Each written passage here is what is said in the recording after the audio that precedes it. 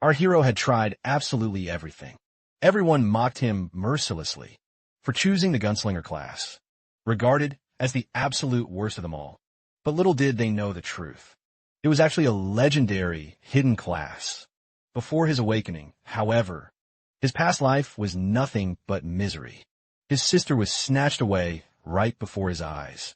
While Louis stood by, powerless, the bullies loomed over him and viciously tossed his sister aside. He could only sob, completely unable to stand. At that moment, a sword plunged into his back. The men cackled, brutally kicking both him and his sister, labeling them weaklings. Louis barely clung to life, regretting every single moment of his existence. His greatest dream? To protect his sister. But he never imagined that the game, Yuan World, would suddenly become a harsh reality, and every single player would acquire the powers they held in the game. But since he hadn't played much, he was stuck with a pitifully weak character. Even so, he was a true Chad at heart. Driven by pure fury, he wouldn't let those bastards gloat. At his sister's death, Louis rose, screaming, and slammed the sword into that bastard's head. Only then did he finally collapse to the ground, content to finally die in peace. But something utterly unexpected happened next. He woke up, back in his own bed, 3 years before the game became reality. Louis shot upright, startled, unable to grasp what was happening. He vividly remembered being killed. As he looked around, he didn't recognize his surroundings, until he realized it was his old apartment, the one he'd lived in 3 years prior. Suddenly, the door creaked open, and a female voice echoed through the room. Louis froze, completely unable to believe his eyes. In the hallway, incredibly, stood his sister. She was holding a box, which contained the access key for the game. Yuan World, with a trembling voice. He managed to ask, "What year is it?" Liu Yun, surprised by the sudden question, joked that he seemed to have woken up on the wrong side of the bed, and said the year was 2030. The revelation struck Liu Yi like a lightning bolt. He stood frozen. He couldn't process the words, utterly disbelief-stricken. Leaping to his feet, he rushed towards the window. His jaw hung open in stunned realization. He had truly returned to the precise day of the game. Yuan World was initially launched. Without a second thought, he embraced his sister fiercely and made a solemn vow to himself. This time, he wouldn't let them perish. He would rise to become the absolute strongest player, as long as this incredible turn of events wasn't merely a dream. The date was July 27th, 2030. The groundbreaking VR game, Yuan World, officially launched. But by September 1st, it had completely overtaken the world. Every single player gained the incredible abilities of their in-game characters. The marginalized and those from society's lower strata suddenly found themselves wielding unimaginable powers. For the very first time, they experienced a strength they never even dreamed they could possess. Predictably, chaos erupted worldwide, sparking endless wars for money and absolute power. Our protagonist, however, chose the path of a simple player, content with merely exploring the game's vast world. This decision tragically sealed his fate due to his pitifully low level. He ultimately met his demise within Yuan World. Yet, by some unbelievable miracle, he experienced an unprecedented stroke of luck. He was reborn, sent back 3 years in time, to the precise moment the game was on the brink of release. This time, he was absolutely determined to become the strongest, snapping back to reality in his mind. He was startled when his sister abruptly pushed him away. Unbeknownst to him, he had actually started hugging her. She was utterly mortified by his sudden embrace, convinced her brother was merely messing with her. Scratching his head, he offered an awkward smile and replied, "Wow, it really does look that way, huh?" Fast-forwarding 8 hours, we arrive at Yuan World's launch. Our protagonist donned his virtual reality headset and settled down onto his bed. He knew, with absolute certainty, there were only 34 days left before the game would completely dominate the entire world. If he could become the strongest player within that time frame, he and his sister wouldn't face death again.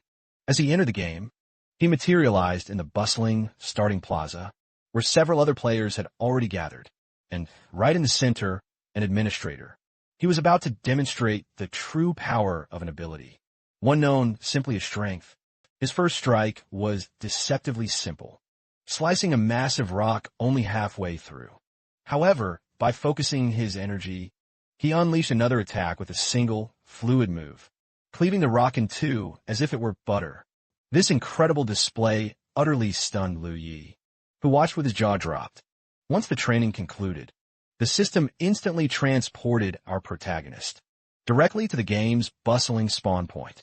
Other players gawked, looking around, completely dazzled by this vibrant new world. But Lu Yi had only one burning focus: to level up as fast as humanly possible. He immediately chose the strength ability, as it was rumored to be the most mysterious, determining the true difference between a common player and a formidable warrior. Wasting no time, he set off, eager to find a training pavilion. In the world of Yuan World, there were no fixed combat classes, only divisions based on weapon mastery. Knowing this crucial detail, Lu Yi aimed to master a weapon as swiftly as he could, as the foundation of all power lay in its mastery. Once he reached 100 proficiency with a weapon, he would unlock complete mastery over the strength ability itself.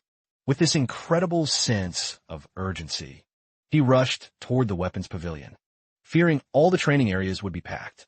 However, to his absolute surprise, when he stepped inside the place, he found it completely, utterly empty. Lu Yi didn't care. He was determined to achieve his goal. He marched straight to the weapon rack and began his careful selection. The katana was his absolute favorite weapon, so he decided to begin his training with it. But he knew he had to test every available option. After 5 grueling, intense hours of training, he was utterly exhausted. Even so, he completely mastered the use of the katana, officially making it his primary weapon. Despite his fatigue, he knew he had no time to lose. Without a moment's hesitation, he picked up a long sword and immediately began a new training cycle, pushing himself past his absolute limits. All while battling his own exhaustion. Inside the weapons pavilion, a curious couple strolled through the corridors, marveling at the incredibly realistic surroundings. Suddenly, the girl spotted a training area just behind her companion. Intrigued by the sounds emanating from within, she wondered aloud what might be inside. The guy looked up, saw the sign above the entrance, and commented it was likely a training area. Without hesitation, the girl peeked around the doorframe. That's when she spotted our protagonist, training relentlessly with a sword, honing his strikes against a wooden dummy. She noticed Lu Yi was the only one training there, which struck her as quite odd. The couple then approached the weapon rack, but didn't pick up any weapons. They first wanted to understand how the training functioned. After watching for a few minutes, they tossed the weapons onto the ground, declaring it a boring activity reserved for losers. As they were leaving, the guy explained that the training area, was solely for increasing weapon proficiency, and offered no other advantages whatsoever. He even stressed that reaching 100 proficiency, required at least 10,000 strikes. The girl suggested they leave immediately, and invest that time in leveling up instead. The guy instantly agreed before they left. The girl glanced back at Lu Yi one last time. For some reason, he was etched in her memory. Lu Yi, for his part, didn't even notice anyone had been there. He struck relentlessly, showing no intention of resting. On the first day, he completely mastered the katana and the halberd, but his long-awaited special ability wasn't granted. On the second day, he reached maximum mastery with the spear, axe, shield, and hammer. Still, his power still hadn't awakened by the third day. While other players had already reached levels, from 10 to 20, Lu Yi was still at level 1, and his true strength remained hidden. For the moment, he briefly considered leveling up before continuing his intense training, but swiftly dismissed the idea. If he truly wanted to become the strongest player, he had to unlock his ability, no matter the cost. Nothing would stand in his way again. Meanwhile, out on the street, near the training pavilion, that same couple was casually strolling by. They were chatting about a player who had recently died. The penalty in UN World was brutal. Upon death, a player lost all their hard-earned experience levels. Mid-conversation, the girl spotted Lu Yi once more. Incredibly shocked, he was still training. The guy beside her was equally stunned. He mused there were far more exciting ways to play.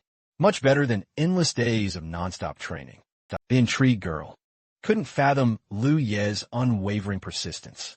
Her friend suggested maybe he knew some sort of hidden secret.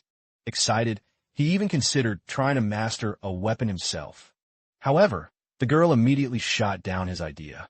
She claimed it was utterly useless, as Lu Yi had already been training for 3 whole days, and nothing had changed for him.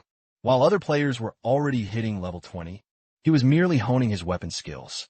He wouldn't stand a chance of winning like that. Lu Yi, however, completely ignored the gossiping couple. He had a singular goal and wouldn't waste time on distractions. The girl grew irritated with his obsession.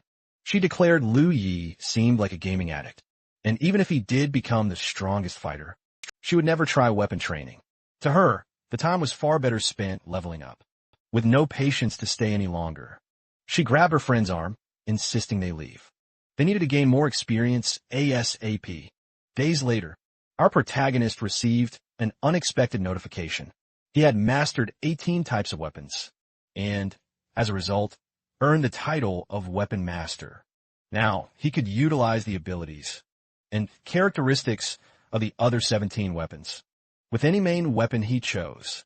With a whip now in his hands, exhausted, he stood frozen in place. As he processed the message before his eyes, he simply couldn't grasp what was going on. He had mastered every melee weapon imaginable, but his long-awaited special ability never materialized.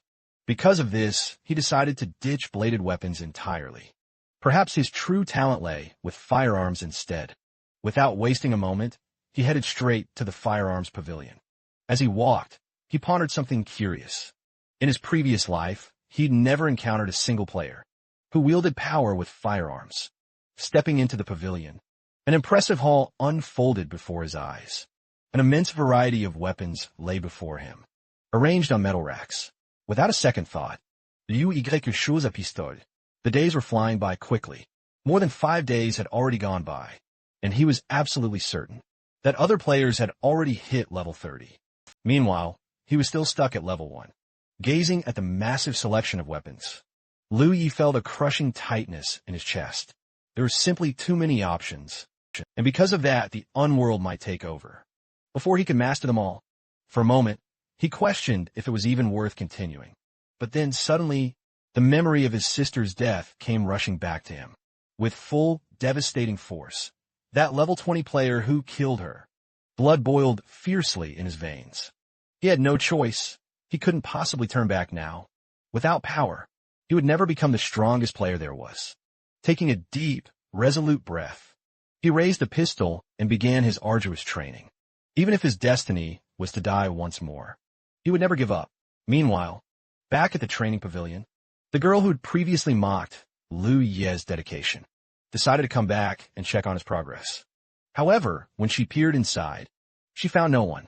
Surprised, she thought he'd given up and left for good. Suddenly, a thunderous bang echoed through the area. The thunderous sound made her freeze in place. What was that? Instinctively, she followed the noise, heading up the stairs toward the firearms pavilion. Peeking around the corner of the door, she was dumbfounded. Lu Yi had stopped shooting, and here's the reason. He had completely obliterated the training target. Around him, a strange greenish aura flickered, as if his very existence was changing. The girl covered her mouth with her hands, stifling a scream. Her eyes reflected pure horror. What on earth was happening to him? Lu Yi, for his part, remained paralyzed, not looking at anything, as if he were lost in a void. But in reality, he was reading the notification he'd been waiting for so long. The message read, "Congratulations. You have reached 100% mastery. With the pistol, as a reward, you have acquired a new ability." A shiver ran down Lu Yi's spine. He had finally received his power. Now, for the first time, he felt truly prepared for the impending disaster. A faint laugh escaped his lips. The next step was clear. Level up and catch up to the other players. His stats were basic: Strength 5, Agility 5, Endurance 5, Intelligence 5, Senses 5. The only exception was his special resistance, which had only 1 point. Additionally, a new passive skills icon had appeared, but it was empty. Heading for the exit, Lu Yi was ready to start leveling up. However, as he reached the door, He noticed a girl standing in the hallway. She tried to act natural, looking away and casually whistling a tune, pretending she hadn't seen anything. Lu Yi, however, didn't waste time trying to figure out if she had seen something or not. He simply walked right past her as if she wasn't there. The girl, in turn, felt strangely embarrassed. A wave of irritation washed over her, and she didn't understand why she was so flustered.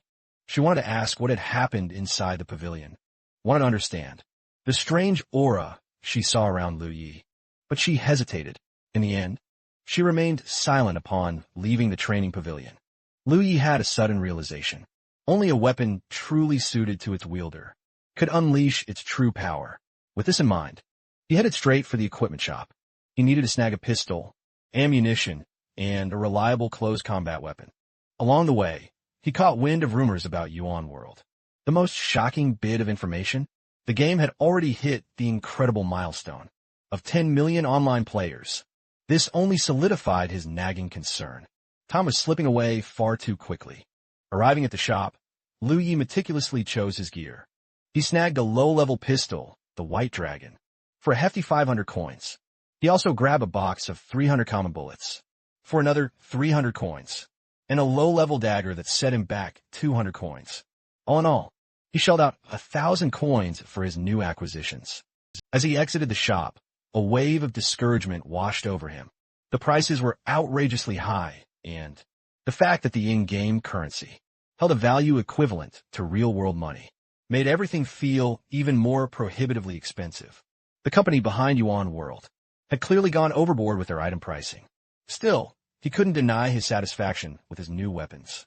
Staring at the dagger, a brilliant idea suddenly struck him. Without a moment's hesitation, he activated his special skill, Weapons Master. This incredible skill allowed him to bypass weapon limitations and apply the powers of one weapon to another. The first real test of his newfound power was about to begin.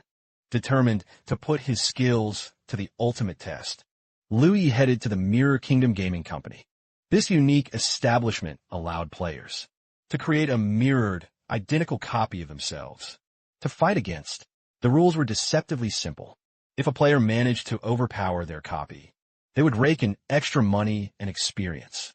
However, there were two crucial conditions to participate. First, the player needed to be at least 5 levels below their copy. And second, they had to pay 10% of their gold to enter. For Lu Yi, these conditions weren't just not a problem. They were, in fact, the perfect scenario. He was still at level 1, but now he wielded true, undeniable power.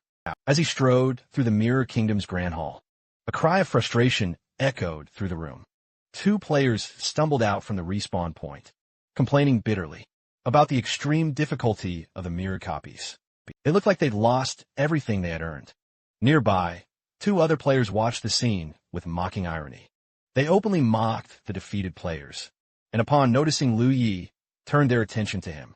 One of them, spotting the pistol holstered at the boy's waist, laughed with utter contempt. To him, it was the absolute worst weapon choice in the entire game. The other also showed his disdain, convinced that Lu Yi was just an inexperienced newbie. Delusional. To think he could win with such inferior gear. Lu Yi remained silent, simply observing the players. They had no idea what he was truly capable of now.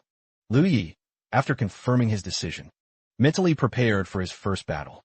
In the treacherous Mirror Kingdom, he knew that due to his severe lack of experience, the odds were heavily stacked against him. However, he also understood that he had no choice but to fight.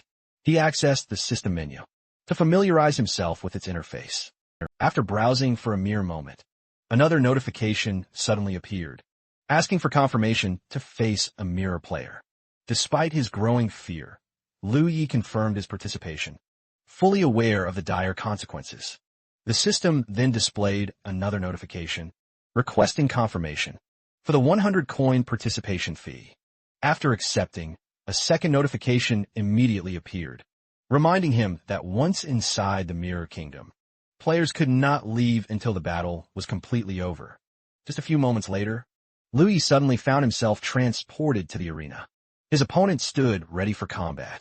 The ominous countdown then began, and the battle was set to start in just 10 seconds. When the countdown reached the 5-second mark, Liu Ye's nerves completely got the best of him. He had never fought anyone of his own free will before, and the sheer fear of confrontation was absolutely overwhelming. His leg began to shake uncontrollably, distracting him even further. Trying to calm himself, he tapped his leg a few times. But this moment of distraction made him completely miss the battle's opening. So his opponent, brandishing a fiery red sword, immediately launched a full-on charge. Liu Ye believed it was game over before it even started.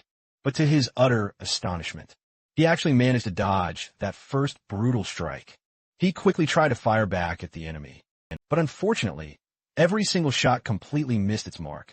Then, as he lost his footing and balance, he almost tumbled. The enemy kept pressing forward, and, seizing on Liu Ye's momentary instability, effortlessly disarmed him. Now utterly weaponless, Liu Ye had to confront that terrifying red sword, with only his raw physical strength to rely on. The enemy looked absolutely confident of their victory. Yet in that critical moment of doubt, Liu Ye suddenly realized he absolutely couldn't give up. This was his second chance at life itself, and he wasn't about to lose it again. He quickly activated his master archer skill, which magically allowed him to modify his blade's properties. With the blade's newfound, amplified strength, Liu Ye effortlessly blocked the incoming sword strike. The blade's dramatically enhanced power then allowed him to unleash a powerful counterattack with a sheer strength he never knew he possessed. With incredible skill and lightning precision, he sliced right through the enemy's weapon, rendering it utterly useless, then swiftly defeated them. Despite this impressive victory, Liu Ye was still trembling violently with nerves. His hands shook uncontrollably, and his breathing came in heavy gasps. A raw, uncontrollable reaction he couldn't stop. He felt an intense wave of frustration wash over him at his inability to calm down, even after such a triumph. Meanwhile, just a few minutes prior, two other players were casually strolling through the arena, engrossed in discussing their grand plans to recruit members for their respective teams. They mused about the immense difficulty of winning battles in the Mirror Kingdom, especially with massive clans, constantly competing against smaller, fledgling teams. As Liu Ye was still reeling from his shocking victory, the two players who had been observing his fight were absolutely stunned by the impossible outcome. They simply couldn't believe a mere level 1 player, equipped with only minimal gear, had managed to conquer an opponent 5 levels his superior. In reality, these two players weren't actually looking for allies. They were gambling on other players' matches, all hoping to rake in some cash. One of them swiftly pulled up the betting odds on a site called Backstage Garden, eager to calculate their potential winnings.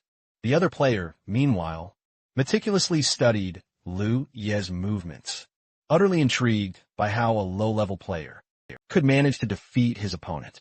Liu Ye closely observed his opponent's strikes. As the battle's countdown timer dwindled, the green-haired guy scrutinized Liu Ye's every move, proclaiming the answer had finally arrived.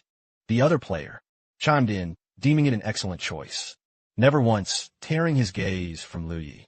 Both were on the edge of their seats, waiting to see which mirror copy Liu Ye would pick so they could finally place their bets. Liu Ye took a moment to check his own stats. He had now leveled up to 5, and his core attributes had doubled. Yet, despite this, he still felt weak.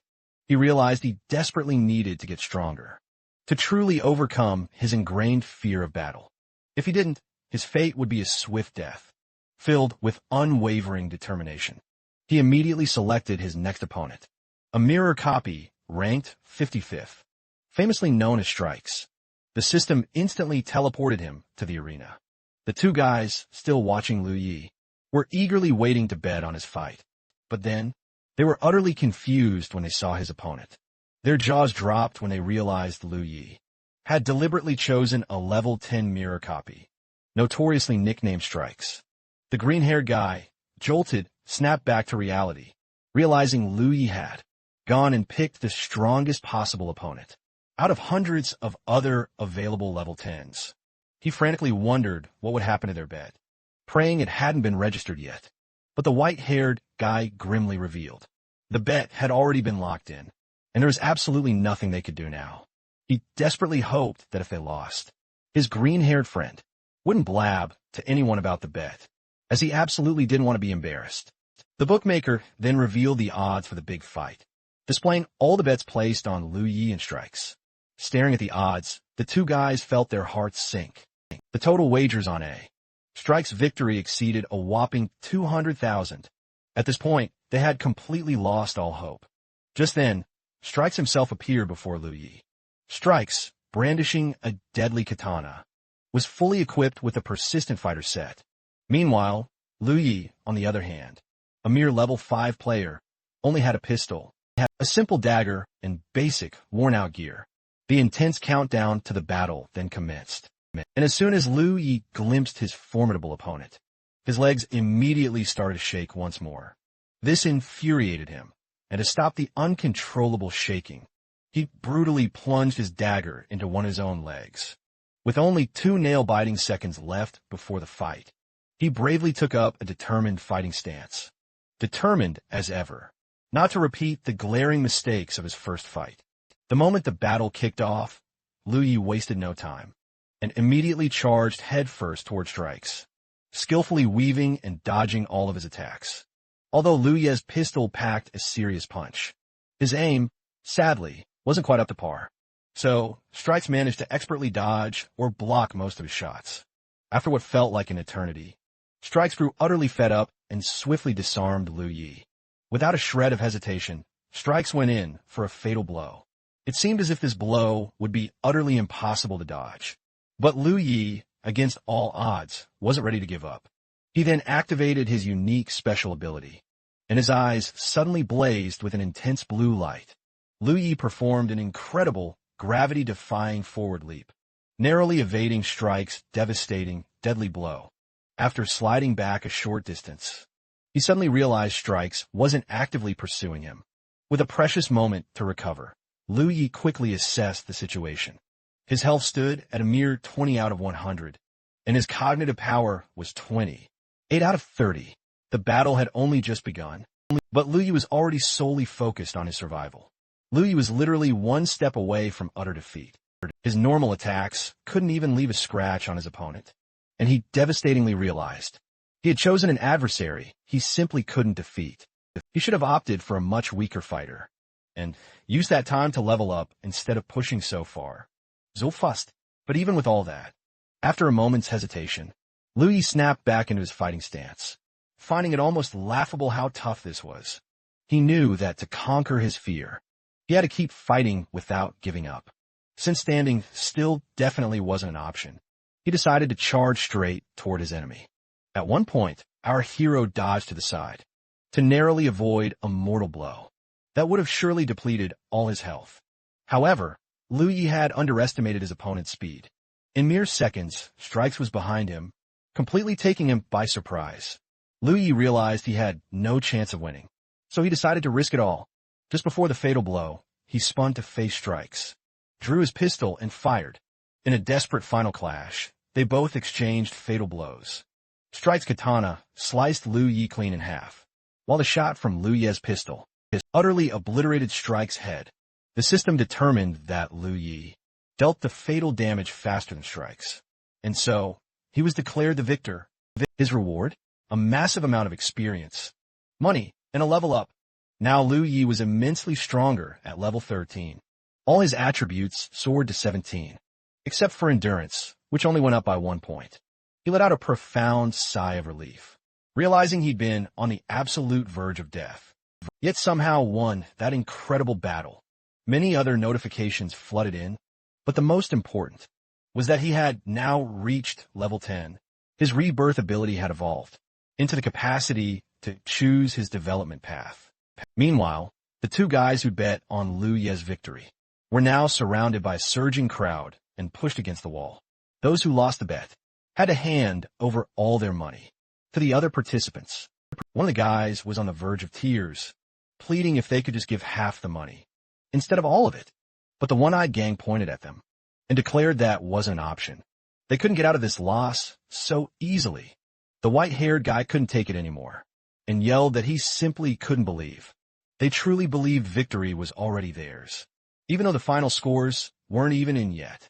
Gang, pointing directly at the scoreboard, confidently declared that Strikes would absolutely win, since he couldn't possibly lose to a mere rookie.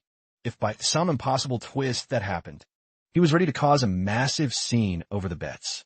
Before Gang's bold proclamation, Strikes was hailed as one of the top level 10 contenders. However, mere moments later, the scoreboard updated, and to everyone's utter shock, Strikes had been utterly defeated. The surrounding crowd could hardly believe their eyes. Their mouths hung open, frozen in disbelief. Their entire world instantly crumbled. Meanwhile, the green-haired guy was absolutely beaming, absolutely thrilled with his victory, and the two friends were ecstatic about their win. Meanwhile, Lu Yi, our protagonist, was returning victorious from the arena. A mysterious list suddenly appeared before him. He looked at it for the very first time, and couldn't fully grasp what it all meant. But he decided to finish up the match. Just as he was logging out, his sister burst into his room, calling him for dinner. Upon entering the kitchen, Lu Yi wasted no time and immediately started devouring his food. His sister, Yun, mentioned she'd prepared his favorite mushrooms. But Lu Yi paid absolutely no attention to her words. He was too deeply immersed in his thoughts about Yuan World, where he had just discovered two unexpected new skills. Skills he didn't even know he possessed. The first skill was called Invasion Flame, which offered an incredible, game-changing effect. The damage per second might have dropped from 50 to 25, but the total damage was an impressive 250 health points. Besides these new skills, Liu Ye also pondered the dangers posed by his opponents and considered forming his very own team. After quickly finishing his meal, he thanked his sister and hurried back to his room. This completely surprised her, as he had barely touched a single plate. It even stung her a little, and she realized that he would need to find someone else to cook for him now. Now, let's jump back into Yuan World. Inside the Mirror World's imposing buildings, a man lay prostrate at Gang Zi's feet, desperately begging to keep half the money, just as Gang Zi had previously proposed. However, the man wasn't giving up that easily. He kept pleading, claiming all the money he'd bet on Strike's victory wasn't his own, but his family's. If he lost it all now, he'd face severe punishment. Gang Zi, still mocking him, pointed out that just a minute ago, this very man had refused such an offer, and now he was proposing the exact same deal. Before Gang Zi could even finish speaking, a red-haired guy suddenly appeared and violently slammed Gang Zi's head against the wall, demanding that he return all the money lost in the bet. Against Strikes, the red-haired guy's name was Jack, and he hailed from the New Order Guild, the very organization in charge of the Mirror World.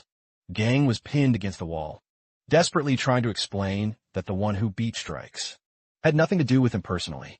He had only placed a bet, and couldn't have known Lu Yi would choose the Strikes copy to defeat. But what Gang said didn't concern Jack in the slightest. Jack retorted that ultimately, the white-haired guy was the one who profited, and even if he managed to escape responsibility in this place, things would be handled very differently in the real world. Gang tried his best to defend himself and to avoid being bothered in real life, offering all the money he had won from the bet. Jack, however, suddenly refused, saying he didn't need the money. Letting the poor man go, Gang thought for a moment. Then, with a very serious expression, said he had nothing else to offer as compensation. Jack, with a truly frightening look, simply mentioned a favor Gang would have to do for him. And of course, Gang had no choice but to agree. Now let's get back to our hero, who logged back into the game after dinner to continue leveling up. He knew he couldn't hesitate, because he needed to be well prepared for Judgment Day. Soon, Lu Yi received a notification, confirming his choice to upgrade the Kai Heal skill. Without hesitation, he confirmed the enhancement, and instantly, 3 notifications popped up. The first one was all about the skill he'd chosen. The second confirmed his tally was now complete, with his combat power now a solid 15.6. On top of all that, he even snagged a new title, Low-Level Warrior. But one of the biggest surprises for Lu Yi was realizing that just by choosing that skill, he'd acquired a dual attribute, and several of his stats had surged considerably. He checked his stats and was utterly surprised, as some attributes had truly skyrocketed. Lu Yi remembered becoming incredibly weak after surpassing level 100, but now he realized that Even though he was only level 13, his new traits and bonuses put him on par with a level 26 character. Lu Yi began to reflect on the possibility of defeating the level 20 strikes with his current strength. However, Lu Yi transformed from an insecure guy into someone confident, determined to challenge strikes. He now saw him as a worthy opponent and wanted to test his strength against him. Then, a notification appeared before him, asking for confirmation for the battle, with strikes, which he promptly accepted. Just a few seconds after he chose his opponent, bets for the fight started popping up. In the local bookmakers and the player chat, someone placed a bet, and two guys, whom Jack had asked to spread the word, started promoting it. One of them bet everything he had on the protagonist's victory, which utterly infuriated the golden-haired man. He didn't need to place bets, but the white-haired young man was convinced that Jack couldn't do anything. Now, even if he tried, he wouldn't get support from his group. The New Order. The blonde guy noticed his friend's disdainful smile and figured that this Jack character had forced him to publicize the odds in favor of the protagonist. However, he didn't understand the point of it all, since it was obvious no one would bet on Lu Yi, and the odds would be very low. But the guy didn't answer. His only mission? Stirring up pure chaos. The scene instantly shifts to the battle arena, deep within the mirrored realm, where the ultimate combat is set to kick off in 10 seconds. On one side, we have Strikes, level 20, armed with dual katanas and advanced armor. And on the other, there's Lu Yi, only level 13, wielding just a pistol, a dagger, and basic starter gear. Lu Yi begins to deeply ponder, believing that, with enough cognitive power reserves, he could perfectly predict the moment to utterly dismantle Strikes. The system then blared, announcing the battle's start. Our protagonist didn't hesitate for a second, and launched his attack immediately. Strikes skillfully defended herself with her katanas, deflecting every bullet while counterattacking. Lu Yi pressed closer and closer, expertly parrying her blows.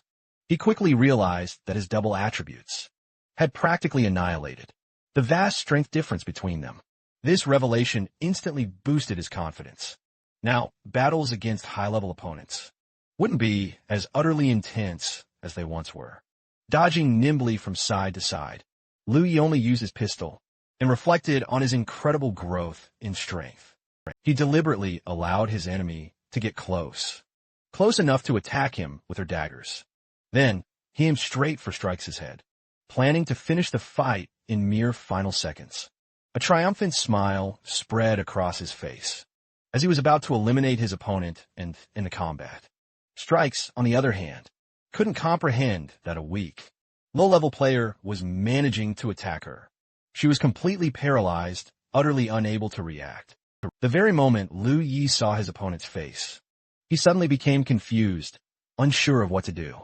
He canceled the pistol shot at the last second. Since our hero had effectively slowed Strikes down, there was ample time for her to counterattack.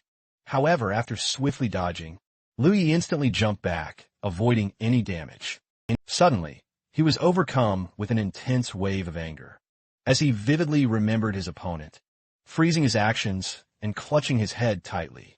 He was utterly unsure of how to proceed. He couldn't fathom why he hadn't fired that shot. He realized he was afraid. He simply feared death itself. Gazing at his opponent and her weapon, the young man thought he'd never seize his own destiny. More importantly, he believed he'd never truly grow up, forever fearing everyone in his path. Gripping his gun tighter, he knew his future hung in the balance, right here. His opponent, the girl, also understood that only one victor would emerge from their clash. The protagonist's destiny was clearly at stake. With an impressive leap, Strikes, they both decided to clash head-on. Strikes landed the first blow, a strike meant to sever our hero's head, but Lu Yi dodged, quickly moving behind her.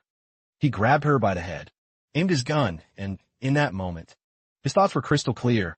He'd finally grown up. He'd become a completely different person.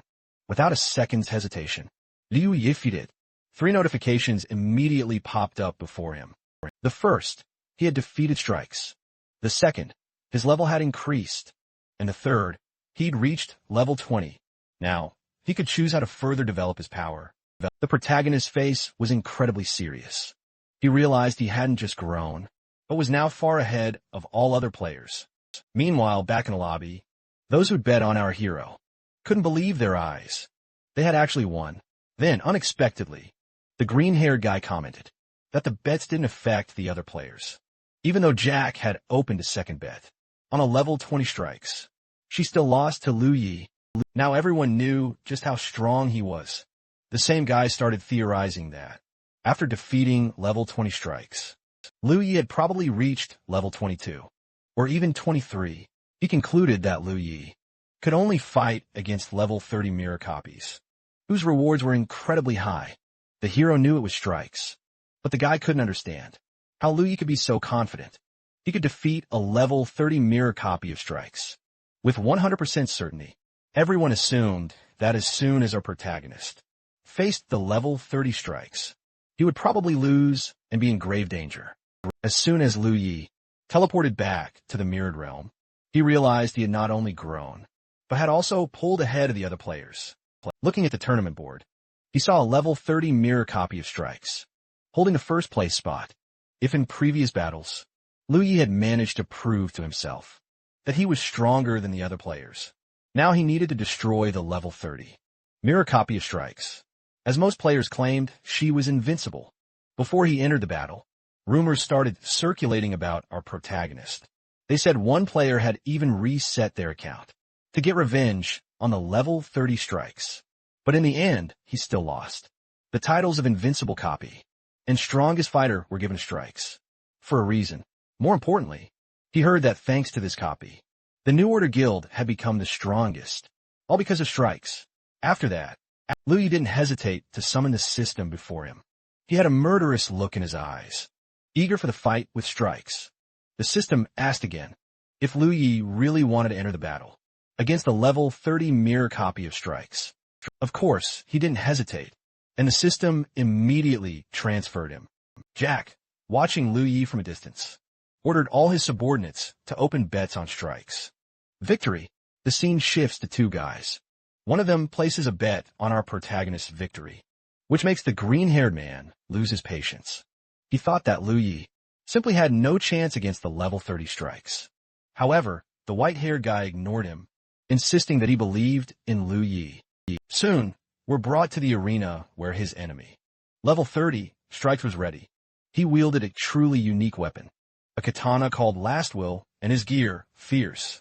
Lu Yi, on the other hand, was merely level 23. He carried a pistol, a common dagger, and wore only beginner's gear, making it seem like he stood no chance. After a moment, a notification appeared for Lu Yi. It stated his intelligence stat had surpassed 100 points, boosting his intelligence and knowledge by 1. Distracted by the notifications, Lu Yi didn't notice the battle had already begun. Strikes wasted no time and immediately attacked, dealing 411 damage to Lu Yi's health. Lu Yi was shocked. He only had 18 HP left, and couldn't believe Strike's incredible speed. The second attack should have finished Lu Yi off, but somehow, he managed to block with his dagger and survived. With each passing second, Lu Yi grew more frustrated with his opponent, as he realized just how deadly this fight truly was. If he had blocked a second later, he would have died with no time to heal. With great difficulty, he parried the attack and dodged back, simultaneously firing his pistol at Strikes. The bullet flew with stunning accuracy. Lu Yi didn't want to drag out the fight, trying to end it as quickly as possible. However, all his attempts to land a hit were futile. Strikes dodged them easily, as if everything was moving in slow motion for him. In a single swift move, Strikes closed the distance, ready to end the fight with one devastating blow. Lu Yi was caught off guard, and to his surprise, Strikes barely flinched at the dagger attack, still managing to land a blow, forcing Lu Yi to constantly heal himself. Lu Yi couldn't block the attack, and if he hadn't reacted in that split second, it would have been game over for him. However, he recovered just in time, ducking and sidestepping Strike's attack. Lu Yi immediately put some distance between them, and tried again to hit Strikes with his pistol. Suddenly, Lu Yi was lost in thought. He quickly realized that, even though his own stats were comparable to a level 46 player, Strikes was still able to pressure him. But as he composed himself, Lu Yi knew he wasn't ready to give up. He suddenly grasped that, If this was the extent of Strike's power, he could deal massive damage in just a few seconds and secure the win. That's when Liu Yi decided to activate his skill. Study a Blessing. This skill boosted all of the target stats and activated a unique state. That lasted for 1 minute.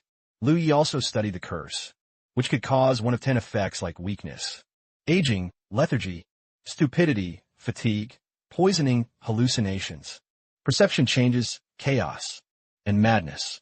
After learning the skill, a notification appeared, confirming that the blessing had been acquired.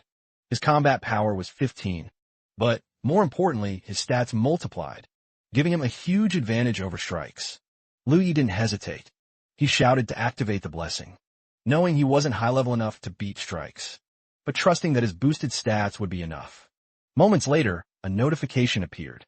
It informed him that he had spent 400 cognitive power points, and that all his stats increased by 200 for exactly 1 minute, after which they would return to normal. A white aura began to surround Liu Yi, projecting an aura of terror to everyone before him. It was this very aura that gave him courage, as he knew that, by activating the skill for a full minute, he would have enough power to destroy Strikes. Caught off guard, Strikes froze, bracing for the protagonist's next move. But he quickly decided to take the initiative. He charged forward at full speed, intending to finish Liu Yi once and for all, so he wouldn't have to face him again. Liu Yi thought for a moment.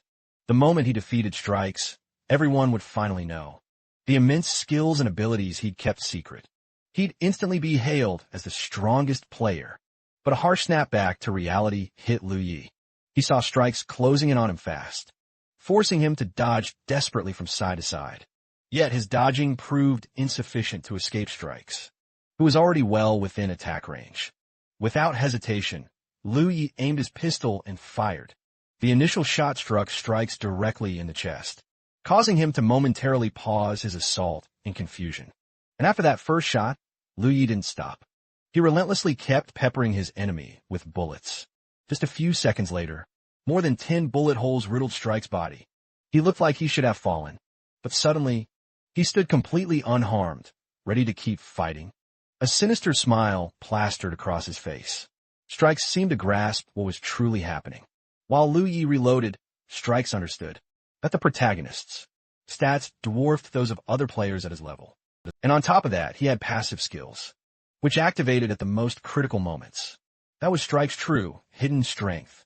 Furthermore, the Mirrored Kingdom system always worked against NEP players, making victory an even harder feat to accomplish.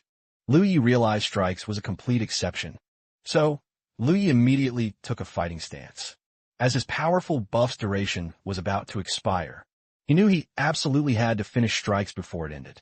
Determined to finish this before his time ran out, Liu Yi launched his assault on Strikes.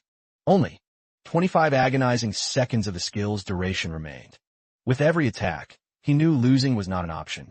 His ultimate goal was to finally overcome his past and seize control of his own destiny, a feat he had failed to achieve countless times before. Yet, with each new attack, Strikes steadily closed the distance on the protagonist, down to just 15 seconds. Liu Yi quickly leaped back and unleashed a counterattack, with precious time quickly running out. Liu Yi attacked relentlessly, parrying Citricus Bulos, giving his enemy absolutely no time to rest. Finally, with mere seconds before the skill ended, a bullet slammed into Strikes directly in the forehead.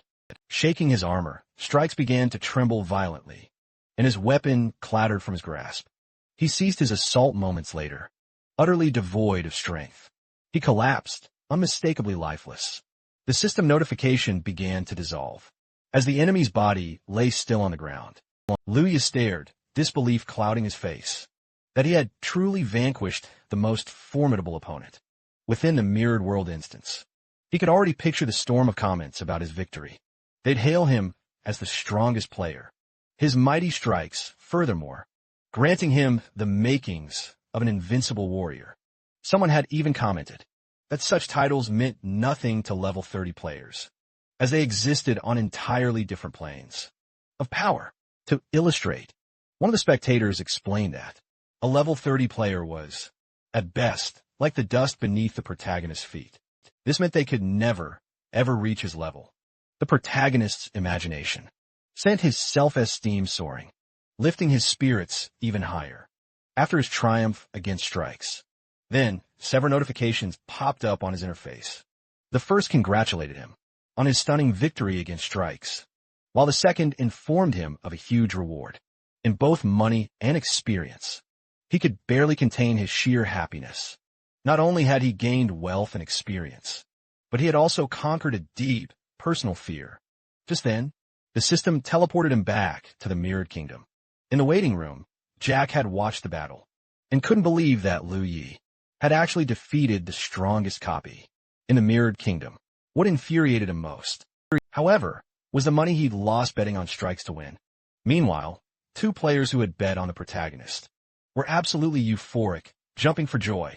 A white-haired young man smiled at the scattered stones around him, declaring he was right about Liu Yi and that his bet had truly paid off. He then suggested that from now on, everyone should always trust their gut instincts. However, his friend quickly grabbed his arm and sternly warned him it was far too early to celebrate, as so many things could still go wrong. He advised them both to log out of the game and then, in real life, move to a new apartment to avoid Jack finding them. The scene then shifts to the real world. Inside the protagonist's house, he's quietly sitting on his bed, silently reflecting on his epic victory against Strikes, the game's strongest player. Suddenly, the door swings open, and a girl appears from another room, remarking that he must be starving, and inviting him to grab something to eat. However, he had other exciting plans. With a smirk on his face, he announced they were going out for a walk, and he was taking her out for some delicious barbecue. As they headed down the stairs, the girl then asked her brother where he'd possibly gotten the money, since restaurants were usually so expensive for them. Laughing, he replied that she wouldn't believe it. He had just won a massive sum of money in the game, and because of that, they absolutely needed to celebrate their incredible good fortune. His sister accepted without question and didn't pry for more details. The next day, still at the protagonist's house, he made an urgent online purchase. After completing the transaction, he received a disheartening confirmation that his order would only arrive in 2 long months. Sitting at the table, he simply couldn't believe it. In just 24 short days, Yuan World was slated to take over the real world, making those 2 months an eternity to wait. Still, he had no other choice, as every nearest store he checked was completely out of stock. Instead of letting it get him down, he quickly gathered his resolve and decided he needed to work even harder. While waiting, the scene then shifts, and we see 2 girls strolling along the bustling waterfront. They were both feeling incredibly embarrassed, as all the passers-by were openly staring at them. Her best friend suddenly decided to ask Yin why Liu Yi had actually asked the girl out on a date. Thoughts immediately began to flood her mind, and a terrible sense of dread washed over her. Yin, however, kept a radiant smile plastered from ear to ear, remaining silent for a while. Lost in thought, she was busy imagining how she'd introduce her brother to her friend, because that was her true goal after all. The girl was incredibly attractive, came from a good family, and, most importantly, possessed a wonderful character. If she became her brother's fiancée, Yin would have absolutely nothing more to worry about. A moment later, snapping back to reality, Yin smiled and replied that her brother missed her terribly, which is why he truly wanted to see her. With little to no expression, her friend asked where she'd been lately, since she hadn't even been responding. In the workgroup chat, Yun started to suspect her friend might have a boyfriend, but even if that were true, she wouldn't give up on her grand plans. She was firmly decided that the date with Liu Yi would happen. Nian, sighing, adjusted her cap and said she didn't even know how to explain. Suddenly, the girl loudly shouted, revealing that her parents were forcing her to play an incredible online game. Yin was utterly confused by the unexpected answer and didn't know what to say. Meanwhile, we're transported to a local bar, where Jack, consumed by rage, forcefully struck a red-haired girl. He had called over to try and calm him down. The blow was brutal, and the girl fell to the floor, hitting it hard, even as she lay injured. Struggling to stay conscious, Jack continued to attack her.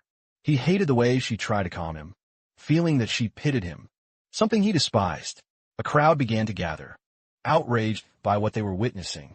But no one had the courage to intervene. After all, this wasn't the first time Jack had acted this way. Noticing the stares from the people around him, he grew even more irritated and asked what they were whispering about. But no one answered. Instead, one by one, they all started scattering, bolting in opposite directions, to escape the same fate as the girl on the floor. Jack, still seething with dissatisfaction, spat on the girl before grabbing his phone. Just then, he heard someone call him friend. He answered the call instantly and asked if the person on the other end had found our protagonist's address. The answer was no, but the person claimed to have a plan. Jack listened intently and without hesitation, asked if the plan was truly foolproof. When he heard that success was 100% guaranteed, his expression changed. His furious eyes made it clear he craved vengeance against Liu Yi and wouldn't stop until he got it. With a voice laced with pure malice, Jack said that as soon as they found the guy, he would send the rest of the money immediately. The conversation ended, and the scene shifts to Liu Yi, who had just logged into the game. He was standing in front of the mirrored Kingdoms building, reflecting on the max level of the mirror copies, which was level 30. He understood that at his current level, he couldn't level up there anymore, as the enemies were far too weak for him. Given this, he decided it was time to leave. Turning around, he started walking towards the ruined kingdom, a place where he could grow even stronger. However, as he stopped to look at his own appearance, he realized he couldn't keep wearing his basic starter armor. It was time to think about buying a new set. Liu Yi headed to a weapon shop. As he approached the display window, a system window popped open before him, showing the items available for purchase. However, when he saw the prices, he froze for a few stunned seconds. His expression made it clear. He simply couldn't afford to spend that much on armor. Disappointed, he left the shop and continued walking through the mirrored kingdom. He soon realized there was no reason to stay, as it was impossible to get the materials. He needed to craft equipment in that very place. So, he decided to head to the ruined kingdom. There, he could easily acquire the materials and craft some level 20 gear. Although he had plenty of money to buy level 20 equipment, he preferred not to rush into buying it directly. After all, he'd soon hit level 30. And besides, he also needed to manage his real-world finances. Without wasting a single moment, he set off for the ruined kingdom. There, he intended to join a team, knowing it would drastically speed up his progress and help him acquire gear much faster. Upon arrival, he spotted many teams, actively recruiting players to explore various levels of dungeons. Some were accepting level 20 players, while others sought only level 30 players. For more difficult raids, he stood aside for a moment and overheard two players discussing a new guild order. They mentioned a recent raid on the level 40 Chaos dungeon. 10 players participated, but all were defeated and had their stats reset. Liu Yi knew there were only 4 restrictions for completing a dungeon, regardless of the number of team members. In fact, the more people who participated, the greater the reward at the end. However, there was a crucial detail. Once inside the dungeon, there was no way out until it was fully completed. Furthermore, in Yuan World, dying in the ruined kingdom meant a total reset and the loss of all equipment. For this reason, teams were extremely selective when recruiting new members. With the impressive skills he possessed, Liu Yi believed he would be accepted without any problem. Convinced, he approached the first recruiter, but was immediately rejected, as the team only accepted level 30 players. He tried again with another group, but was turned down because of his low-quality gear. On his third try, he didn't even get a chance to speak, as the team was already completely full and didn't need any new players. Frustrated and utterly disappointed, he fell to his knees. He couldn't believe that no one wanted him, even after he had defeated Strikes, a level 30 enemy. He thought his strength should be taken into account, regardless of his level and gear, as he had already proven he wasn't a weak player. Discouraged, he started considering grinding the easier dungeons for basic gear, but he knew it would be a long and tedious process. Still, he gathered the strength to get up and was preparing to follow this only option, when he suddenly heard footsteps behind him. Right after, a voice announced that a team needed one more member. Curiously, turned to see what it was about, not understanding who the offer was for. Before him stood Jack, smiling with a calculating look. Jack suggested he join their expedition. into a dangerous level 35 dungeon, designed for 10-player teams.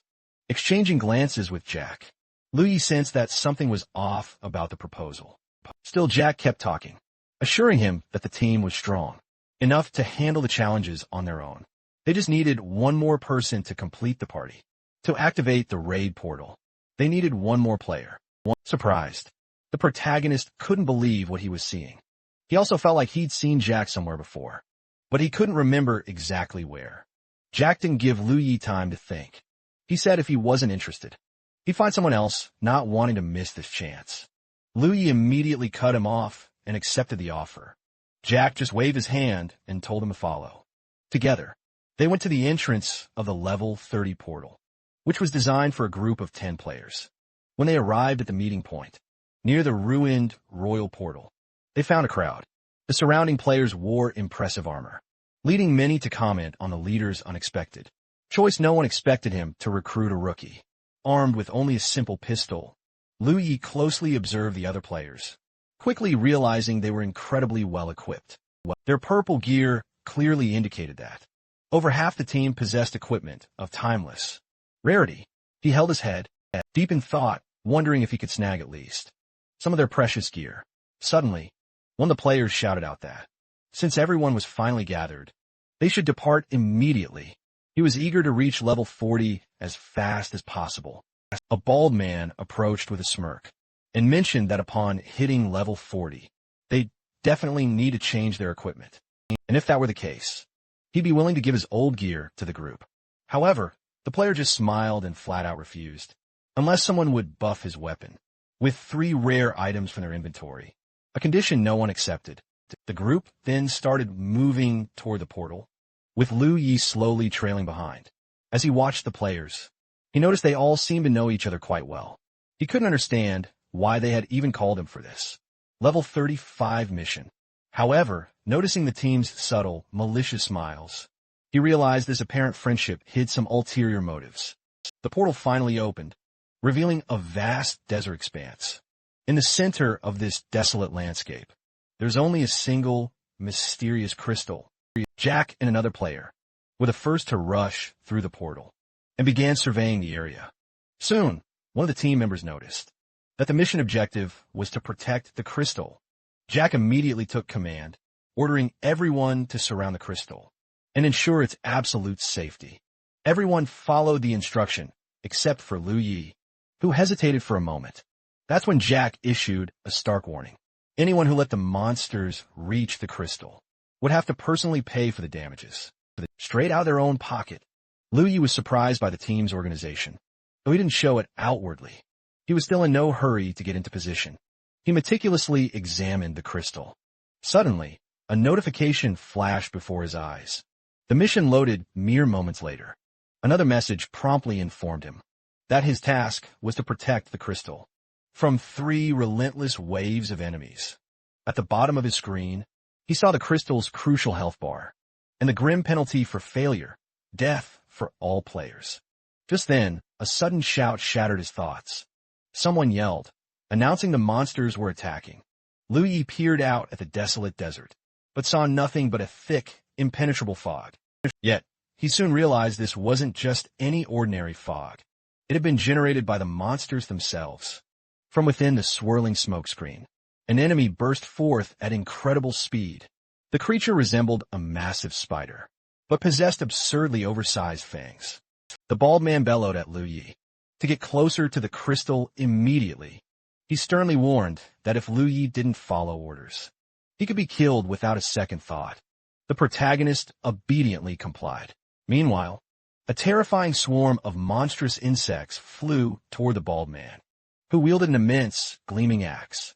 It looked like his game was about to meet its brutal end right there.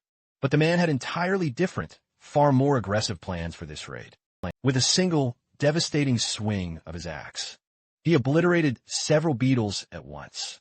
He then watched the other players, who were also effortlessly wiping out massive beetles, as if they were mere ants, and realized their teamwork was absolutely top-notch.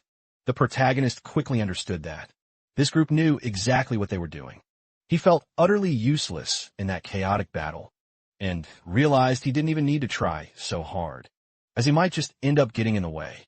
Jack was systematically destroying the monsters one by one, until he suddenly halted his assault and shot a serious look at his sword-wielding ally. With just a knowing glance from Jack, the ally immediately understood. He needed to allow one of the monsters to slip past him, straight to the protagonist, without hesitation. He allowed the very first enemy that attacked him to pass, feigning he didn't have time to eliminate it. The spider-like creature then advanced menacingly toward the protagonist, his target, the crystal, ready to be shattered. Yet, the young man didn't hesitate for a second. A confident smile played on his lips. He heard the others' frantic shouts. To protect the crystal, they'd let a monster slip right past. He dispatched the enemy in mere seconds. In that fleeting moment, he mused that even with decent teamwork, their combined strength was only that of an average player. They were nowhere near the copy of strike he'd faced. Just as he finished, a notification popped up, informing them they'd successfully protected the crystal from the first of 3 waves. The next one would strike in 10 minutes. Once all the monsters were wiped out, they sat down to rest. One of them praised the protagonist's incredible skill. At first glance, no one would guess he was such a master, as few could defeat a monster 10 levels higher, especially while using beginner's gear. The swordsman who'd let the monster slip by was still blaming himself for his blunder. He felt that if their 10th member hadn't suddenly vanished, there wouldn't have been such a gap in their defense. The bald man, however, quickly reassured him, telling him not to worry, since the problem was already solved. He then turned to the protagonist and told him that in the next wave, he'd have to fight alongside them on defense to ensure no monsters slipped through. The young man sitting next to Luya suggested they invite the protagonist to join the team so he could get noticed. He then asked the protagonist, "What do you think about joining our group? That way, he wouldn't have to look for people to form his own party. Besides, by playing together, they could tackle high-level challenges." The protagonist really liked the sound of the offer, and even considered accepting it on the spot. Right after he agreed, the man in black armor asked Jack what he thought about Luyi joining them. Jack merely smiled and replied that he didn't mind him joining the group, but there were some conditions. New members had to provide their phone number and their real-world address. This was to protect them from certain situations, like the one they'd faced just recently. Hearing this, our protagonist felt a surge of confusion. He remained silent, his ears sharply tuned in. Jack started recounting the sheer difficulty they'd faced to acquire that particular gear, only 4. Sam to snatch it all away for himself. And that's precisely why they were now struggling so badly against these monsters. If Luyi truly wished to join their ranks, he would have to agree to their terms. The protagonist's expression turned pensive. He grasped the entire situation with perfect clarity, even without a single word being explicitly stated. Right after these pronouncements, Jack and his allies let sly, malicious smiles creep onto their faces, smiles that were impossible to disregard. This only heightened Luya's suspicions. They claimed their ultimate goal was to invite him on the raid, and for a few tense seconds, everyone froze, unsure of their next move. Quickly, Luyi rose to his feet and swiftly scanned the considerable number of mid-level players scattered across the hall. He realized this was absolutely no mere coincidence. They had chosen him deliberately. As soon as they entered the raid, they'd acted overtly friendly towards him. Then, they intentionally allowed the monster to slip by, solely to gauge the protagonist's true power. Finally, they'd extended an invitation for him to join their team permanently. With a wry smile, Luyi concluded that, based on everything that had just transpired, they were attempting to acquire information about his real world address. Glancing at Jack, who was practically seething with barely contained anger, the protagonist pressed on, his voice unwavering. He put forth that Jack was in all likelihood probably the one spearheading the New Order guilds, Mirror Realm operations. Before joining them, he'd overheard those very same 2 guys discussing the New Order guild. They'd specifically mentioned the guild possessing the real-world address of a 20-year-old capable of single-handedly defeating strikes. Ever since then, that guy had vanished without a trace. The young man's lips curved into a smile, as he stated he was truly flattered that his efforts were finally being recognized, especially for defeating a level 30 strikes. It was at this moment the protagonist realized. It turned out Jack had gathered everyone, right here, just to find his real address, and then deal with him. Jack, attempting to hide his true colors, brazenly claimed the protagonist. Must have him confused with someone else. Weapon in hand, the protagonist declared. He never truly wanted to join their team. He was only looking to earn some money and gain experience on a raid with such a strong team.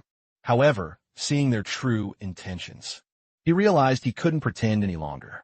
After all, they were enemies now, and enemies should be eliminated. Jack stood up, glaring at the protagonist with a terrifying look, as his entire team surrounded him. Then he began to speak, mocking the idea that Liu Yi thought he could defeat 9 players, all 10 levels higher than him. Suddenly, one of the group members attacked the protagonist from behind, shouting that he was shameless. At that moment, a notification popped up before Liu Yi. It stated he'd spent 30 power points to boost his next attack by 1,500 damage, leaving him with 414 power points and 450 cognition. In the very next instant, the sword-wielding attacker fell dead, thrown several feet forward. Everyone couldn't believe their eyes. In a single blow, he had instantly killed an opponent 10 levels stronger. Those surrounding him were utterly stunned.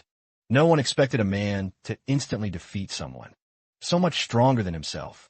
Then, something started happening to the dead character's body. It began to glow with an intense blue light, as if it were absorbing something and transforming into another substance. After the transformation, a strange sphere appeared before the protagonist.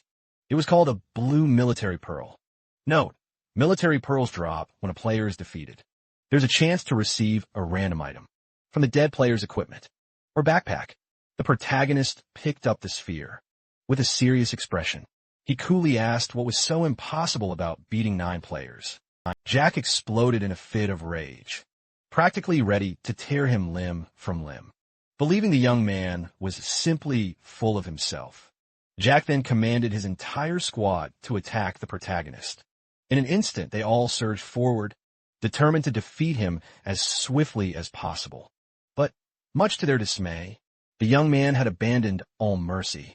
Mere seconds later, the first girl dropped, like the man with a gaping hole in his head. Our protagonist systematically eliminated them one by one. He understood that by slaying these foes, he was snatching away their last chance at survival. But alas, he found himself with no other recourse. He couldn't perish here. His sister wouldn't be able to secure the players' identities. Thus, regardless of their pleas, he absolutely had to grow stronger. With his current power, he simply couldn't protect his sister. Once Yuan World inevitably conquered their dimension, the protagonist resolved to ascend to the very pinnacle. But before all else, he had to eliminate anyone who dared stand in his way in the future. So, to achieve his monumental goal, Liu Yi resolved to walk right over the mountain of bodies piling up all around him. Jack and his entire squad stood utterly paralyzed, baffled as to why they couldn't finish him. After all, they reasoned, their levels far surpassed the protagonist's, and their gear was undeniably superior. The young man was beyond irritated, even though he'd already suspected the protagonist's formidable strength. All of Jack's remaining allies desperately tried to persuade the protagonist to cease.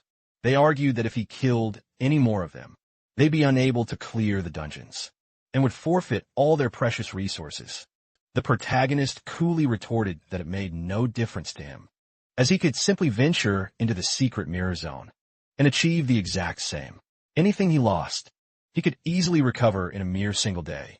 But for them, the situation was drastically different. Their precious equipment would be permanently lost, and furthermore, they utterly lacked the strength to conquer the mirror realms. Formidable characters, Jack's irritation only mounted further, and claimed he could rally others to prevent the protagonist from entering the hidden mirror zone, but Liu just scoffed in response. Then, he began cutting down Jack's allies, a sight Jack himself could barely comprehend. Jack wanted to order them to avoid further casualties, but before he could even utter a word, 2 players behind him had already fallen. As his allies were mercilessly mowed down, Jack's mind flashed back to a memory when he'd once greeted an influential figure who had sternly told him, They absolutely had to remain the top players in Yuan World. If they managed to hold onto that coveted position, it wouldn't matter what methods they used to achieve it, because he would fully back them up. However, observing them closely, he ominously added that if they were to fail, he would not only cease his support, but also expose all their illicit deeds, ensuring they faced immediate retribution. When Jack snapped back to reality, he realized everyone around him lay dead. Only he remained. Luya prepared to finish Jack off, but he instantly knelt, beginning to beg for mercy, pleading with the protagonist not to end his life. The young man offered no reply, just fixing him with a grave expression, which only fueled Jack's growing fury. He felt utterly pathetic, a feeling that sickened him. Jack stammered that if he were to be spared, he would expose a crucial secret about Yuan World. Luya merely smiled, telling him to speak now, and hold nothing back.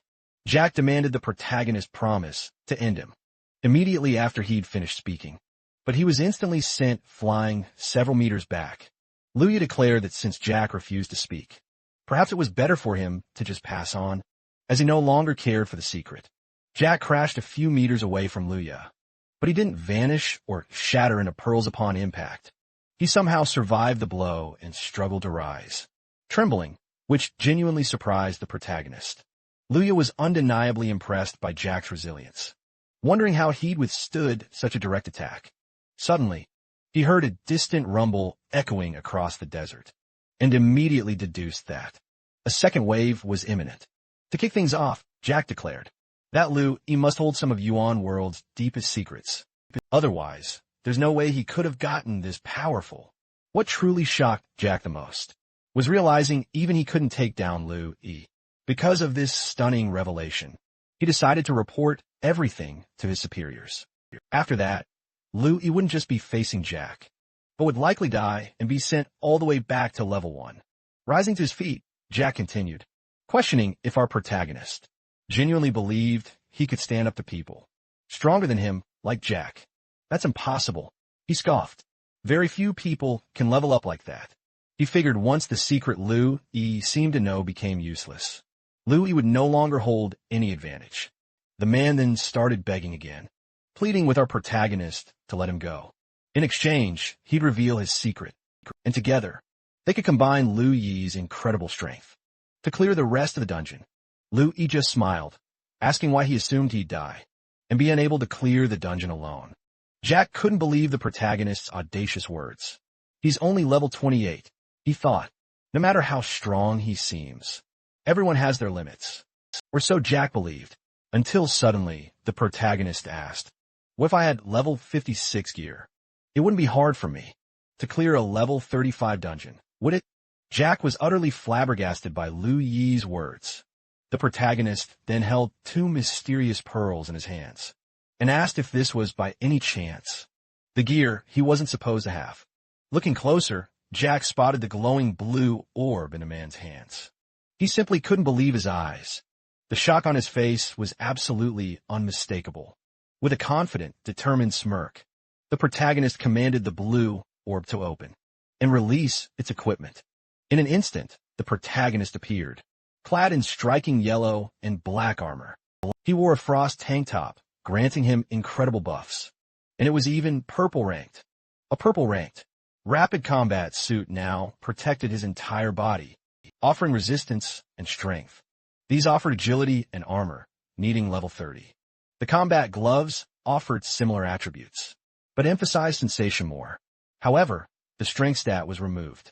His violet-ranked high-speed combat boots bestowed impressive agility upon the protagonist. But the most crucial item was the purple-ranked beam katana, which gave Lu-yi a massive 260 attack power bonus and boosted his defense by 30. Now, our hero boasted incredible stats, and based on combat calculations, he had the skills of a level 46, a satisfied smile on his face. He mused that he should thank the man who had just died at his hands, as he'd gotten free equipment from them. Now with this gear, his combat abilities had more than tripled, showing that his opponents were truly incapable of seizing opportunities to defeat him. Jack was completely stunned. He couldn't believe that Lu-yi had increased his stats nearly threefold. Moments later, he realized that Everything was starting to infuriate him.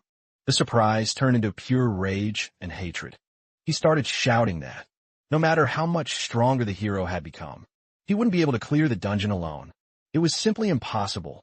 Around them, the sounds of monsters rapidly approached. Then, one of the monsters leaped onto the crystal. The hero killed anyone that approached, without even blinking. After killing one ant, several more appeared. Hundreds of ants attacked from behind, trying to kill him and reset his level. Lu Yi wasn't going to give up so easily. One by one, he killed the ants, giving them no chance to win. Lu Yi knew that if he didn't win, he couldn't protect his sister. Thanks to the pearl's effect, he didn't need to use his intellect to eliminate the insects attacking him from all sides. He was ready to bravely defend the crystal, despite enemies coming from every direction. His life was on the line. He absolutely had to secure this victory. He mowed down the ants, one after another. The corpses piled up higher and higher, but their numbers seemed utterly endless.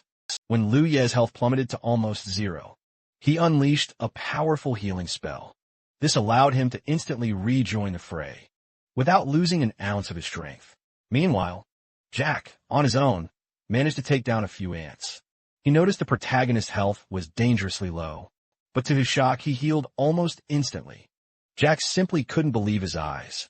He assumed Lu Yi was chugging rare, expensive potions, and loudly declared that it wouldn't matter. Jack was convinced he just needed to keep dodging, and he could easily outlast Lu Yi.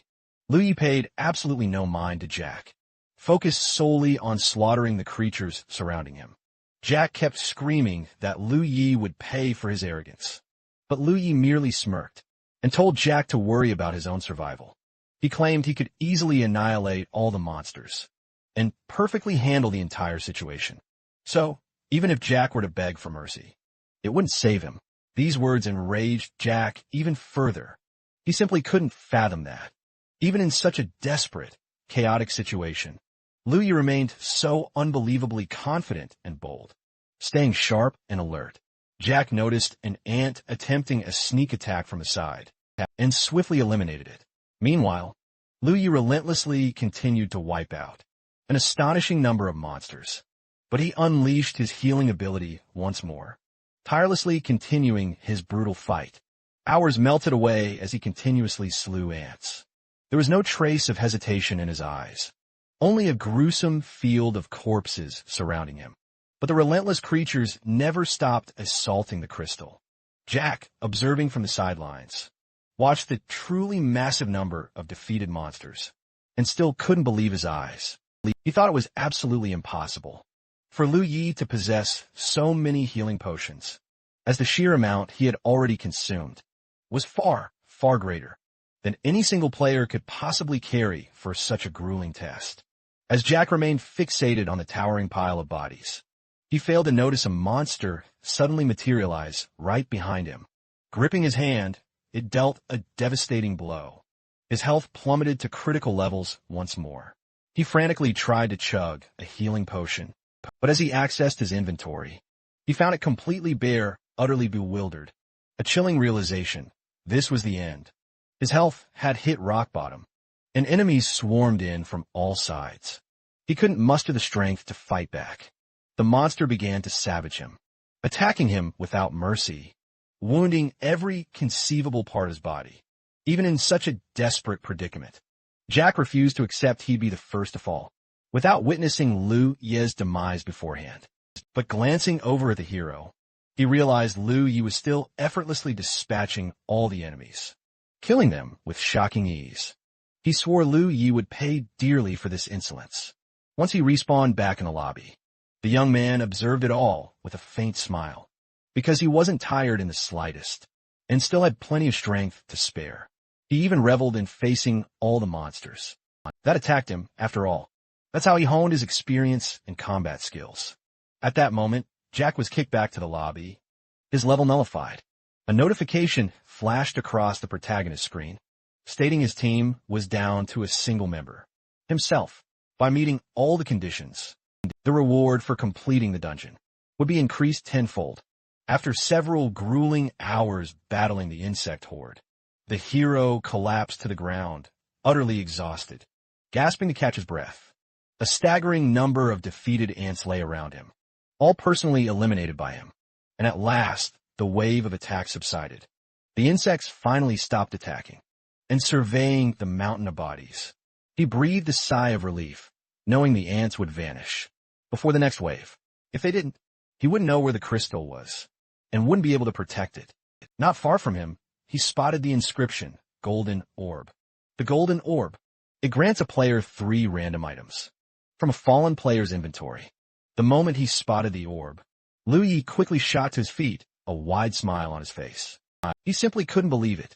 He had actually found the Golden Orb, just as he'd expected from the Mirror Copies manager. Finally, he had done something right. Approaching the Golden Orb, the protagonist picked it up, lost in thought for a moment.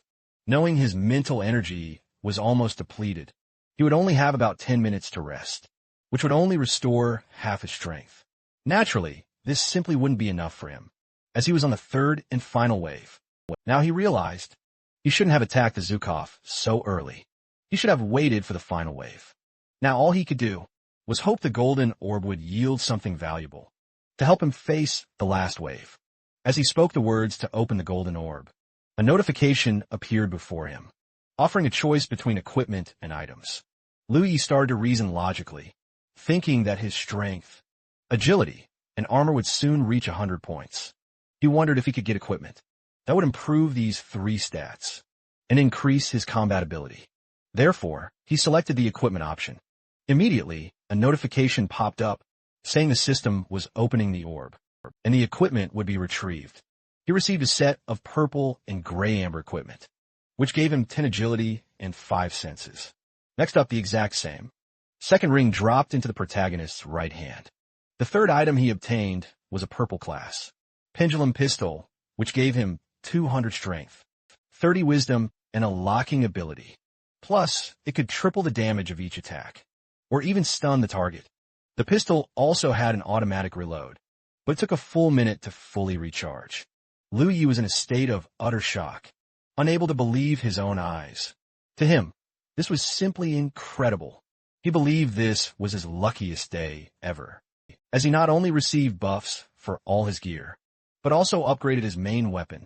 Accessing his stats, the protagonist noticed that 4 of them had surpassed 100 points. This filled him with absolute delight. His combat power had soared to unprecedented heights.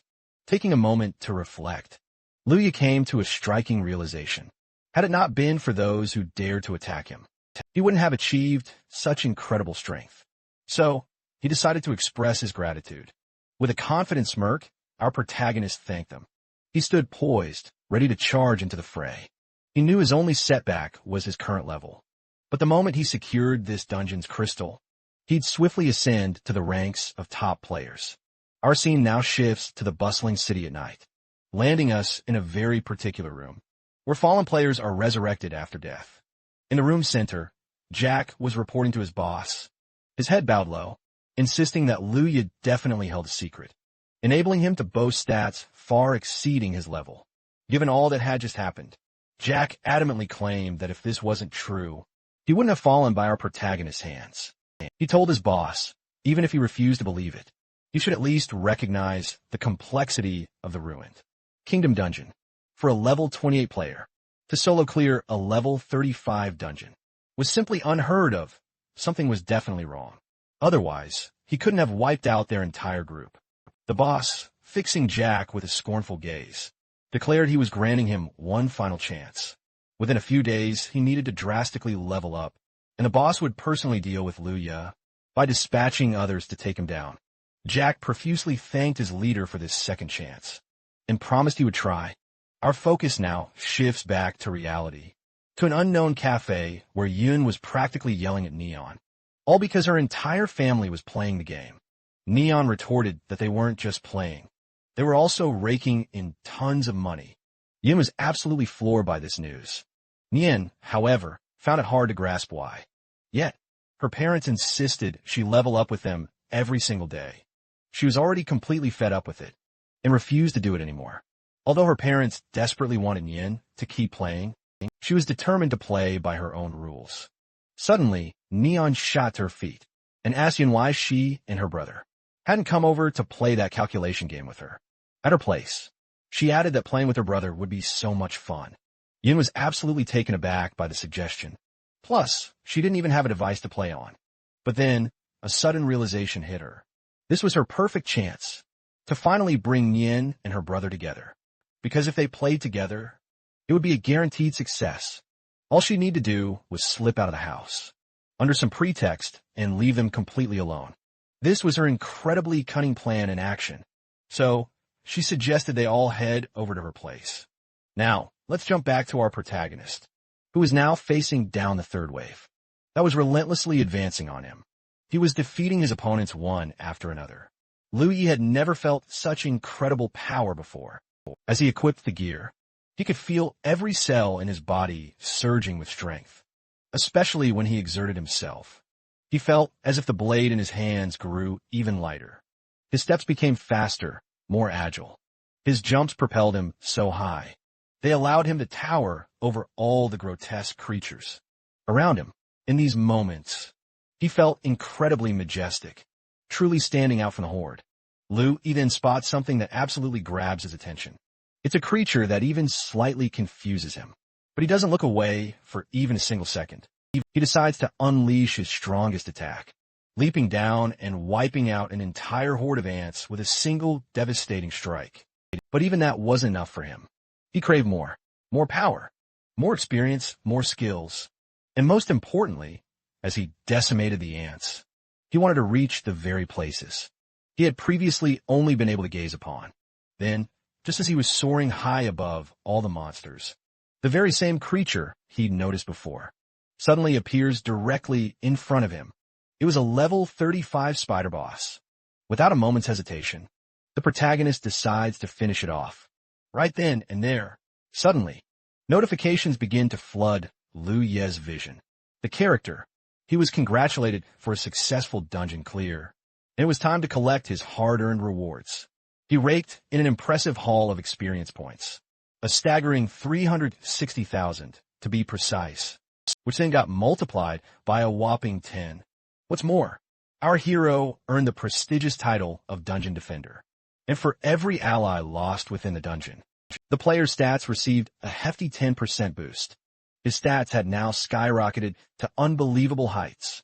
Upon hitting level 36, he found himself overflowing with immense experience. And his core stats like damage, defense, resistance, strength, agility, endurance, and intelligence, along with perception and distributable points. His health and cognitive power were absolutely astonishing. After reaching level 30, he was finally able to choose a new skill branch. One exciting option was Silence, an active skill that, when triggered, would reset all skill cooldowns by 5 precious seconds. Its cost, 50 cognitive power points. And with each level up, the skill would add another second to its effect.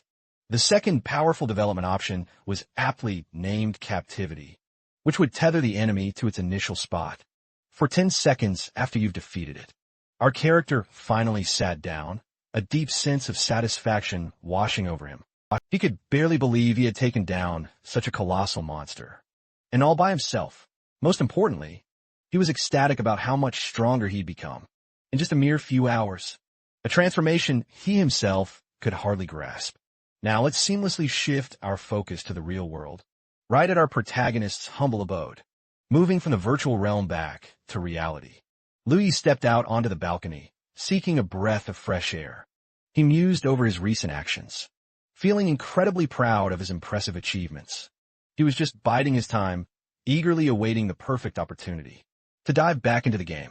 His goal, to make his sister just as strong as he was, ensuring she could fiercely protect herself in the future. Suddenly, Lewis heard a distinct door close right behind him. When he entered the room, he saw his sister had arrived home. She stood in the hallway, clutching a new gaming device.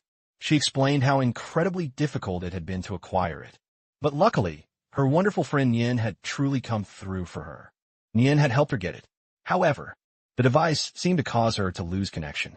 His sister strode into the room. A figure trailed closely behind her. Liu Yi was utterly shell-shocked, unable to fathom how his sister had obtained a device. 4 yuan world. Yet, His expression quickly changed. He became absolutely ecstatic, because now she could finally play with him. With a huge, beaming smile, Yin explained that since Yin had gotten her the device, she needed to be properly thanked. So, Yin would now be living with them. Nian karmni gritet luye. He, in turn, still couldn't believe it was an actual device. For Yuan world, it was unbelievable. But his sister felt utterly overlooked, and was utterly annoyed. Luyi picked up the box, and immediately began asking how they'd acquired the device. Though, truthfully, it didn't really matter to him. The important thing was, he now possessed the device. His sister's face twisted into a grimace. She couldn't believe her brother was completely disregarding the gorgeous girl standing right next to him. Instead, he was fixated on his new toy, especially given he knew Nian would now be living with them. Nian, meanwhile, was quite surprised that a mere device could make Lu Yi so happy. Let's rewind to one day earlier, to a mysterious level 40 dungeon. A sprawling forest, illuminated by a bright moon, enveloped the area. Several figures were gathered around a campfire, chatting about how clearing the level 40 dungeon would let them surpass the second-ranked team and boost their profits significantly. They also talked about the incredibly strong girl who had aided them in finding a village. This girl was part of the New Order group, and her team ranked 3rd overall. Her name was Wei Shi. Just then, a man named Chao Yang made his way towards her. He proposed she could ask to join the top-ranked team once they cleared the dungeon and drastically speed up her development. Confused, she couldn't quite make sense of his words and completely ignored his advances. One of the team members then told the captains that if Wei Shi departed, their progress would significantly slow down. They simply brushed aside the man's concern. They began discussing how the team's future would crumble the moment she left. Plus, they'd poured so much into her training, so letting her just walk away wasn't an option, especially now, when they needed her most. The captain took a solemn breath and said they couldn't hold someone back just because of their own feelings. He truly believed she wouldn't forget them, even after reaching the highest rank in this new order. Wanting to confirm this, the captain asked her with a hopeful smile. All he got back was Wei Shi's cryptic smile. A team member, head in hands, slumped, realizing he couldn't just wish her luck on this new path. Another member wholeheartedly agreed with the captain, stating he was absolutely right, and there was no reason to hinder Wei Shi's progress, as they were simply too weak. Everyone then began to say that if she ever had a tough time on her new team, they would gladly welcome her back home, just like when she first joined them. They'd help her with anything she needed. They all showed incredible kindness to her. In response, she simply smiled, thanked them, affectionately called them her brothers, and told them they were truly good to her, since they were being so incredibly kind. She wanted to ask one last, tiny favor. After saying that, she looked incredibly embarrassed, and everyone around her was absolutely stunned, utterly confused about what she meant. A dead silence fell. A few seconds later, an intense, blinding light appeared. All the team members instantly dropped, showing no signs of life whatsoever. Those still alive frantically used healing skills, utterly unable to believe what they were seeing. Wei Shi, who had been with them this entire time, had betrayed them. She craved incredible strength, but her current level wasn't nearly high enough, so she decided to activate the dungeon's reward. This way, she thought, she would become the strongest player in the entire Yuan world. The captain was absolutely livid with her. After everything they had selflessly done for her, was this truly how she repaid their kindness? Again, Wei Shi just laughed it off, casually waving her hand, saying there was absolutely no need to be so angry. It was just a game. They could always revive and level up stronger. The captain simply refused to listen, and told her to go to hell. She was an ungrateful wretch. He immediately attacked her, but she easily dodged the bullets. She declared she'd warned him many times. No matter how much he shot, in the Yuan world, bullet speed was limited. Therefore, a bullet couldn't outpace a player with an agility stat over 100. The girl simply appeared behind the captain and pierced his neck. Wei Shi repeated coldly. That cold steel was an entirely different matter. Its power depended solely on the user's stats. Speed and damage weren't limited at all, so she effortlessly dispatched the captain. The next day, we're transported to a level 45 dungeon, where 20 players are battling a humanoid monster. The captain reports that several people have run out of potions and asks if he is stocked up enough. The captain, known as Strikes from the New Order, was fighting with impressive strength, and everyone around him admired his skills. He was incredibly good at what he did, but his power had a significant drawback. To build up enough power, he had to wait a long time. However, when he finally reached his maximum strength, he had no trouble defeating even the biggest monsters. The captain was level 45, and beside him was Blazing Fire of the New Order, also level 45. During the fight, the captain noticed another player with similar power. He immediately wondered if this player was an enemy, or if they could be persuaded to join them. The master quickly replied that he had killed the captain of the Mirrored Kingdom. This surprised him so much that he started to scratch his head in confusion. The captain then asked about a girl named Wei and what she was up to. The scene then shifts to a forest. Outside the control zone, a girl stands on the edge of a cliff, staring at her system screen. She received a private message from Blazing Fire, telling her she needed to meet a new player, our protagonist, all because of his incredible power. Wasi couldn't help but smile, utterly delighted by the message. The message didn't explicitly mention killing or recruiting the character, but she knew powerful players like him were incredibly rare. If she could manage to recruit our protagonist for their guild, it would mean she was doing absolutely everything for the guild's ultimate benefit. However, if she chose to kill him instead, she would directly undermine the guild's development. The master, witnessing this situation, didn't seem to care about our character's future at all. Instead, he simply left the crucial decision up to her. This girl, with her undeniable worth, now had to prove her competence and skill, ideally by recruiting our powerful protagonist. But after much deliberation, she ultimately decided to kill him. Meanwhile, back at Lu Yi's humble abode, he sat intently at the desk in his room, drafting a meticulous plan of action for the game. First, he needed to level up his character and gear to a max of 60. He also had to prepare a formidable, fortified camp in the real world. This was crucial, especially before the apocalypse from his past life. He vividly remembered that the highest level any player had ever reached was precisely 60. If he could hit that level before the real world was completely taken over, he would effectively become the single strongest player. Armed with that immense power, he could ensure his own safety and that of his sister. With the inevitable collapse of public order and the terrifying scarcity of resources, only the most powerful guilds would be able to restore balance. In this grim scenario, food would become the most valuable currency. Therefore, it was absolutely essential to stockpile vast supplies and establish a secure camp for himself and his sister. Using the funds he currently possessed, he decided to rent out a neighboring building immediately. The remainder of his money would then be invested entirely in buying rice and canned food. Now, all he had to do was patiently wait for the crucial supplies to arrive.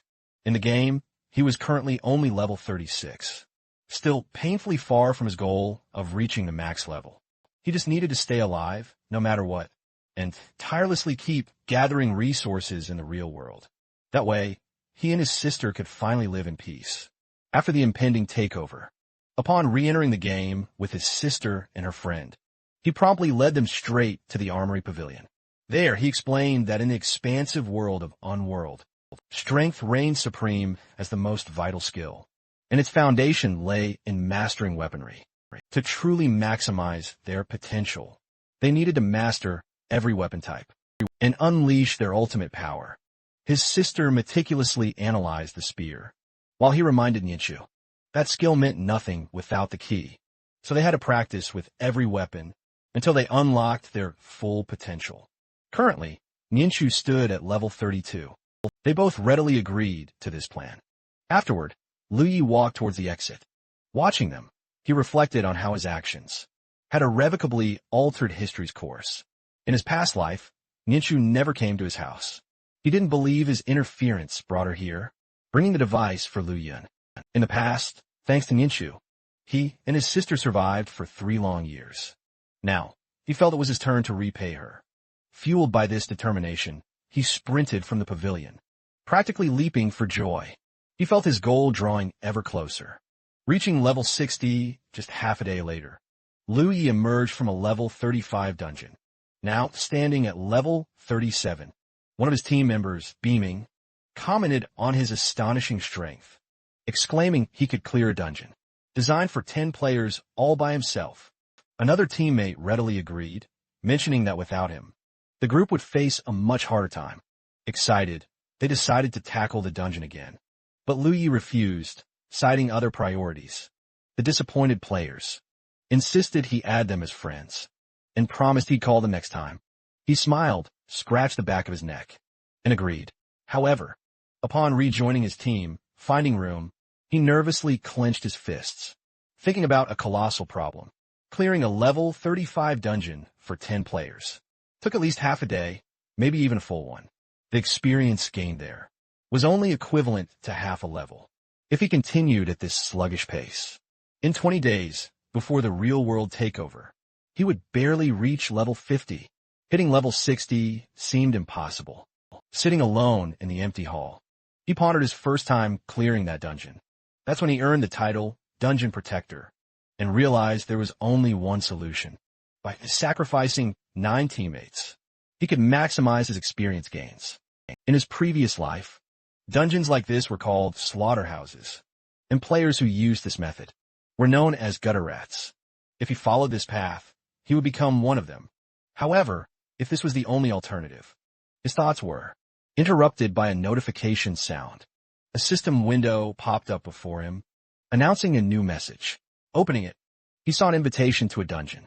It was a level 40, 10-person expedition. Reading the familiar name, he was surprised, then surprise turned into joy. Getting up from the bench, he exclaimed, "This is the girl who, in his past life, became the strongest fighter." Louis wondered why she would suddenly invite him to a dungeon. If he accepted, he'd have a unique chance to level up quickly. A confident smile spread across his face. Besides, she was a member of the New Order. In the past, he'd never met her under these circumstances, so he was sure she was plotting something against him. His legs trembled for a moment, but his eyes remained steady. Only the dungeon held the key to his growth. With that in mind, he made his decision. He accepted the invitation. The team list was displayed before him. The players' levels ranged from 37 to 45. Seeing the familiar names on the list, Louis smiled when he noticed Lien Fei. He recalled how, in his past life, he'd claimed the reward from a desperate situation by finishing the quest alone. To do so, he destroyed all of his comrades. He remembered how his old teammates trashed him in the general chat. The girl nicknamed Cookie had a similar story, but in her case, she started harassing the other players. In the end, she killed them all in self-defense. Turns out the other team members shared equally dark pasts. This dungeon team wasn't just assembled, it was handpicked, and not by just anyone, by Weishur herself. Louis stroked his chin, lost in thought, wondering how Weishur could have possibly known that these particular players spelled trouble. As soon as he joined, a group chat popped right up. He quickly announced that with everyone now gathered, it was time for them to head out. Weishur then pinged a destination point on their map. Lin Fei, upon seeing the new team member, immediately began to question Weishur's choice. He seriously doubted this was the player she described, and why he was still stuck at level 37. Weishur simply replied that for this team, levels were completely irrelevant. What truly mattered was raw strength. Louis opened his map and immediately noticed that most of the members were already in Mux's city, while the rest were either in the out-of-control area or well on their way there. His expression instantly grew serious as he began to analyze the dire situation. The out-of-control zone, that was one seriously dangerous place. Mux's cities, controlled territories, were strictly divided into 5 distinct zones. Mux's city itself served as the main resource and resupply hub for all players. All dungeons located within the city were completely under control and had been heavily modified ages ago. There were beginner-friendly dungeons, and then greater challenges like the especially dangerous zone, designed for players craving extreme challenges. The controlled danger zone, on the other hand, had been completely warped and altered. All of its creatures were sealed away within the city limits. He'd already braved one of these dungeons himself, alongside Chicken Crown. Then came the Chaos Zone, a truly deadly territory. Muksu's influence over the dungeons there was barely minimal. Creatures above level 30 freely roamed outside the dungeon walls. But the out-of-control zone? That was even worse. Players died almost instantly upon daring to enter. Creatures above level 70 just casually wandered around. And finally, there was the ultimate nightmare, the destruction zone. Muksu's city had absolutely no control whatsoever over this terrifying area. The creatures unleashed from its dungeons simply couldn't be sealed away. Max-level monsters, capable of annihilating everything in their path. After some time, Liu had already entered the danger zone, rapidly approaching the meeting point. He was sprinting through the dense forest, when a sudden, piercing scream ripped through the air. He whirled around, trying to pinpoint the scream's origin.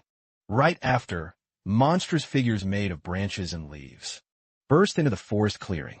Seeing them, he quickly ducked behind a nearby rock and watched as the creatures swarmed toward the stream, releasing wicked vines along the way. He quickly realized the monsters weren't that strong individually, but their sheer numbers were a massive problem. A single sound could attract them in endless waves. That scream could only have come from a careless player. After a few tense moments, silence returned. Liu cautiously peeked out and saw that the monsters had moved away. He wondered if the player who had screamed was still alive. He then sprang from his hiding spot, convinced he had to keep moving. He pressed on toward the meeting point, but out of the corner of his eye, he noticed something rapidly approaching. A spearhead was flying straight toward him. He reacted just in time, expertly catching the weapon mid-air and leaning his body back to dodge the blow. The attacker advanced swiftly, and Liu tried to discern his opponent's identity.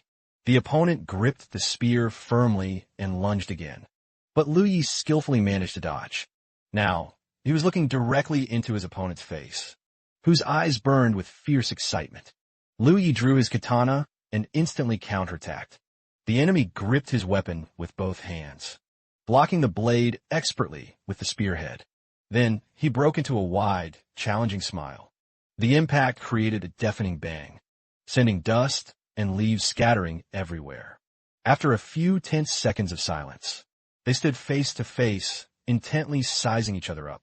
Lin Fei, the player who had just attacked him, looked utterly satisfied with the fight. It seemed he now understood exactly why Liu had been chosen by the captain. Liu frowned, hesitating for a moment. Lin Fei, still smiling, acknowledged that his strength was no match for Liu. Yes, but he felt he had earned some respect from him. Before leaving, he simply pointed. He pointed out that they had to reach the meeting point swiftly, or risk being swarmed by monsters. With that, he departed immediately. Only then did Liu lower his katana. Watching Lin Fei walk away, he recognized that this player wielded true power, and there was a strong possibility that Wei Shi possessed similar strength. As well, the team was undeniably formidable. It remained unclear if any of them could truly claim the reward from this desperate situation. Still, their chances of perishing in that dungeon remained terrifyingly high. However, after some time, he reached the meeting point, where the others were already assembled. As he neared the portal, he hesitated, noticing a girl perched on a nearby rock, smiling at him. She stood up and clapped to get everyone's attention, announcing she wanted to say a few words before they stepped into the dungeon. The protagonist looked at his teammates, recognizing he was now truly part of their group, even if he wasn't entirely convinced himself. The captain then spoke up, explaining that the dungeons in the uncontrolled zone were wildly unpredictable. For that reason, their first action upon entering should be to grasp its rules, no matter how bizarre they seemed. He stressed that everyone needed to stay calm and discuss the plan rationally, as this would be the key to completing the mission.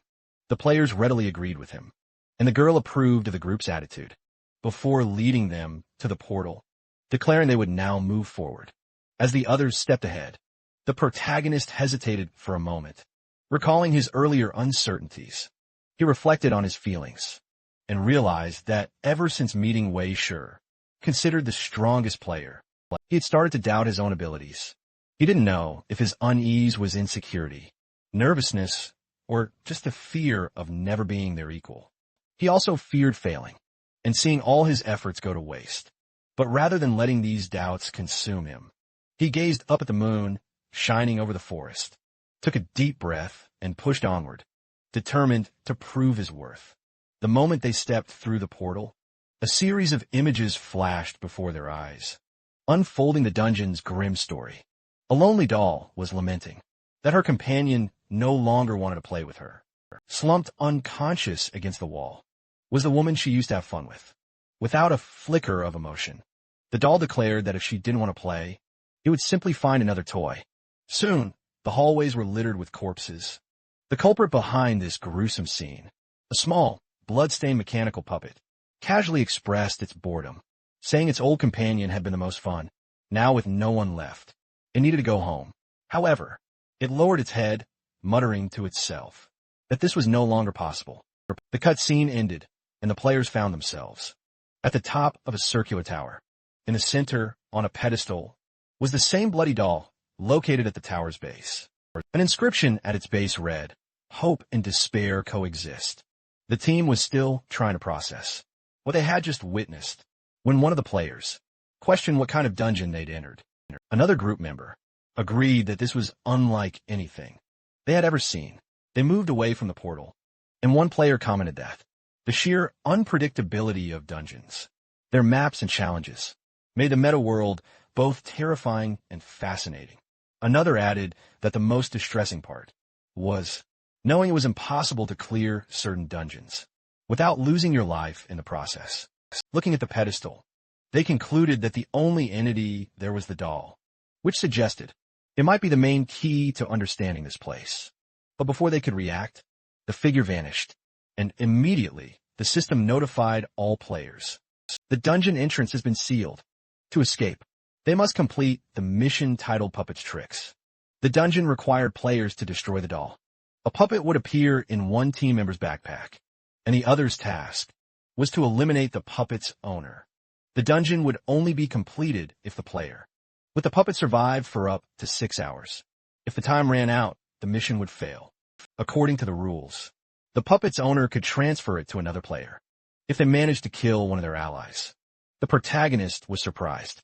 As he read the mission description, he thought that this dungeon seemed to be created, especially for those who wanted to get rewards. In a desperate situation, the mission indicated that if the player left the puppet for the last survivor, they would have a 100% chance of winning the grand prize. The system announced that the puppet had appeared, and the countdown had begun. Lou immediately decided to check his backpack to make sure he didn't have the toy. However, as he opened the system window, he stopped and thought this wasn't the right time. He knew that once the other players calmed down, he would have to check if he had the puppet. If he did, he would have to decide whether to turn it in, but that would make him a target for everyone else. Facing two powerful fighters wasn't the best position, and his chances of death increased drastically. The other players started eyeing each other suspiciously, and the atmosphere grew tense. Liu Jian noticed that everyone seemed wary of the person next to them. Maybe they were hiding something, or perhaps they were in the same situation as him. It was then that Wei Shi clapped her hands, getting the group's attention. Luya shifted his gaze to her. As Wei Shi smiled and spoke, she suggested that, since everyone knew the mission's objective, whoever had the puppet should just give themselves up. Accepting certain death, she proposed that everyone would give a fair share of the reward.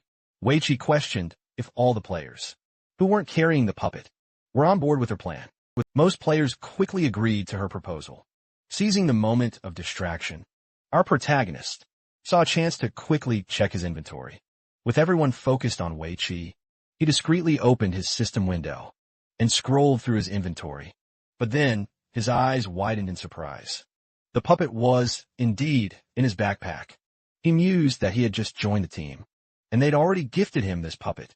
He frowned, glancing at his inventory one more time, then at the other players. Now, his primary objective was to eliminate a team member, so the puppet would pass to someone else. He needed to get rid of this imminent threat, but he still didn't know who to target. Even if he handed over the puppet, he'd struggle to fight two powerful players who would surely show no mercy. Before anyone could respond, one of the players asked if anyone wanted to confess. Luya remained silent, lowering his gaze, but he was soon caught off guard by the team captain, who walked up and faced him directly. With a confident smile, he stated, it was time for Liu Yi to admit he had the puppet. Liu Yi was surprised by the sudden accusation, but quickly composed himself, his expression turning serious. As he processed the captain's words, one of the female players called him by name, claiming he liked to stand out. Then she demanded that he speak for himself. Liu Yi, however, remained stiff and silent. He looked back at the other team members, noticing they all had peculiar smiles. The memory of the glances they had exchanged sparked a growing suspicion. Slowly, he realized that, even without directly analyzing each other's reactions, they had found a way to confirm he had the puppet. They were all working together. Upon understanding the situation, Liu Yi let out a laugh. It all seemed so obvious now. Getting a sudden invite to such a formidable team was clearly nothing but a disguised test. Still, he still didn't grasp the woman's intense hostility directed at him. He concluded this dungeon was specifically designed just to eliminate him. The sheer number of players gathered here was undeniable proof. He gave the female player an assessing look, analyzing the grim situation. He realized that by inviting him to complete this dungeon, she had essentially signed her own death warrant. After all, the only true reward in this desperate situation belonged solely to him. His smile widened as he began to truly understand the twisted game they were trying to force upon him. The woman, in turn, commented that he was quite rude, but it didn't faze her one bit. Liu Yi had already displayed his strength, but he was still far from being a match for the rest of the formidable team. They weren't wasting time on pointless arguments. The sooner this battle ended, the faster they could move on to the next leveling session. Faced with this, he simply agreed. It was then that Lin Fei shouted, offering him a chance to defend himself. To him, this would make the fight far more interesting. After all, they wanted to crush his hopes little by little.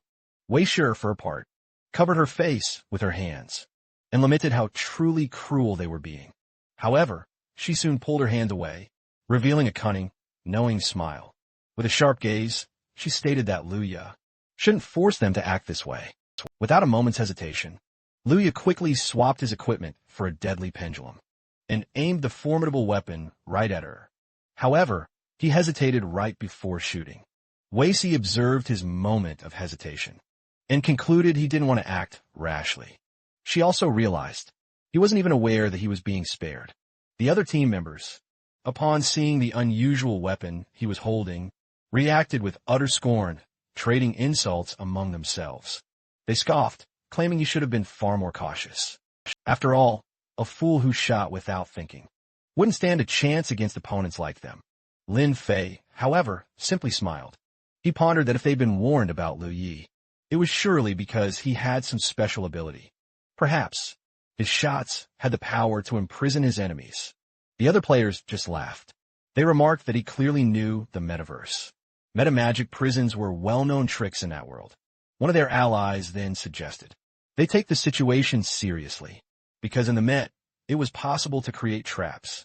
This specific type of technique was what they called a cage. Wei Shi laughed again, clearly enjoying the whole situation. Liu Yi then smiled and activated his capture ability. Wei Shi's smile vanished instantly, and she leapt back, stopping a few meters away. She looked down at herself, and seeing she was still unharmed, tried to hide her nervousness for a moment. She shuddered and called out to Lin Fei, warning him they shouldn't mess with Liu Yi. She realized it would be safer to attack him together, to end this confrontation as quickly as possible. Meanwhile, Liu Yi kept smiling, satisfied that he had trapped Lin Fei inside the cage. The trapped players struggled to break free, but the chains held firm. The other team members reacted with surprise, crying out in shock at what had happened. Even Wei Shi stared at her teammate in disbelief. At the scene before her eyes, it was at that moment that Liu Yi used his special pistol ability, called Lockup.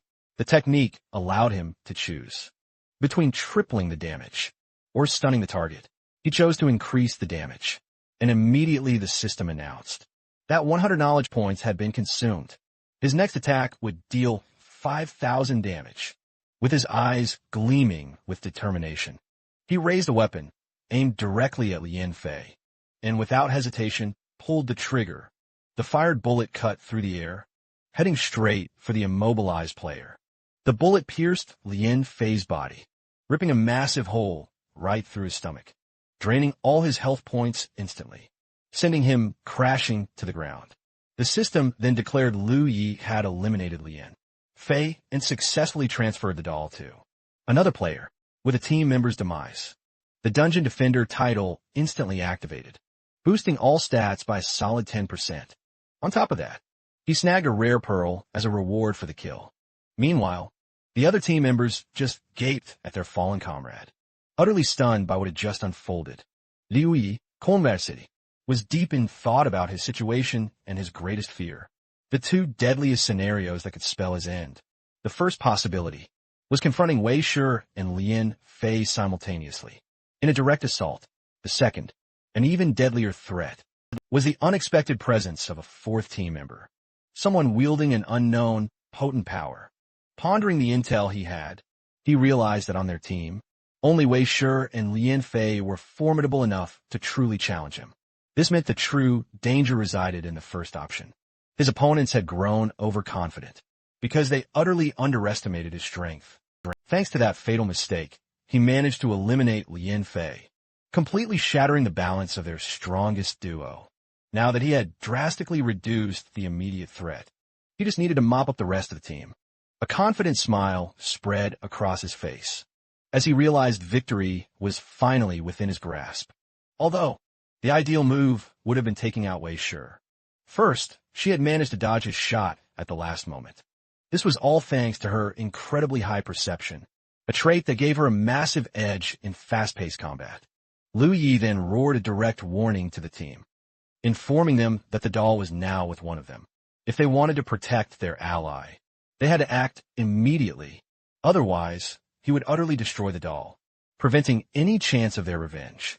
Knowing the team was already weakened, he realized he still needed to be cautious to secure his victory and collect the dungeon's grand reward. His next crucial step was to pinpoint the player, who now held the doll in their inventory, and keep it safe until the very end. Hearing this, the team captain cursed loudly, then froze solid. A sudden, sharp sense of danger made her whip around toward the group and commanded everyone not to budge. She knew Lu Yi was hunting for the player with the doll.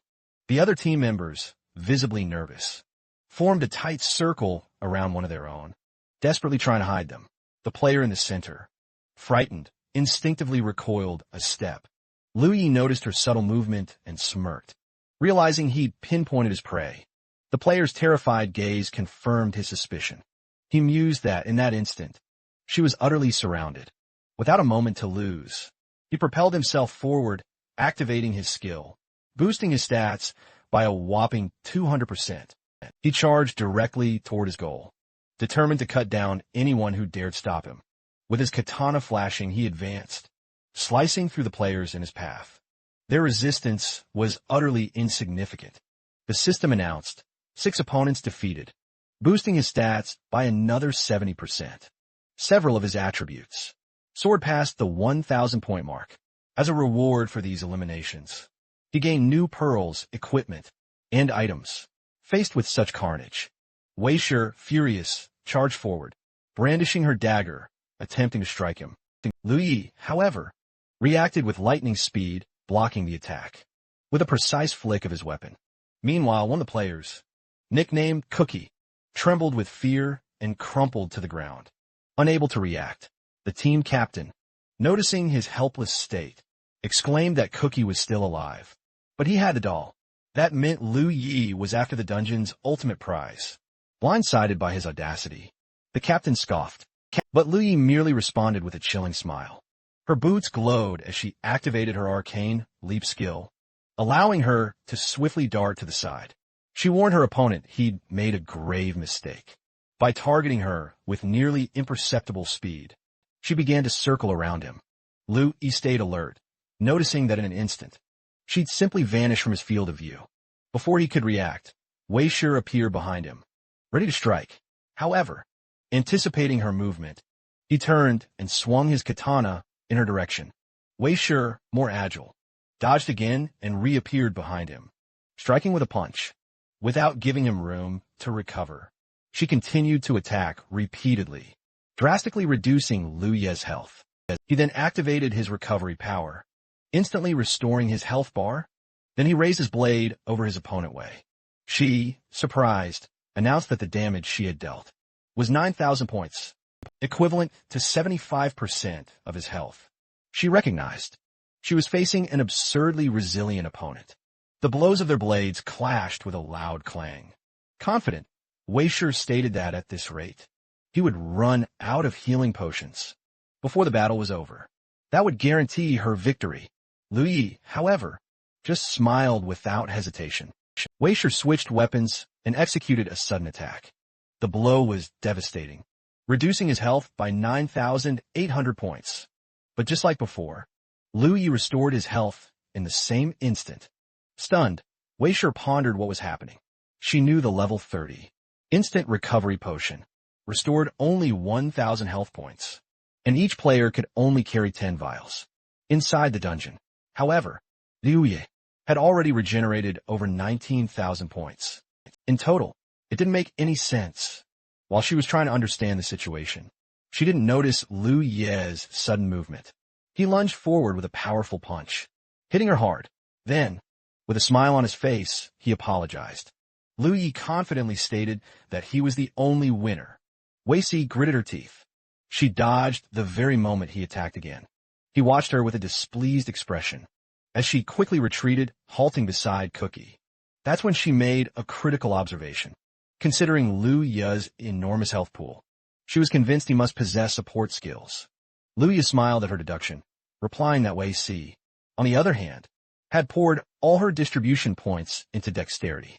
Beyond her strength in close combat, her speed had reached an abnormal level, and her attacks almost always landed as critical hits. For a brief moment, her expression grew serious. Then, she forced a smile, admitting that because of this, her cognition power was extremely low, leaving her completely exhausted. Now, she realized she was probably out of options. Perhaps, the best course of action was to simply kill Cookie and end this confrontation once and for all. Liu Ye immediately grew cautious. He thought he had, somehow, overplayed his own strength, to the point of forcing her to consider this extreme option. Wei Shi was just too fast. If she wanted to, she could have killed Cookie hundreds of times before he could even react. But if she knew she couldn't defeat him directly, why was she still hesitating?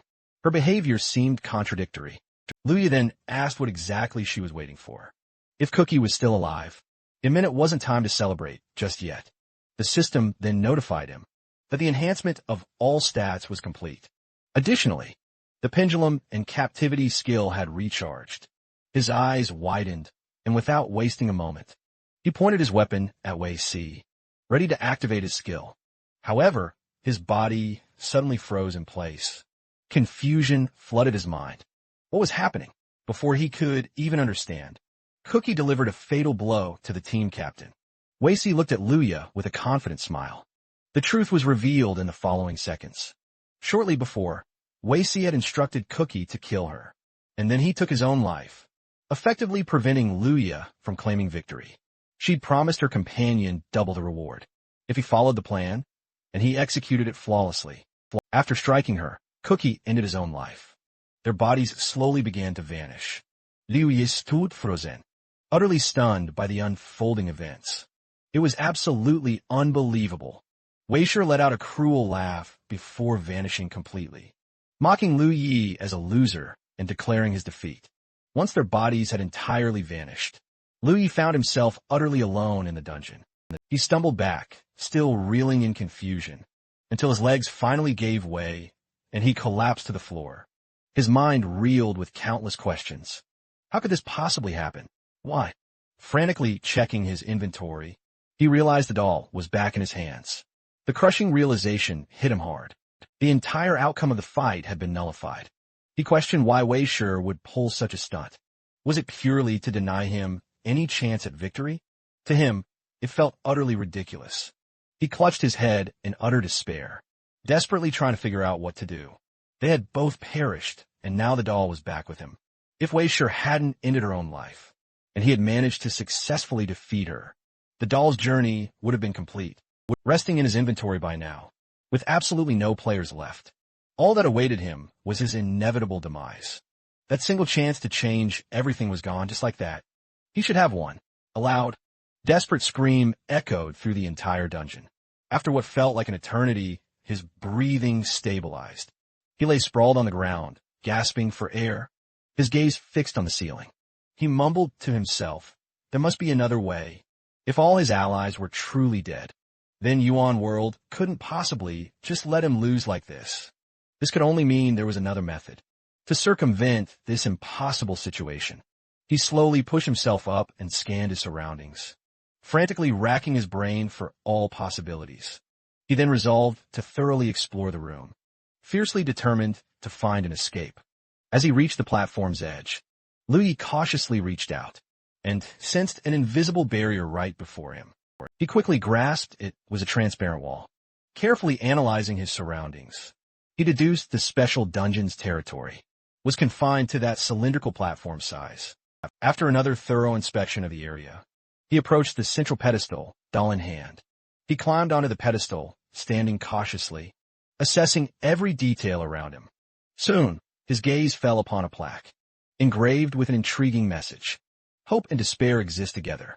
Looking closer, he spotted a scratched marking, just below the main inscription. As he drew nearer, he noticed something written in tiny letters. Running his fingers over the stone surface, he managed to decipher the words etched there. I can't open the door. The moment he touched the inscription, he felt the slab beneath his hand yield slightly. A distinct sound of a mechanism activating echoed in the air at that moment. The system then notified him he had found the entrance to the Cutscene Research Institute. New information immediately appeared before him. To open the membrane, 1,000 cognition points were required. Luya frowned, taken aback by the steep requirement. It was a truly significant sum, especially since his energy was already compromised due to various lingering effects. Even with a strength exceeding 1,500, his last battle had left him with just over 1,000 cognition points. He wasn't sure how to acquire more within this environment. By spending 700 points to boost all his skills by 350, he would reach the 1,000 cognition points needed to open the membrane. This way, he would still possess a surplus of over 300 points. Considering he was about to enter unknown territory, he decided it was best to be in full combat readiness. Confirming his choice, the system registered the action. All of his skills were then significantly increased by 350 points. The 700 cognition points were consumed. The remaining 1,000 points were then used to open the membrane. At that very instant, the pedestal before him morphed into a door. A powerful gust of wind slammed into his face. Suddenly, a male voice sharply called his name. The voice's tone was brimming with urgency, urging him to make a swift decision. The voice then brought up the choice between two options: display what follows you, or dissolve and map everything. Lui est bilinquit, utterly confused, unable to fully grasp the situation. The voice insisted, warning that the choice had to be made instantly for his computing power to be activated. Feeling lost, Lui searched for some logic. What exactly did these options truly mean? And what will be the consequences of a wrong choice? He analyzed the context. If this was a fixed system test, then they were surely on the brink of a major disaster. The crux of it seemed to be this computing power. He pondered whether displaying this power meant securing his own survival, or if it was merely a tool to escape the imminent catastrophe. Reflecting on his past life, he realized he'd never gotten this far to confront such a dilemma. If the goal was to ensure his and his sister's survival, the most logical option would be to display what follows him. However, if the only way to avoid the disaster was by using an external resource, then the safe path would be to dissolve and map everything. Louis knew that if the disaster was inevitable, the only way to face it was to be prepared for the consequences. He also considered that the purpose of mapping this computing power might be related to selecting individuals with specific qualities. But how could he be sure he was making the right choice? At the end of his reflection, he concluded that he needed to ensure the forgotten ones had access to the perfect computing power. After all, only a few, could return to the essence of imagination.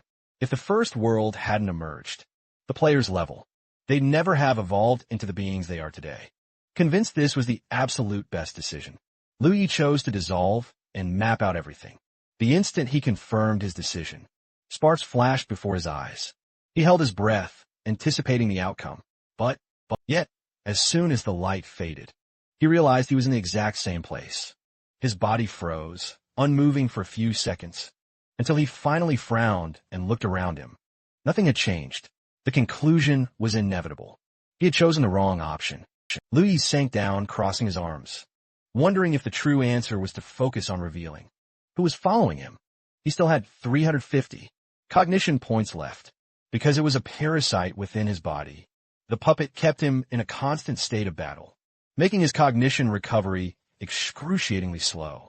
Even so, with only 5 hours remaining, he could still gather 1,000 points and get a chance to take the test twice. That would be enough. All he had to do was wait. He closed his eyes, settling in for the wait. An hour and a half later, the system notified him that he'd accumulated 700 cognition points. He snapped his eyes open, accelerating his recovery, and spent 1,000 points to open the membrane. Once again, he was faced with the same two options. Focus on displaying who is following him, or dissolve and map everything. Liu Yi was about to click the first option, but he hesitated at the last moment. If the test was just about choosing between these options, then why couldn't he just enter the research institute by making the right choice? If the door blocked the puppet's path, then it would never be able to enter the institute. It considered home. Something was wrong. But what was it? Was it a matter of knowledge, power, or maybe it was related to a specific trait? The available information suggested that the puppet had left the institute out of stubbornness, and now wanted to return, but the door was stopping it. Maybe it wasn't about the right choice, but the right attitude. Liu Yi frowned, mulling over the possibility. After much thought, he decided to trust his gut feeling. And once again, he chose the second option. He returned to the platform, yet again. Nothing had changed. He only had one final attempt. One wrong move, and he'd be waiting all over again. Even so, his self-belief never wavered. He sat down once more, settling in for another hour. An hour and a half later, only 27 minutes remained. Before the task concluded, checking his cognition points, he saw he'd accumulated 700. Liu Yi opened his eyes, using his remaining points, and activated the membrane. This time, upon selecting the second option, he immediately backed away and felt the ground tremble beneath his feet. He leaped back, watching the pedestal begin its descent. A satisfied smile spread across his face as he shouted aloud, "I did it!" The hardest part of the test was finally over. He was now absolutely sure. The real challenge wasn't just picking the right option, but steadfastly insisting on his choice's validity. The door would only open if the very same option was selected. 3 times in a row, a staircase leading downwards appeared before him. He looked at the Research Institute's entrance and concluded that this secret level was clearly designed for a team to complete. As he descended the steps, he realized no one had ever truly completed this task the way he had been forced to do it. He had to enhance all his skills, rely on pure wisdom, and activate a special counterattack. Without these crucial upgrades, opening the door 3 times would have been utterly impossible. Right now, no one else could access this hidden level. Liu Yi knew he had been extremely cautious. Still, desperation could push him towards risky decisions. Being bold, however, didn't mean being reckless.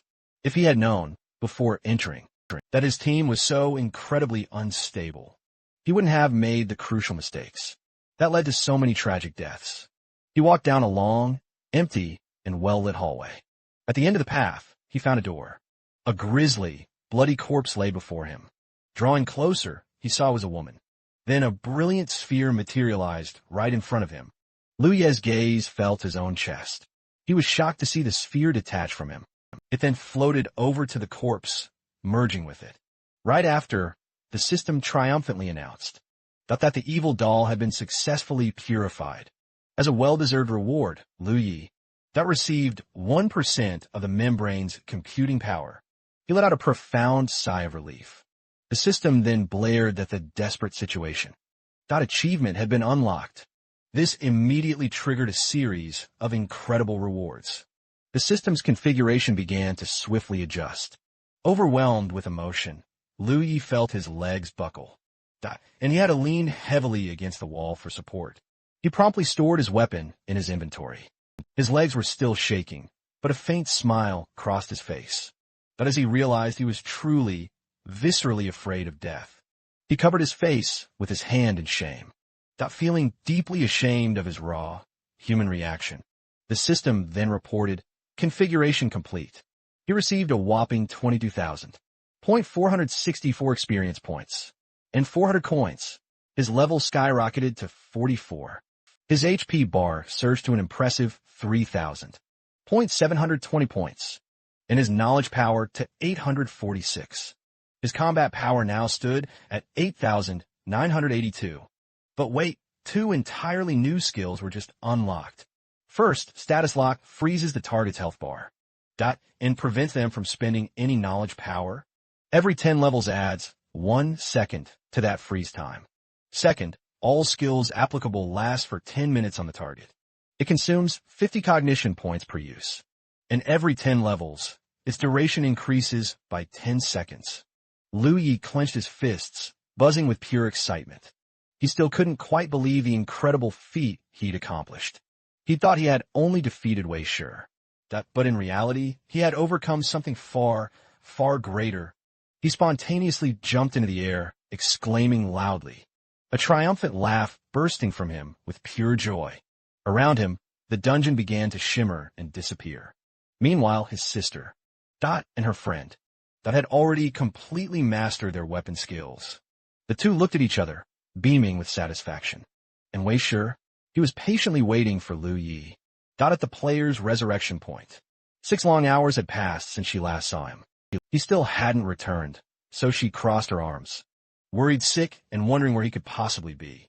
Just then, Blazing Fire sent a message, asking what on earth had happened.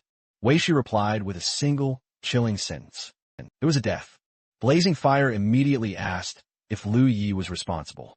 Wei Shi clarified that, in fact, she had been the one who died. For a moment, Blazing Fire was utterly speechless. After a short pause, she then added that she had obtained some valuable information. He wanted to know what he should do next. Wei Shi instructed him to arrange a battle for her. In the mirror realm, a single mirror copy would be enough to fully restore her level. Blazing Fire agreed. Finally, she mentioned that Liu Yi was the person he had been looking for, and that he possessed a special support power.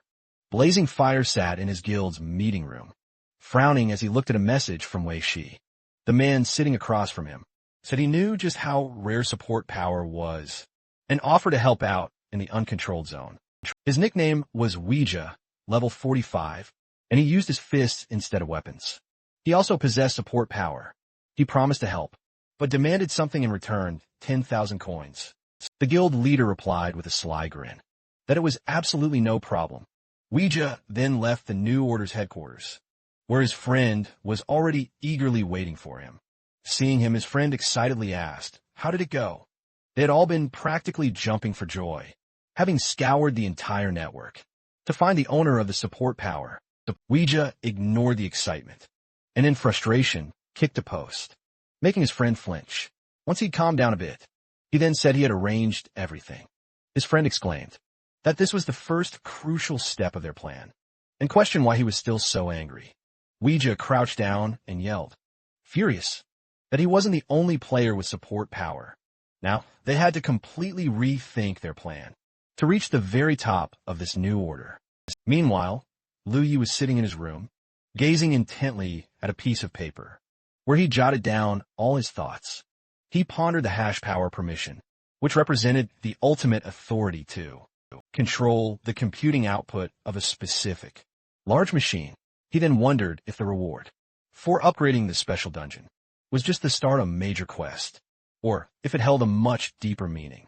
Liu Yi questioned what would happen upon reaching 100% computing power, and the relationship between the hash power permission and the test. Rubbing the tip of his nose, he felt exhaustion slowly taking over, but he knew he had to keep thinking. His future truly depended on it. He decided to get up and leave his room. to relax and take a quick shower before returning to the game. As soon as he opened the door and stepped into the hall, he noticed Ninshu coming out of the bathroom, drying her hair with a towel. Seeing him, she stopped and waved. He returned the wave with a smile and headed for the bathroom. But before going in, he glanced back at her. He thought about how there was always a pleasant scent in the air whenever she was home. His face flushed ever so slightly, and he scratched his cheek in embarrassment. Suddenly, he slapped his own face, wondering what he was even thinking about. He needed to hurry up and get in game to set a goal for the next phase.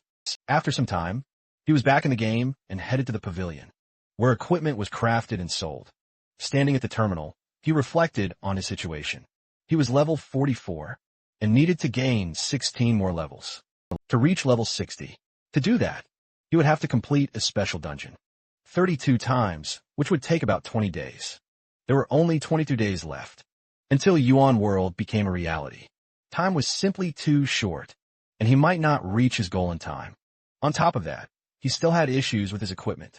There were two main ways to get your hands on metal or equipment. The first method was straightforward: use coins directly. The second involved upgrading lower-level gear. Currently, he was sitting on 11,021 coins. A hefty 6,750 of those coins were rewards from clearing a special dungeon. The remaining coins came from dismantling old equipment. He hadn't used the system yet, which then prompted him. Did he want to create 40 purple items? Each piece would cost 650 coins, and upgrading them from level 30 to 40, that would be another 400 coins. He quickly realized he was still short 3 crucial pieces of equipment, namely a headpiece, a necklace, and an emblem. Combining 9 pieces with the remaining 40 would set him back 5,550 coins. The system reported it would take 100 seconds to level up all that purple equipment. Liu Yi calculated he would need 16,129 coins to reach level 60. This meant he'd have to play more than 40 additional times. He crossed his arms thoughtfully, a deep frown on his face, realizing that if he truly wanted to reach his ultimate goal, he'd have to take calculated risks and seek out extra rewards. But who should he target? Suddenly, a new message arrived, instantly catching his attention. Before opening it, he hesitated for a moment. A growing sense of nervousness washed over him. News usually only arrived in emergencies, after all. He told the system to open the message and saw it was a private communication from the guild leader of the New Order. The message asked if he was free and if they could talk. He was utterly surprised, remembering how in his previous life, other players had rudely kicked him out, saying that trash like him had absolutely no place in the New Order. After the New Order established itself in the Middle World, they occupied the entire southern region of China and quickly became the strongest guild in the world. Their goal was to manage the elite. As long as someone was an elite or possessed special talents, their life depended directly on the New Order. They treated low-level players without special talents as utterly disposable, treating them like dirt, oppressing them in every conceivable way. As someone who'd already died once before, he couldn't help but despise it. He frowned at the New Order, his eyes scanning the message. He remembered how incredibly weak he'd been back then. He wondered what the catch was. Blazing Fire messaged, wanting to form a team, specializing in the uncontrolled zone, but they still lacked enough members. He'd heard Liu Yi possess support powers, so he was formally invited to join the squad. If he had any conditions, he was free to state them, and they would attempt to reach an agreement. Liu Yi then inquired if they were only missing a support-powered player. Blazing Fire confirmed it, and Liu Yi instantly felt a wave of nerves. Blazing Fire then clarified in other words. This was the strongest team in that entire world. He questioned why they would even go to an uncontrolled area. Blazing Fire replied he had his reasons. Liu Yi responded that he'd think it over and message him later. He pondered if he should truly agree. Although on one hand, this team had nearly prevented him from earning rewards for his acts of madness. It allowed him to accumulate experience and coins several times faster than any regular team. He still wondered why he'd go there. It was impossible to use the market's transfer gate to go directly to the secret territory. Besides, several monsters above level 70 live there. He decided not to fret about it for now and focused on upgrading his equipment first. The system reported 650 coins were needed to craft purple-grade equipment. Soon, the upgrade was complete, and with it, all his equipment stats improved. His attack power surged to 9,900, defense to 716, and intelligence to 678. The rest ranged from 134 to a staggering 2,011. His health soared to 6,030, and his cognitive power climbed to 2,034. His current combat power was estimated at 102. Since his combat power had surpassed 100, he was upgraded to a Supreme Space Hunter. His attribute level just jumped from +1 to +2. Because of this boost, his attack power rocketed to 11,400. Defense hit 892. Resistance 159. Health surged to 8,040. And knowledge power reached an impressive 2,112. Our main character admired his newly upgraded equipment. Absolutely thrilled. He thought combat strength really gives him insane boosts. After he surpassed 100 attributes, the mark intensified, amplifying his strength by a whopping 30%. If he kept improving his combat effectiveness, he'd be able to boost all his other attributes as well. How much more was needed? 200? 100? Or maybe 1,000? He suddenly frowned, a new thought clouding his mind, and he looked away. He realized that the battle force system could be activated as long as you possessed enough power. But if he had these opportunities, then other players must too. The members of the team, formed by the new order's president, a team equivalent to a group of 10, plus the clones, made going to the uncontrolled zone a much more viable possibility than it initially seemed. Liu Yi quickly messaged Blazing Fire, informing him he'd be joining the team. The reply came immediately, stating his decision was perfectly reasonable. He was told the team already had a player with support abilities, ensuring there would be no risk for him. Additionally, Blazing Fire mentioned that you would receive a reward of 100 coins. Liu Yi was genuinely surprised. He couldn't grasp the reason for such generosity. It was clear the leader was incredibly wealthy, but didn't seem to care about the detail. If there were any ulterior motives behind this act, he'd at least have the benefit of securing enough money to feed himself. He relayed this information to the group, and the president of the new order soon replied, saying there was absolutely no problem with it. Satisfied, Liu Yi noted he was now officially part of the team. The official invitation to join the team was extended and accepted without a moment's hesitation. Afterward, a message was sent to the general chat, prompting the other members to welcome the newcomer. Wuji immediately showed interest, asking if this would be their second support player. Besides himself, after a brief exchange of greetings, the president scheduled a meeting at the North Gate. Before heading out, Liu Yi picked up a knife and paused to consider his preparations. He decided it would be smart to turn off his headgear and carry a more common weapon. That way, if anything unexpected happened, he'd have a means to protect himself. He also thought it best to keep the knife hidden. The uncertainty of this new environment could easily put his safety at risk. Upon arriving at the North Gate, he quickly scanned the team's member list. Nearly everyone was level 50, except for the 2 players with support powers. Moving a bit further, Liu Yi saw a crowd gathered. Blazing Fire was among them, arms crossed, wearing a look of sheer disgust.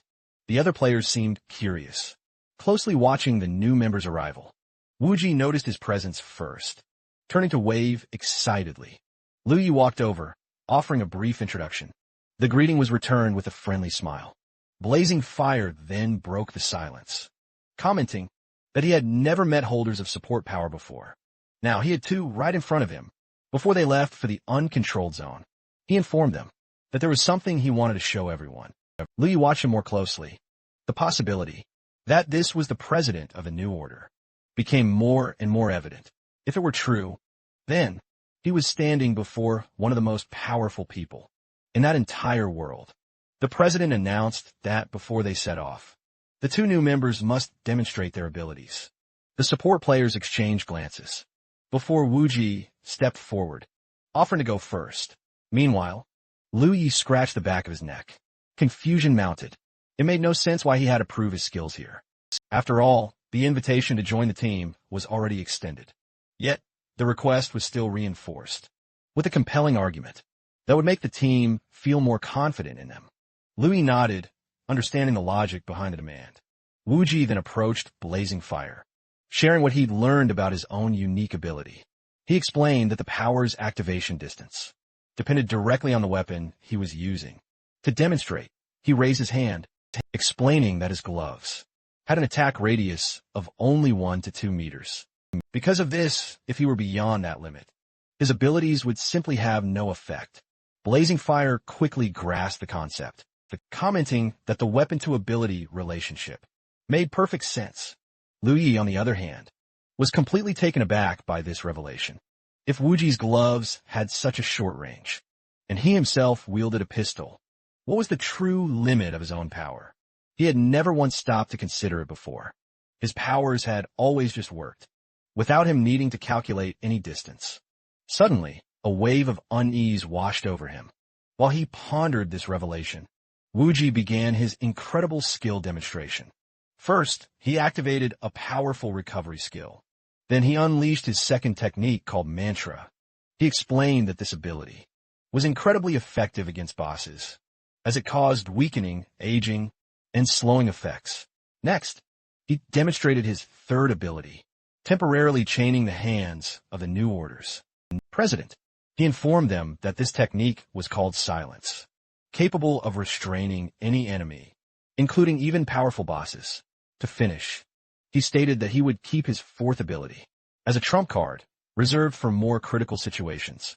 Blazing Fire watched everything unfold with a satisfied smile. Meanwhile, Louis concluded he would follow the exact same strategy. He would reveal only 3 useful skills to the team, keeping his crucial fourth a secret. When his turn finally came, he confidently stepped forward and explained he wielded a blade, boasting a 3-meter attack radius, far surpassing Wuji's. He showcased his recovery ability once more, followed by his second technique, Blessing. His third ability was called Prison. To demonstrate, he unleashed the technique on the president, completely immobilizing him. The ability was swiftly deactivated, and Liu Yi explained the effect lasted roughly 10 seconds, though he couldn't guarantee it would bind bosses. He also added that Blessing could remove any negative status effect, including his own prison, just like Wuji's. His fourth ability, however, remained a secret.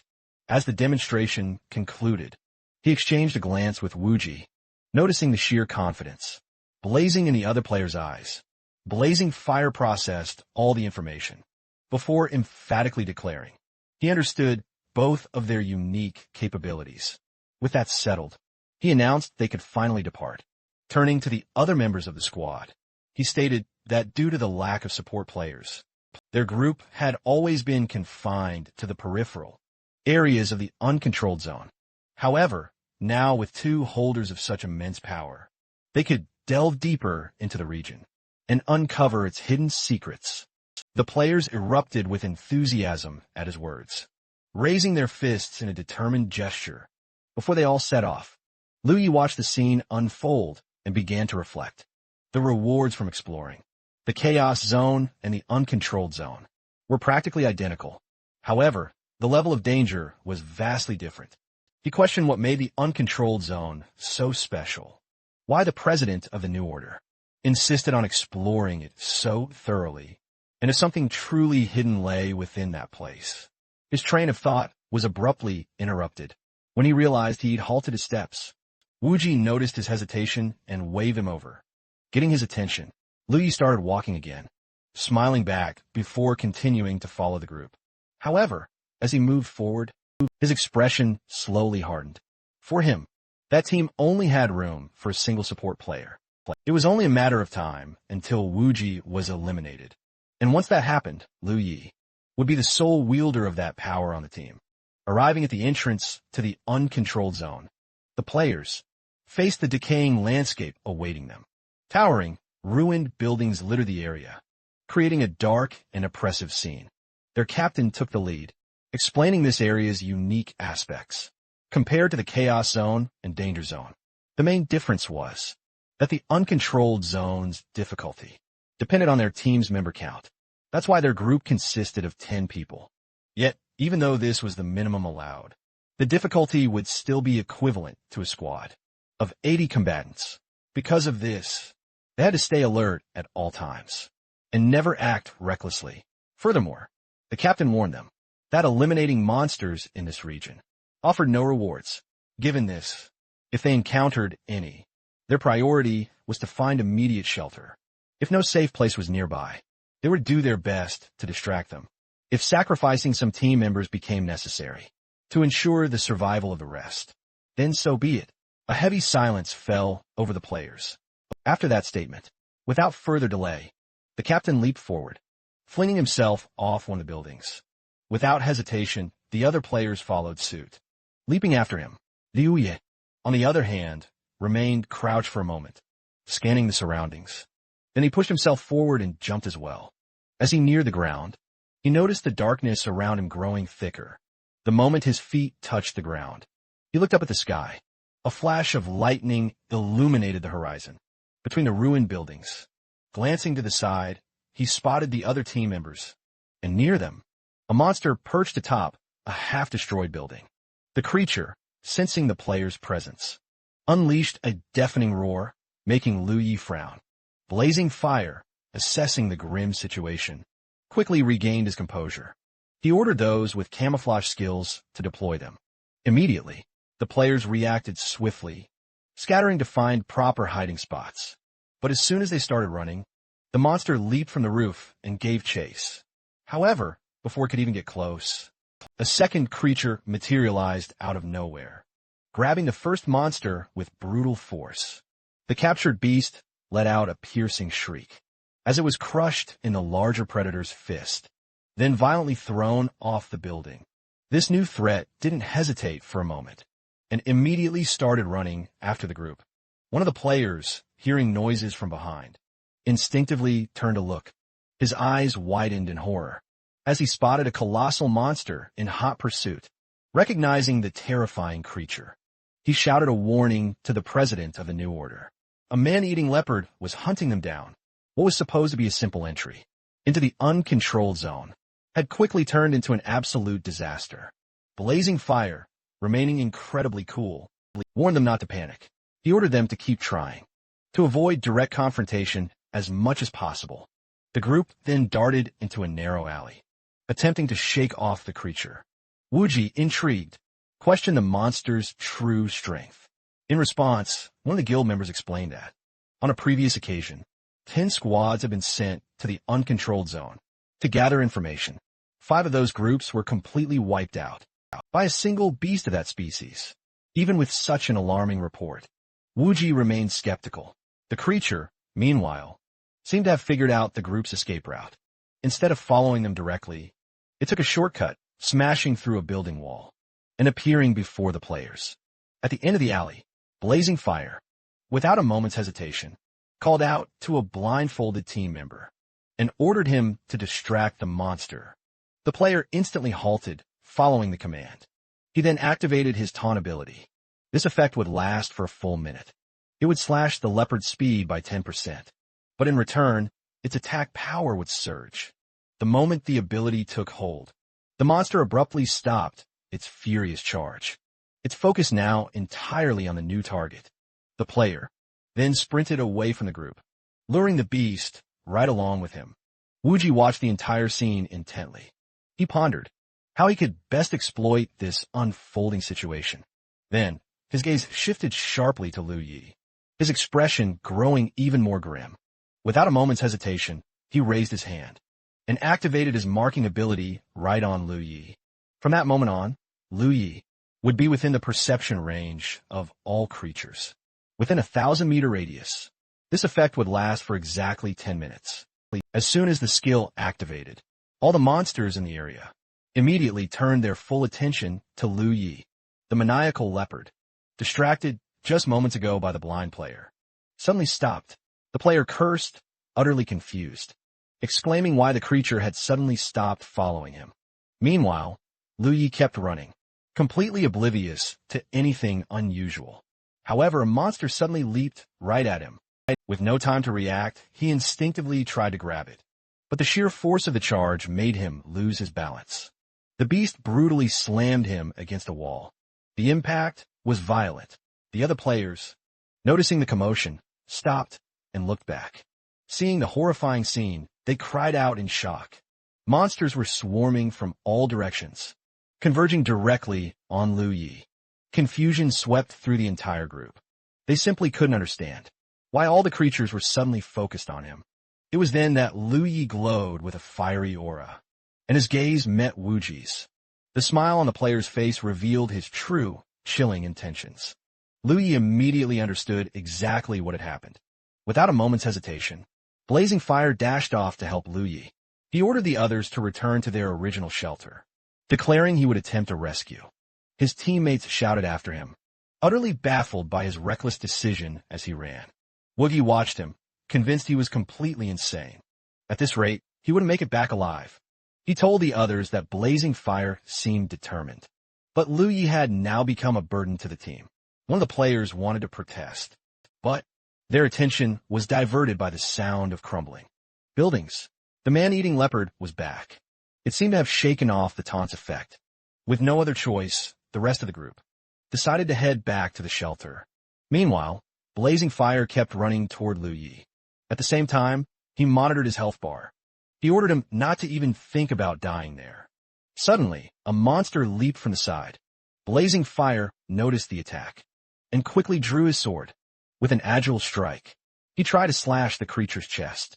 However, the attack didn't even scratch the beast's hide. He was surprised to see just how tough these monsters' defenses truly were. The creature retaliated with a vicious swipe of its claws.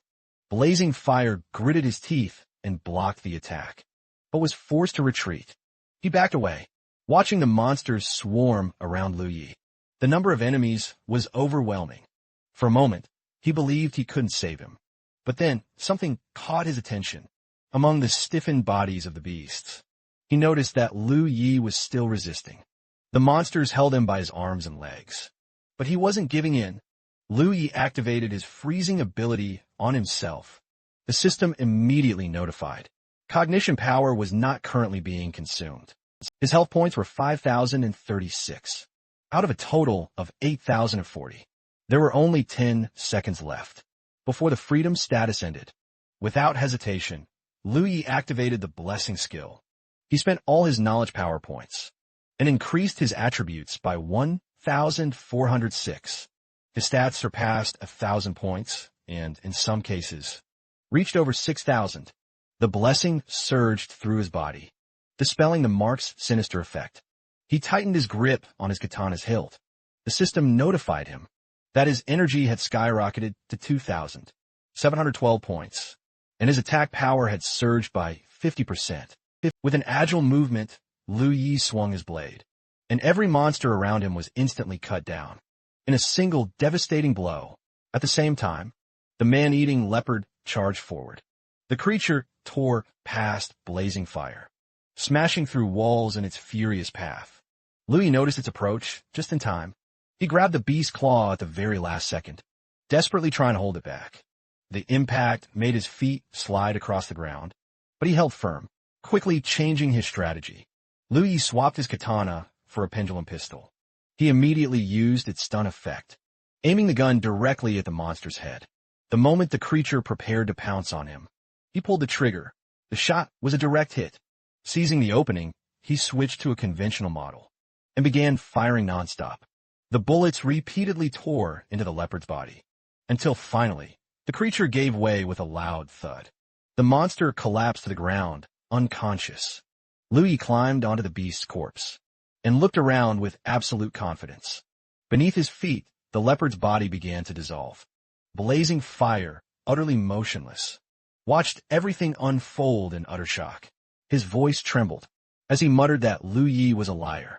After all, how could a mere support player possess such incredible strength? The system notified him that only 50 seconds remained before the blessing's effect completely wore off. Lu Yi immediately ran towards the president, who was still utterly confused. Without wasting any time, he told him they needed to get out of there fast. Then he kept running. Blazing Fire, noticing a menacing pack of monsters ahead, snapped out of his shock and quickly chased after him. As he followed, he shouted for Lu Yi to wait for him at the shelter. The rest of the team remained at the dungeon's entrance, protecting themselves. One of the members commented that they had no clue what was happening with their president. He wasn't even sending any messages.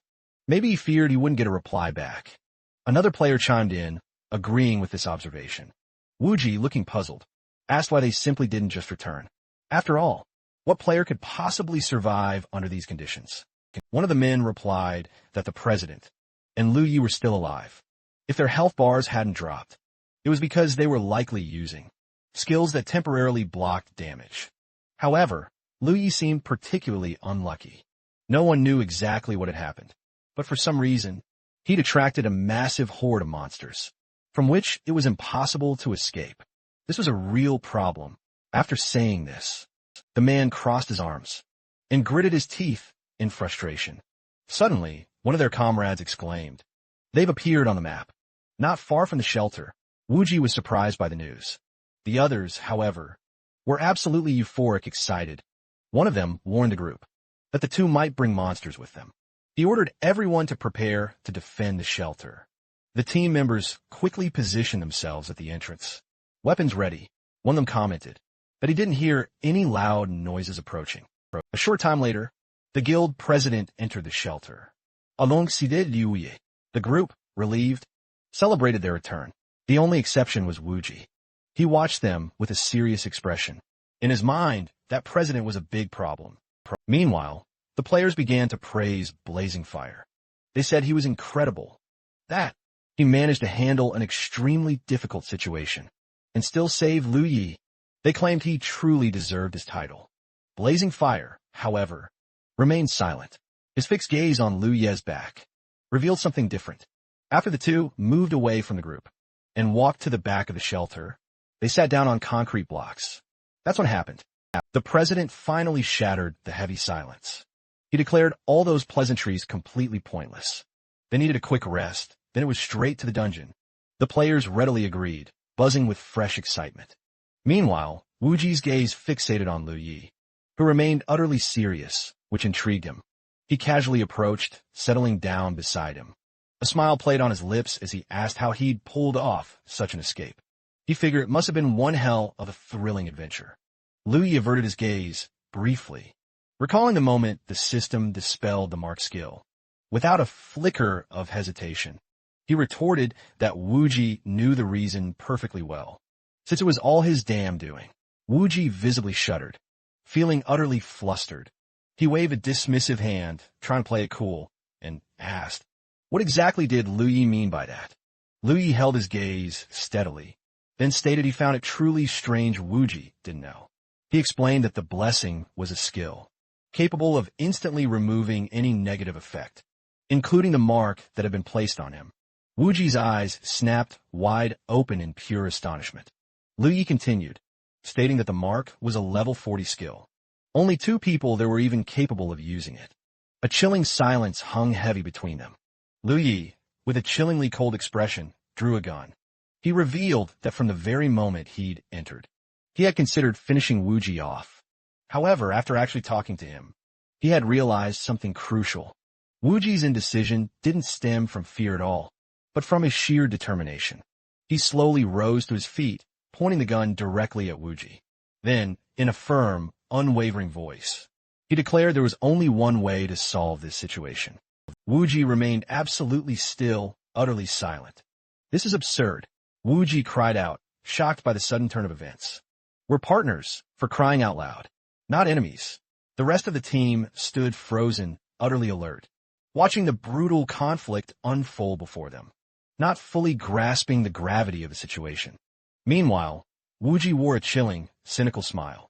He found it deeply ironic that Lu Yi was about to be killed with a gun, just like some cheap movie villain. To him, this entire scene only reinforced the absolute need to isolate Lu Yi from the team. Anyway, if the mark ability was truly at level 40, and only 2 people could wield it, then Lu Yi was convinced Wuji was the one who activated it. One player, absolutely furious, screamed at Lu Yi, questioning his intentions. Blazing Fire, however, remained calmly seated. Without a single intervention, Lu Yi simply watched, with a faint, knowing smile on his face. Wu Ji, still desperately trying to defend himself, pounded his chest. He insisted he had only asked how Lu Yi had managed to escape the monsters, when suddenly a gun was pointed directly at him. His face was a mask of pure indignation. As he whirled to face the president, desperately seeking support, he demanded to know if this was truly acceptable. Within the team, blazing fire remained completely silent. But Wu Ji insisted, pressing on, accusing Lu Yi of likely wanting to kill him, just for being another support fighter like himself. If that truly happened, Lu Yi would then be the sole possessor of that power. Wu Ji feared that Lu Yi would start imposing his own ruthless conditions, and that the president would eventually cave in to them, simply to make it through the dungeon. To him, this was fundamentally wrong. He then cast his gaze upon the others, and demanded their undivided attention. He wanted everyone to see Lu Yi for the deadweight he was, and had no right to remain on their team. Lu Yi, for his own part, simply continued to watch, unperturbed. To him, the situation was crystal clear. Wu Ji was the true instigator and source of all this chaos. Turning back to face the president, Wu Ji vehemently insisted Lu Yi needed to be replaced. One anxious team member tried to intervene, pleading with them to save the discussion for later, until they were safe. However, Blazing Fire, with a firm resolve, stood up and placed a heavy hand on the player's shoulder, stopping him cold. His demeanor made it clear the conflict had to be resolved. Right here, right now. Wu Ji grew even more apprehensive. To him, Blazing Fire was profoundly mistaken. It was then that the president finally stepped forward and firmly seized Lu Yi's gun, forcing Lu Yi to release his grip. His gaze was filled with unmistakable disapproval, as he stared at Wu Ji, demanding an explanation. For a moment, Wu Ji hesitated, unsure how to react, still confused. He felt a sudden pressure on his neck. The president had grabbed him forcefully. The question came out harsh. Why was he constantly trying to create disharmony among the team members? The tight grip made it hard for him to breathe, and Wu Ji wondered where the president got so much strength. Trying to catch his breath, he gritted his teeth and asked what exactly was going on. Blazing Fire, without releasing his throat, stated with conviction that he trusted Lu Yi far more than Wu Ji could ever imagine. Wu Ji, still in disbelief, argued that he didn't understand the situation. After all, it was Lu Yi who had pointed the gun first. But his excuse was ignored. The president then activated his ability. His voice was firm, as he declared that Lu Yi would never have done that. Without a reason, a shock washed over Wu Ji. He couldn't believe the president trusted Lu Yi so much that he would ignore his words. To him, this was unfair. He hadn't done anything wrong. But before he could say anything else, the Shadow Bloodshell ability was activated. A viscous red liquid completely enveloped him, trapping him inside the bloody shell. His body was sealed, and his health began to gradually decrease. He tried to activate a recovery skill, but realized in despair that he was completely blocked. As his health drained away, Wu Ji started to panic, staggering. He tried to approach Lu Yi, and in a final act of desperation, grabbed his throat. His eyes were filled with terror, his breathing erratic. Then suddenly, his body went still. The last bit of air escaped his lungs, powerless. He felt at his knees, his health hit zero. In an instant, he vanished. The bloody shell dissipated, splashing onto the ground, before returning to Blazing Fire. Lu Yi, who had witnessed everything, finally shattered the silence, calling out to his comrade. He then sat down and murmured a thank you, a faint smile touching his lips as his mind replayed him facing all those monsters alone. A disturbing thought then struck him. If he hadn't done that, he might have been forced to kill all his teammates. After a few moments of silence, Blazing Fire turned to Lu Yi. With a serious look, he made an unexpected proposal. He wanted Lu Yi to join the New Order. He then added a promise. Within the guild, he would hold the highest position. Blazing Fire apologized for killing Wu Ji earlier. He knew there was bad blood with the New Order members, but he believed recruiting a strong player like Lu Yi was worth overlooking past conflicts. The guild members were surprised by their president's request. Never before had he shown so much hesitation when inviting someone to the New Order. Plus, he was offering exceptional conditions, something utterly unheard of. One of the players pointed out that Everyone else in the guild had to pass multiple selection stages. He didn't understand what made Liu Yi so special. To get a direct invitation, Liu Yi, in turn, asked an unexpected question. What was the price? Blazing Fire was surprised by the question. Before he could answer, another player jumped in, calling the question absurd. To him, it made more sense for Liu Yi to hear the benefits, before even thinking about the costs. However, Liu Yi explained that when joining a guild, you shouldn't just consider the positives. The most important thing was to understand the price. The guild president kept a confident gaze on Liu Yi. He then lowered his head and smiled. He said Liu Yi wouldn't have to pay anything. However, Liu Yi didn't believe him. He knew that when the time came to pay up, he likely wouldn't be willing to accept the cost. The real price? It was the willingness to sacrifice everything when the guild needed it, including his levels and valuable equipment. In return, he'd receive generous compensation. Liu Yi frowned, eyeing him with suspicion. To him, venturing into the uncontrolled zone dungeon would inevitably lead to a massacre. His words immediately made an impact. The president and the guild members became alert. After a moment's hesitation, Blazing Fire nervously replied that he didn't believe it would end that way. He claimed the probability was minimal. Liu Yi, however, didn't seem convinced. He said many promises had been made, without any guarantee they'd be kept. Blazing Fire remained silent. Watching him closely, Liu Yi continued, stating he was willing to form an alliance, but he would never give up his equipment or his level. Furthermore, he wouldn't play with anyone else after this dungeon. The players considered his words an insult to them.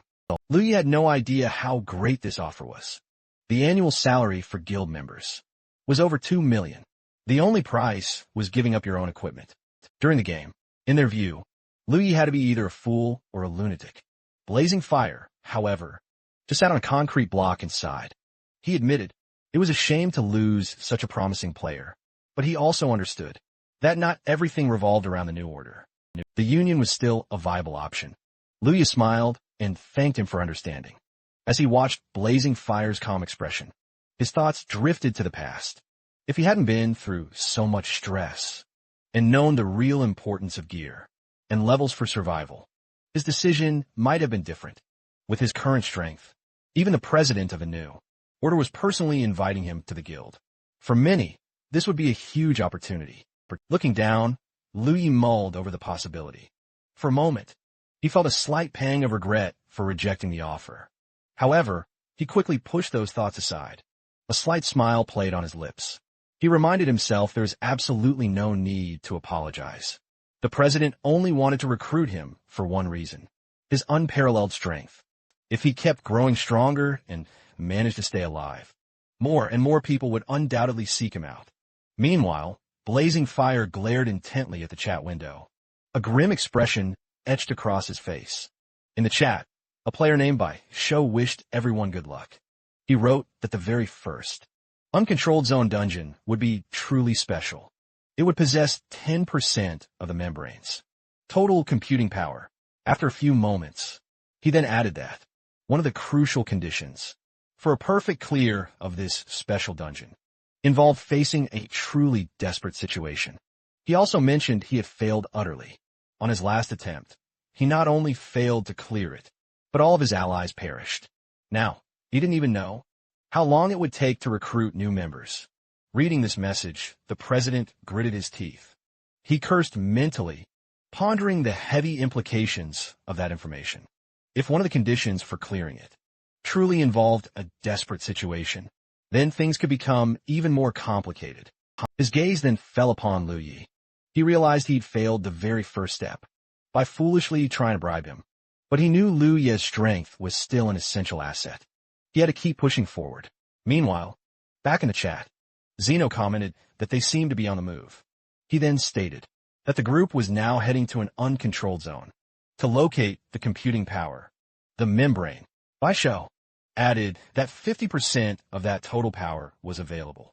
He said they would soon witness how much each of them could claim for themselves. Chino chimed in, mentioning that both the Chaos Zone and the Danger Zone also held 10% of this power.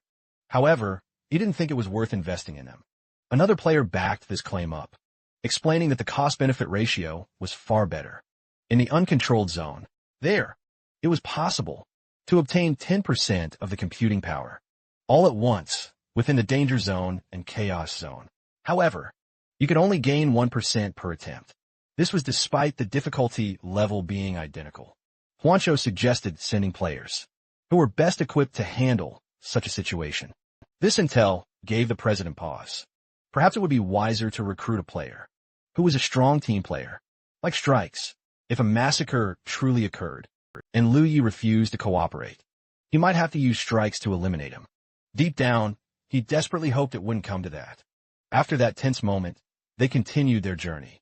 Liu Yi reflected that, by temporarily joining the New Order's team, he would have the chance to witness the guild's full strength in action. This way, the assault on the uncontrolled zone's dungeons could finally begin.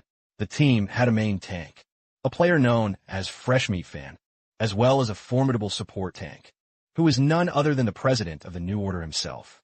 There was also a mysterious support fighter, who never removed his blindfold, and a deadly damage dealer, who wielded twin swords with lethal precision.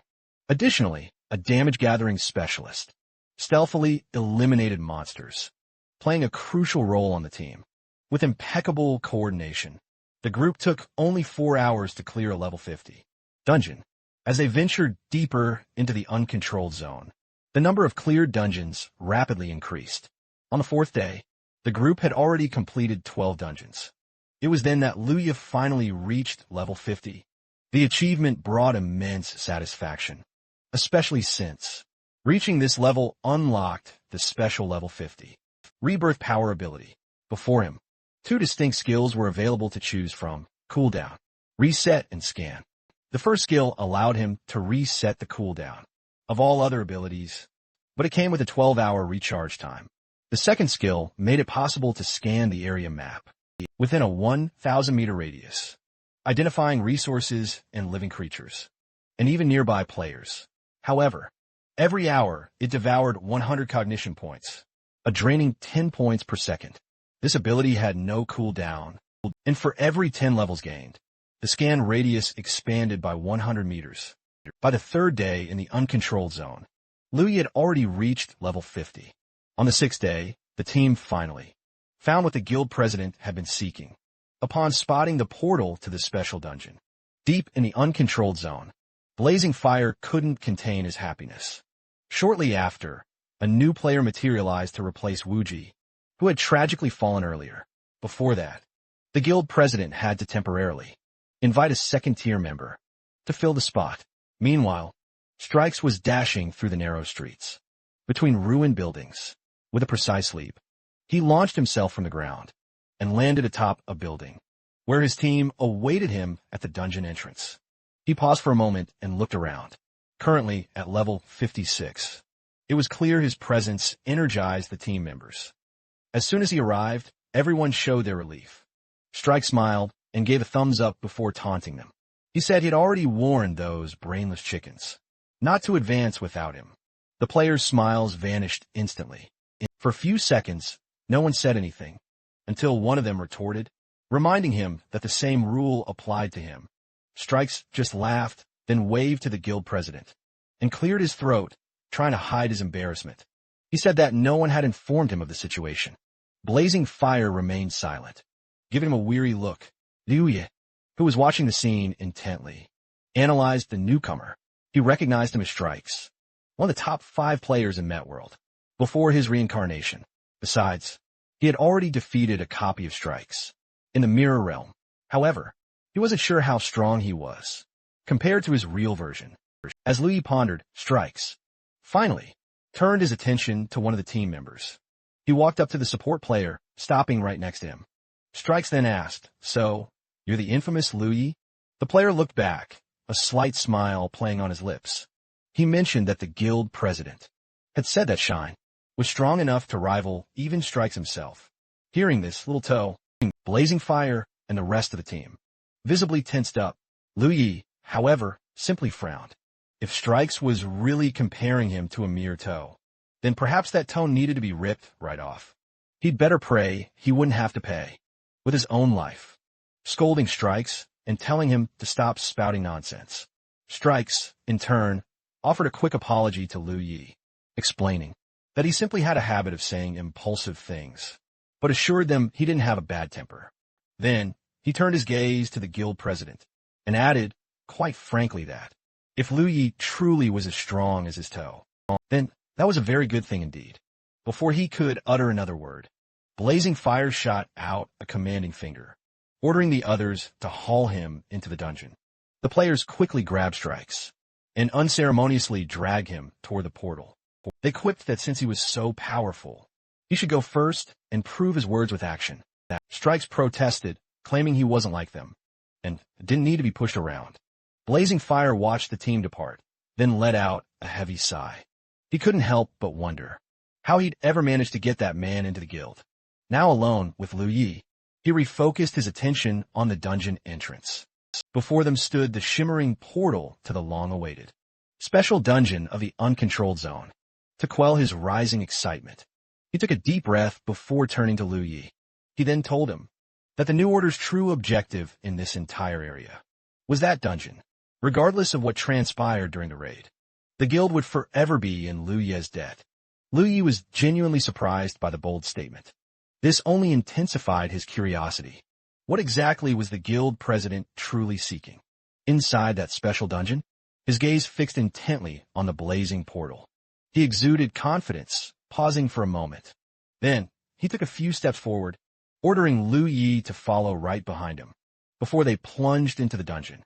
Lu Yi, however, was deep in thought about his past life.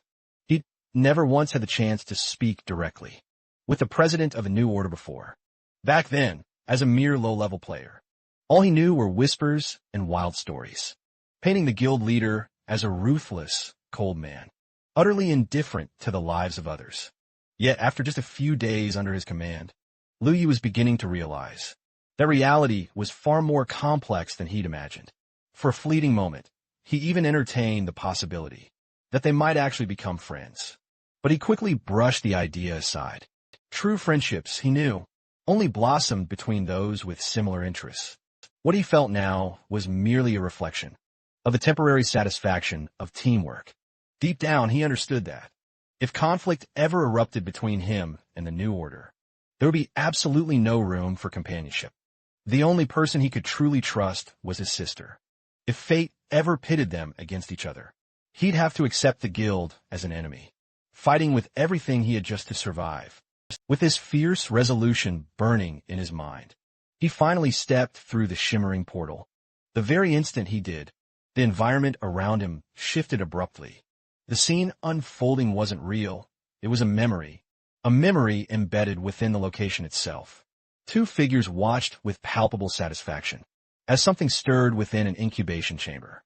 The creature had been successfully brought to life.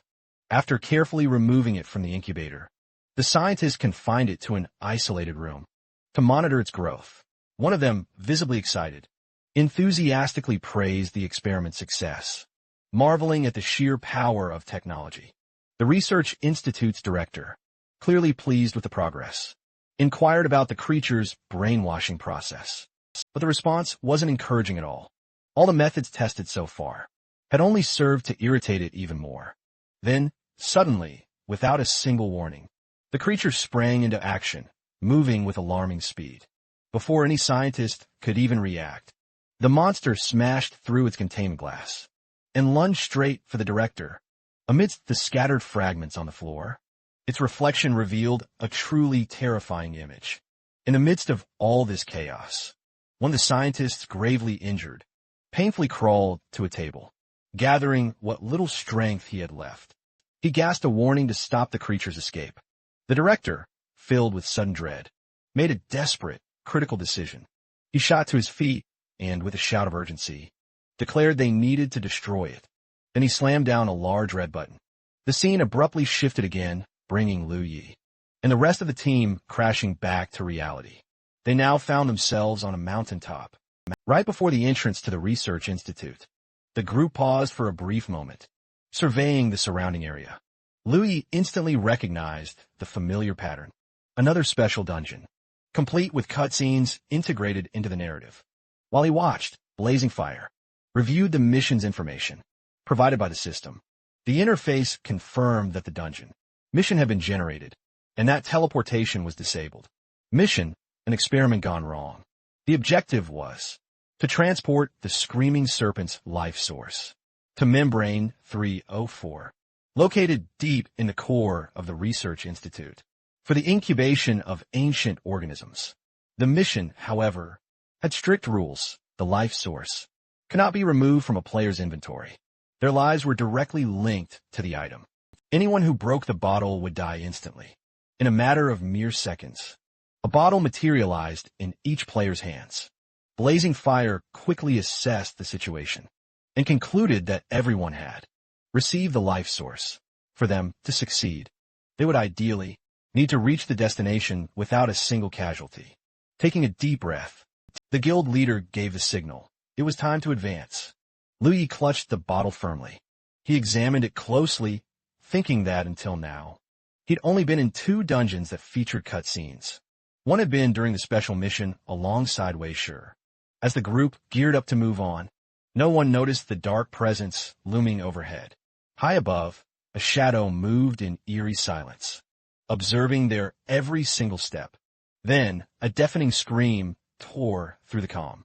A colossal serpent suddenly appeared before them. Its roar reverberated throughout the entire mountain. The group instantly spun around, startled, a chill racing down their very spines. As they stared down the terrifying creature, Blazing Fire quickly sprang into action, trying to coordinate the players fast and order them into combat formation. But before they could even react, the serpent unleashed a second, chilling scream, this time unleashing a powerful sound wave. The impact was utterly devastating. Several players collapsed to their knees, dropping their bottles in the process.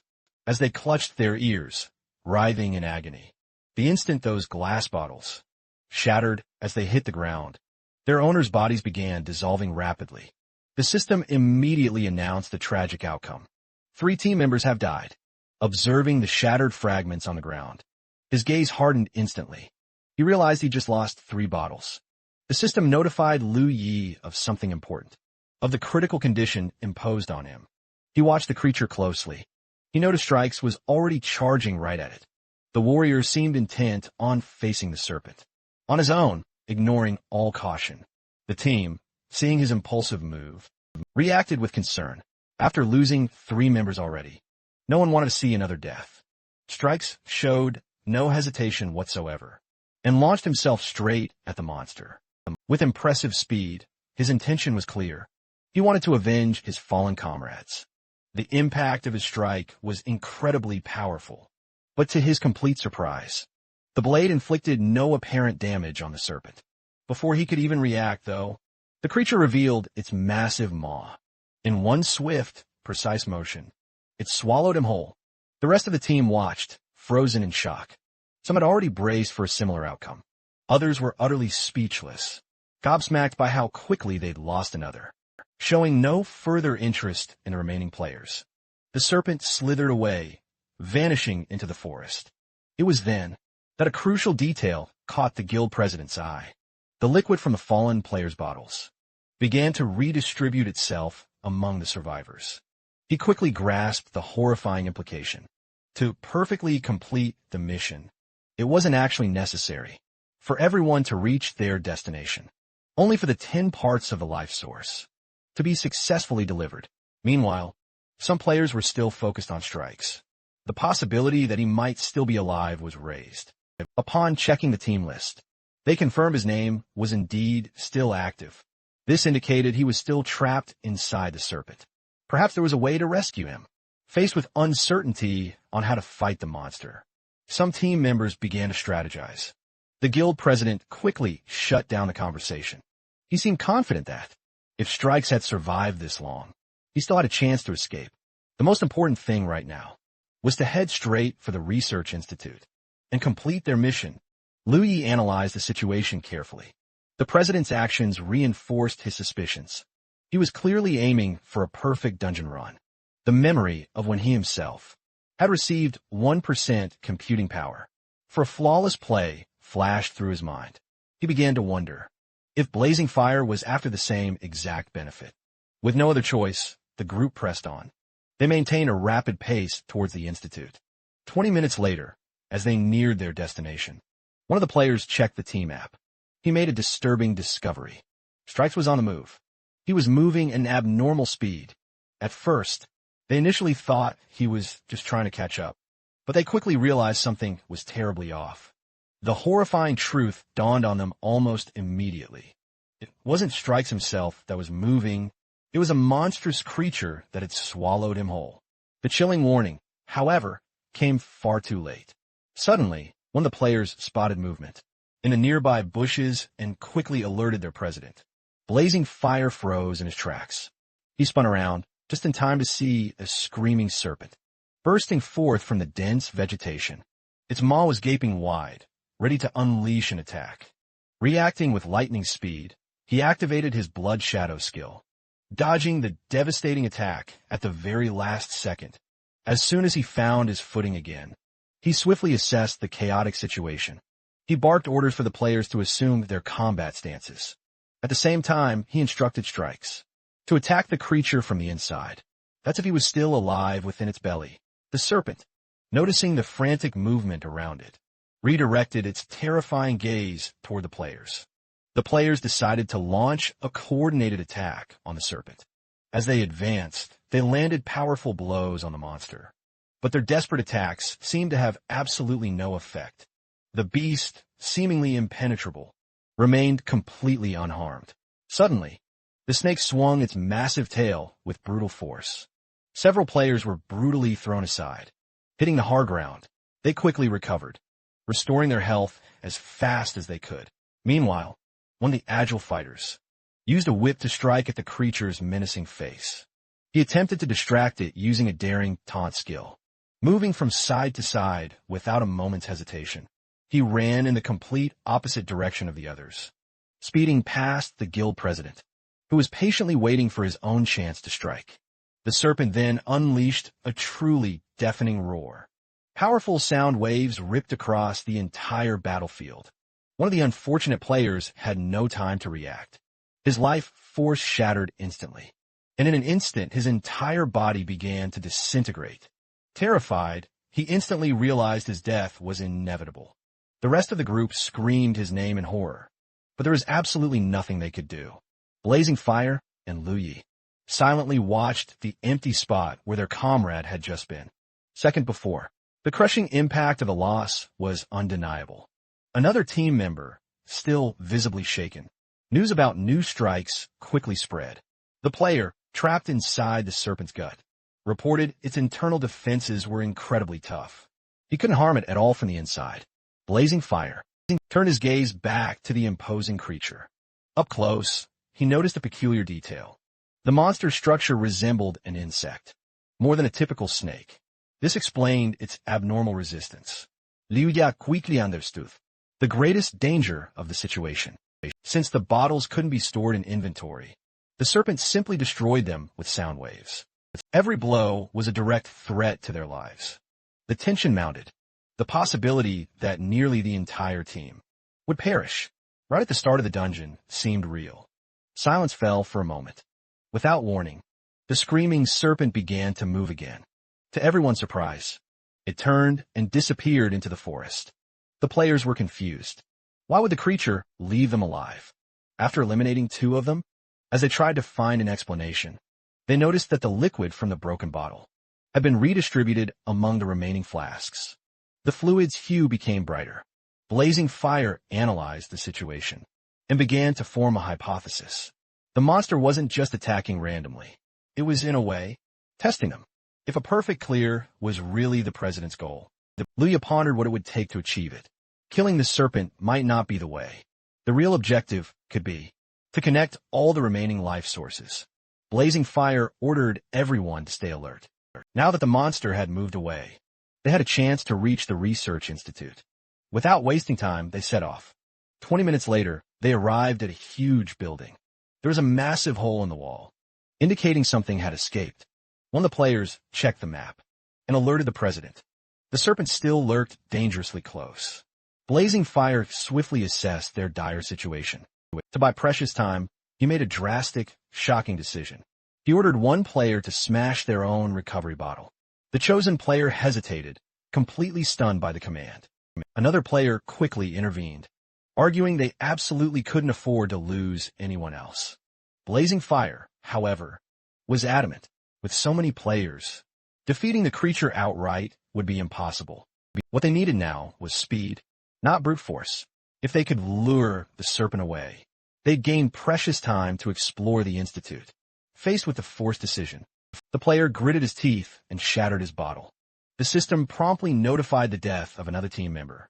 As soon as the flask shattered, the screaming serpent immediately spun around and headed the opposite way. The strategy had worked. They'd successfully distracted the monster. The players, greatly relieved, continued on their path. One of them, excited, praised the plan's sheer genius. Another stated they should thank their captain. Thanks to him, they now had a way to track the dungeon boss's movements with ease. Blazing Fire checked the map, confirming his theory. Meanwhile, Lu Yi began to deeply reflect. Before, he'd refused to spend money on equipment and levels. Now, if Blazing Fire knew how to achieve a perfect clear, he himself could become a target. As soon as they reached the Institute, in that confined environment, surrounding him would be all too easy. Blazing Fire urged them to hurry up. The Institute's entrance was already clearly visible. The group dashed through the clearing that led straight to the building, reaching the stairs.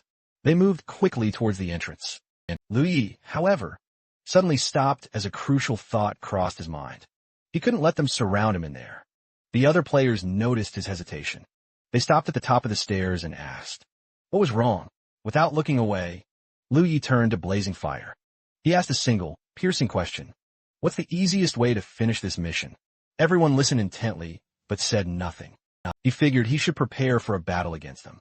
The president's brow furrowed. He then strode to the edge of the stairs. In a grave tone, he declared Lu Yi was mistaken. This dungeon's difficulty was incredibly high, and he had absolutely no intention of harming him. His sole objective was completing the mission. If Lu Yi couldn't trust him, he was welcome to wait outside, while the three of them completed their task. Despite the unknown dangers lurking inside the Institute, the serpent's threat outside was far more dire. Lu Yi remained silent, carefully assessing the situation. One of the other players called out to him, questioning his sudden hesitation. He demanded to know why Lu Yi distrusted the president. He considered it an absurd joke. Another player quickly agreed, pointing out their long history of cooperation.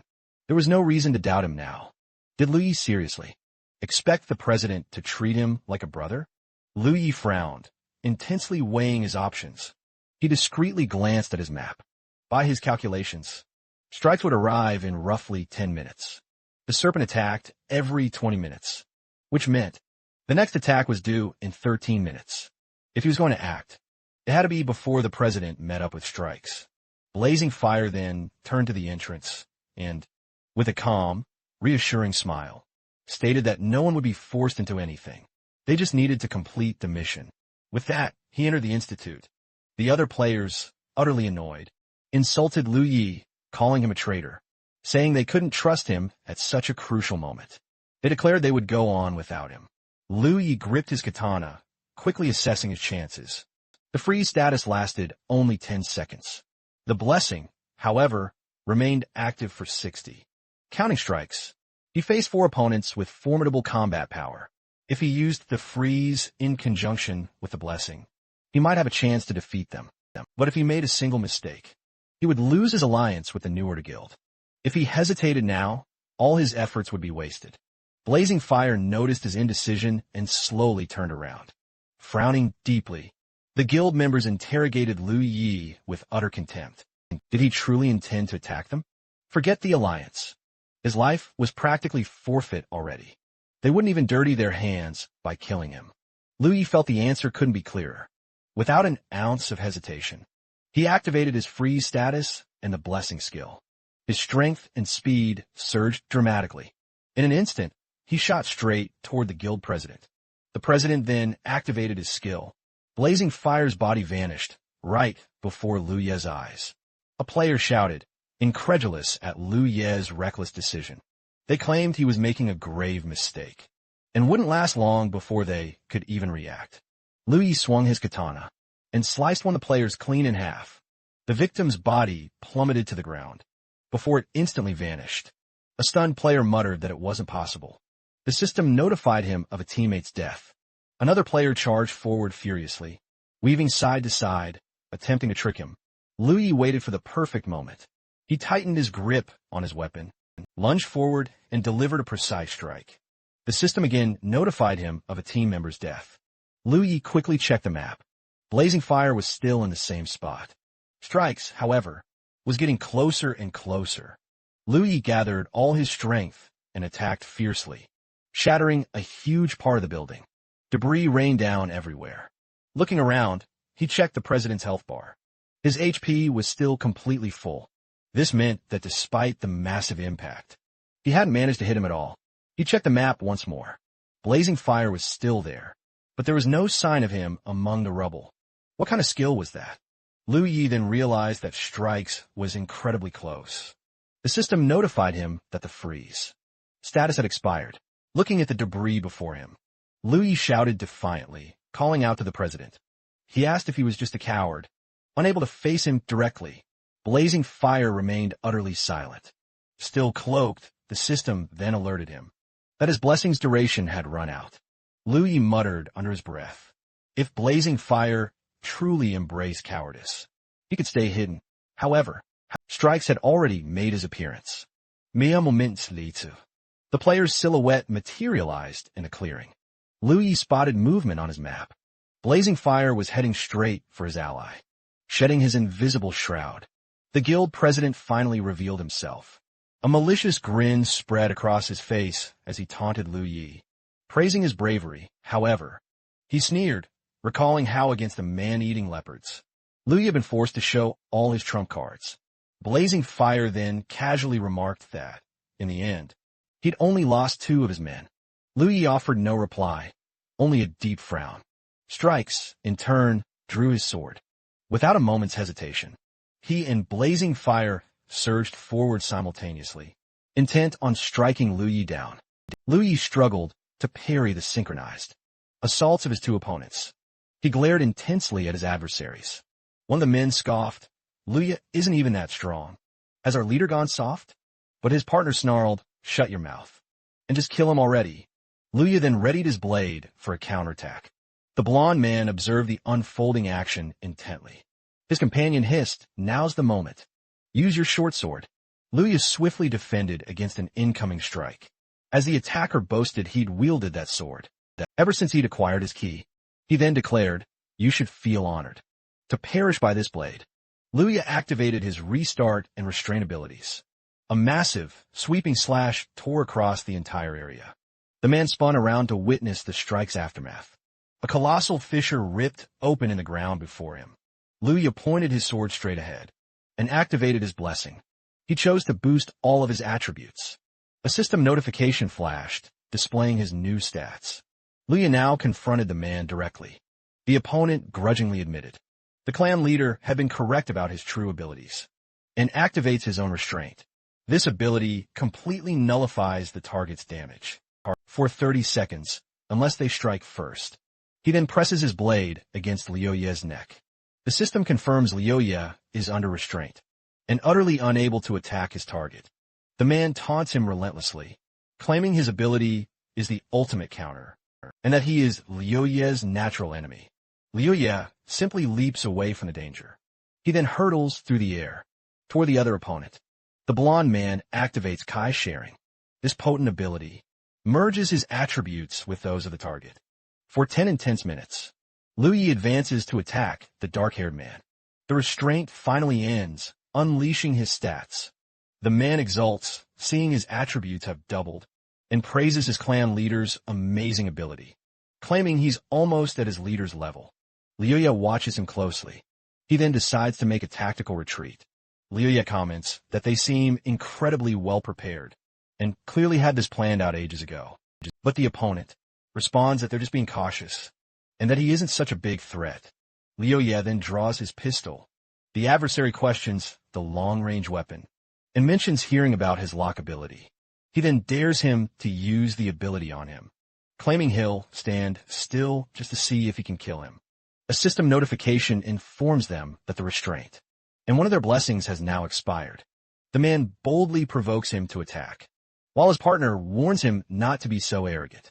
Now that the restraint has ended, Liu Ye aims the weapon and calmly says, "As you wish." And the partner urgently warns about the power of that weapon. But the opponent simply says not to worry, claiming it's a normal weapon he can easily dodge. Liu Ye activates his freezing lock, freezing the adversary in place. The man gasps, wondering how that's even possible. He wonders if the pistol could be his Kai weapon, but his partner thinks it's simply impossible, since he also uses a katana. Liu Ye simply bids a chilling farewell to his opponent. A system notification reveals that his next attack. This will deal triple damage. The leader asks if he can escape the lockdown, but the man grimly says no, even with his 10-second immunity ability. His partner scolds him, pointing out that now, Liu Ye only needs to shatter their bottles. The man slowly turns around, a strange expression on his face. He reveals he strategically placed the bottles on his back, and suggests the leader use his shadow dive as a precaution. But then, the leader shockingly reveals he's already used that ability to escape the previous attack. A shot pierces through the immobilized man. The system confirms his teammate has died, and he chillingly realizes the shot not only bypassed his immunity, but also shattered the bottles. The man screams, "It can't be." He stumbles back, reeling from the blow. His body begins to disintegrate into particles. He wonders, did I lose? But vows he'll win next time. A notification confirms his teammate's demise, and Liu Ye lowers his head. He turns to leave, but 2 items left behind float eerily on the ground. Liu Ye admits he feels no joy in this victory, knowing they will surely return for revenge. He then muses, there will always be enemies on his journey, but these ones are especially troublesome. However, he states he's not afraid of them in the game, since their power only affects him in reality. That is, until the Yuan world suddenly descends. A pair of menacing eyes emerges from the darkness. Behind him, Liu Ye stares into the darkness ahead. He quickly leaps away, then spins around and curses. A colossal serpent materializes before Liu Ye. The creature twists its massive body and slithers away. He wonders, is it really leaving? Liu Ye then deduces the serpent is sparing him, because he destroyed the bottles.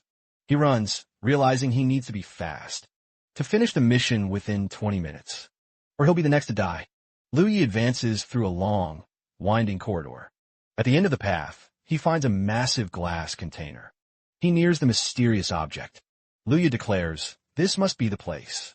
He clutches an item in his hand and observes no monsters or researchers are present.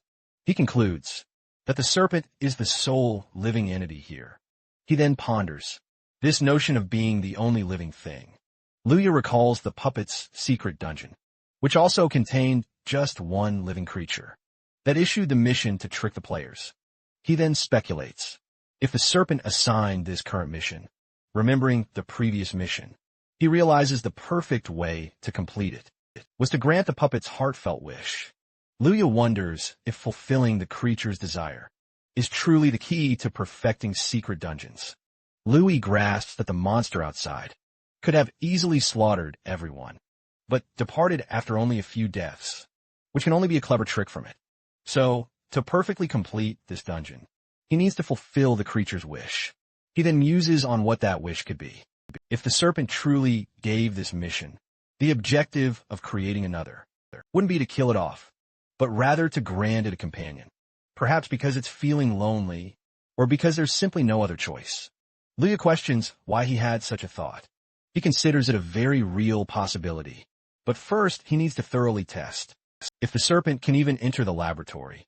He then spins around and ponders what he'll do if it can't enter. Liu Ye decides to wait for 20 minutes, and if the serpent doesn't attack him, he'll try to persuade it to leave alongside him. He recalls that the Imperial Soul engraving allows a monster to possess its master's weapon. A memory pulls him back to the equipment shop, where he discovered that members of the New Order were already at an astonishing level 50. He regrets not having prepared more thoroughly, since he couldn't ask the others to simply wait for him. Then, he recalls seeing various types of enhancement orbs. There, he observed that enhancement orbs, these engraving orbs, can be traded for dungeon essence. He realizes just how handy these items are, and then notices another item up for trade. Liao gets a strong feeling. Those items will come in handy later.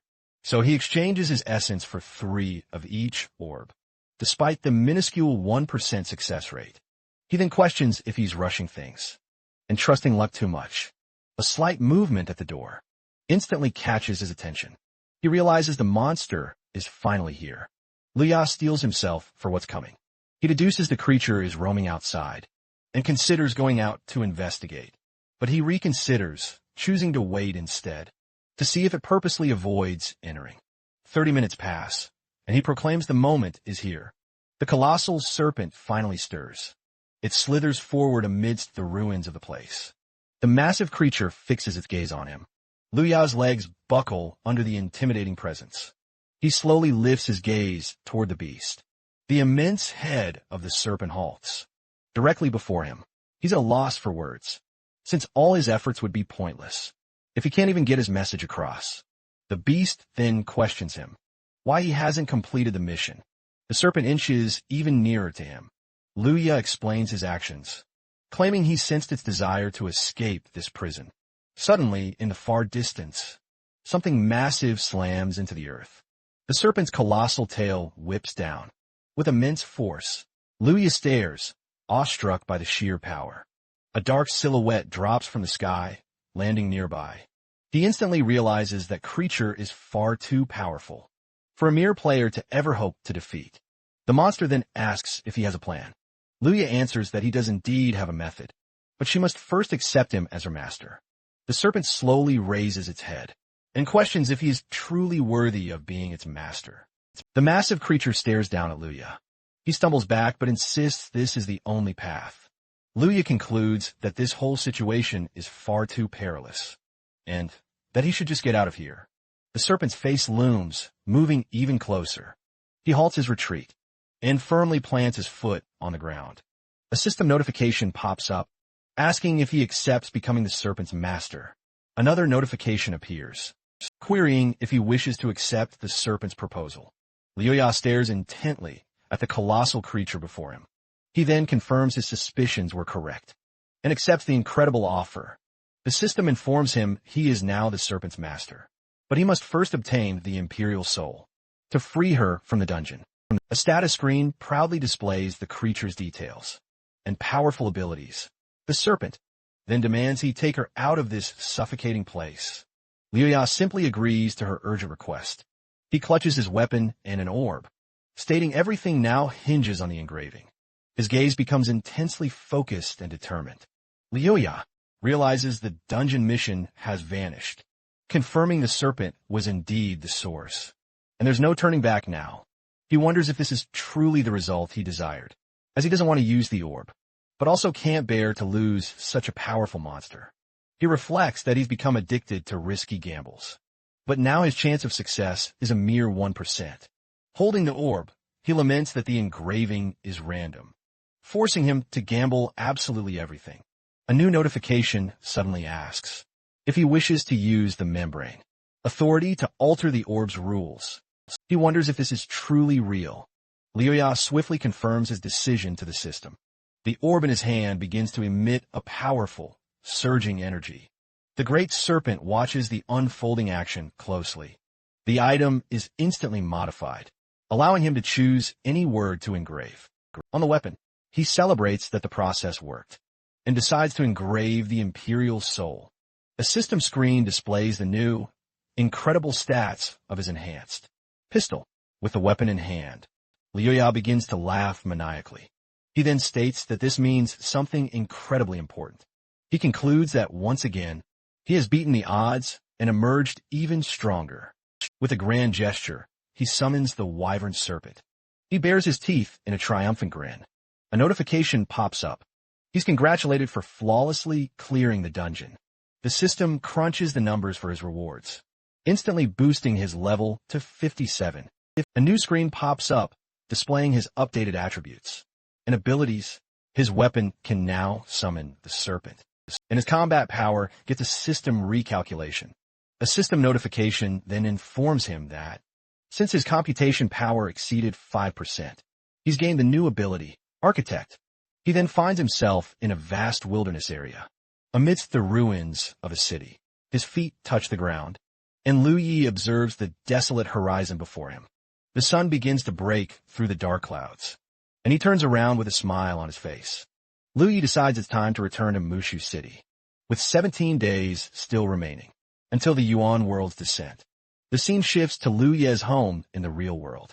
Sitting in his room, he feels utterly exhausted.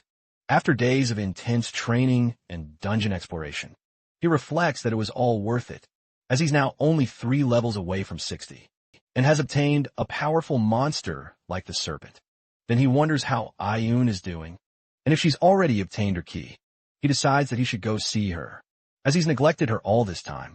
He approaches the door, thinking he should have checked on her from time to time, and perhaps even taken her to train with him. When he reaches the door, he hears a female voice inside, praising the growth of someone called Nian Chu. A young man inside then replies that the same goes for her, and asks to check the goods for his brother. Lu Yi hears another female voice asking what they're doing, and telling them to stop. He freezes and turns around. Then he runs away, deciding it would be better to meet her. Inside the game, Lu Yi laments not having stayed online the previous night, as now Ayun and her friend are offline. He then decides that, for now, he'll upgrade his equipment and then rest for a while. His level is now 57, which allows him to use level 60 equipment. He considers buying what he needs with money, remembering that the New Order clan still hasn't paid him. A new message pops up, sent from the leader of the New Order, and with it his payment. Lu Yi opens the message, curious what the leader could possibly want. He then questions, does the leader really want reconciliation, especially after he profited from the clan's downfall? In the message, the man explains that circumstances forced his hand, and Lu Yi replies that it's fine. He finds the New Order leader's behavior quite strange, and wonders what he's trying to gain from all this. So, he decides to ignore him for now, and focus on boosting his combat ability, before the Yuan world's peak truly arrives. Another message arrives, and opens automatically. He opens it, certain it must be from Ayun.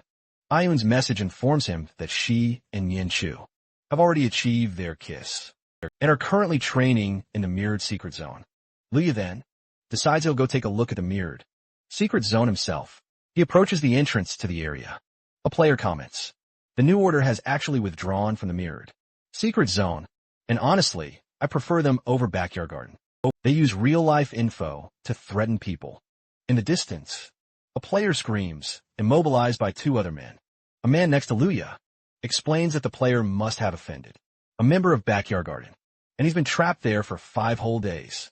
Lu Yi clarifies that even if he logs out, the player will just reappear in the same spot and remain utterly trapped. A gambler celebrates, exclaiming the goddesses have won again, and continue to bring him money. The crowd praises the 2 sisters for their beauty and incredible strength. They've maintained a winning streak ever since they arrived. Ayun and Yin Chu pose proudly with their weapons. The surrounding players congratulate them heartily, calling them amazing and a rare combination of strength and beauty. Lu Yi finally recognizes them. It's Ayun and Yin Chu. He observes the massive crowd and wonders what exactly happened to them to make them so incredibly popular. Ayun then thanks everyone for their compliments, but he reminds them to keep their word and properly split their hard-earned cash. Nearby, a man next to Lu Yi muses, if their real-life bodies are just as stunning. Another player then interjects, stating that, if they're truly like that in real life, that'll be mind-blowing. However, he's already burning with jealousy for their future spouse. Then, a white-haired man approaches Lu Yi and advises him not to get so down, since there's no earthly way to have a relationship with them. He then sagely concludes that you can only ever have a relationship with such stunning beauties in your dreams. Lu Yi mutters, that's a bit much. The white-haired man scoffs, asking if he actually knows them, or even hangs out with them daily. Ayun's head snaps toward them. She then slowly approaches, her gaze sweeping over the men around. The man assures Lu Yi that he understands his feelings, since they're clearly in the exact same boat. Suddenly, Ayun materializes right behind the 2 of them, startling the poor man. The crowd murmurs, wondering why she's walking straight for Lu Yi, and if there's something going on between them. Lu Yi meets her gaze, and she beams at him. The white-haired man silently wonders if Lu Yi genuinely knows her. Ayun then pounces on him, pulling him into a hug, exclaiming that he's been incredibly busy. The crowd roars, threatening to attack him. But then someone suddenly yells, "Big brother." Everyone freezes, and one of them finally recognizes him. The crowd then collectively starts calling him brother-in-law. Elsewhere, Nianshu's phone pings with a new message. She then quickly reads the message's contents. A mysterious figure updates Sister Lee that their proposal was rejected once more. She furiously scratches the wall and rages at the sheer audacity of those two. The woman warns that they'll never play again and commands her team to go capture them. Ayun leans contentedly on Lu Ye's shoulder, but her eyes suddenly snap open as she peers over his shoulder. She declares he's here. Ghostly's messages continue to be a barrage of threats and insults. Ayun abruptly pulls him into a hug, then pauses. She then dramatically laments that, because she was born so beautiful, even her own brother is completely enchanted by her. Lu Yi grumbles about her overwhelming strength. He's practically suffocating in her tight embrace. A disciplined group of uniformed figures marches in formation, advancing steadily through the Grand Hall. 3 vigilant guild members closely observe their every move. Suddenly, they're startled to spot Lu Yi, Nianshou, and Ayun standing on the opposite side. Ghost Li and her intimidating followers approach, leaving everyone else bewildered by their sudden presence and unknown intentions. Lu Yi remains steadfast beside his companions, glaring intently at the incoming group. In mere moments, they find themselves utterly surrounded. The young man eyes Ghost Li and her 2 personal guards, positioned on the far side of the hall. Lu Yi then swiftly moves to shield Nianshu and Ayun, defiantly extending his arm to protect them. But a hand suddenly seizes his arm, preventing him from moving forward. Ayun tells him to let her handle it, stating that the problem is solely hers. She glares intensely at Ghost Li, who imperiously demands the young woman kneel and beg for forgiveness, or else forever give up the Yuan world. Nianshu explains to Lu Yi that Ghost Li is out for revenge, because they rejected her proposal to rob other players. Then Ghost Li simply orders her men to surround them. A voice from the crowd questions what they think they're doing now. Lu Yi's small group is now completely surrounded by a bustling crowd. Lu Yi is genuinely surprised by the crowd's sudden intervention, but Ghost Li, enraged, warns them not to meddle in backyard gardens affairs, claiming that they will all surely lose. She then questions whether they are daring to rebel, and fiercely threatens them with dire consequences for offending her powerful guild. Visibly intimidated by the looming threat, some men in the crowd hesitantly step back. Ayun turns her face and offers a faint, reassuring smile. The young woman tells them not to worry, and that everything will be resolved calmly. The trio from before advances once again, shouting among the other players. Nianshu then dramatically reveals to everyone that the whole fight started because they rejected a villainous proposal to steal money from players. She then apologizes with a playful, teasing expression. Lu Yi and Nianshu insist on helping, but Ayun states that she cannot ask for anything that could put them in danger. One of the men in the crowd pipes up. He clenches his teeth, a firm decision made. Ghost Li mocks Ayun, declaring no one would dare offend Backyard Garden because of her, but the man proclaims their goddess got into trouble for everyone's sake, and they won't act like cowards. The declaration catches Ghost Li by surprise. While Ayun watches with a smile, he presses on with his speech, declaring their brother-in-law is watching, and they must act to face him proudly. Lu Yi is utterly baffled by this sudden declaration. Beside him, Nian Chu covers her mouth, barely suppressing her laughter at the situation. The crowd surges toward Ghost Li's group, and one of her men suggests they retreat, since they're at a disadvantage.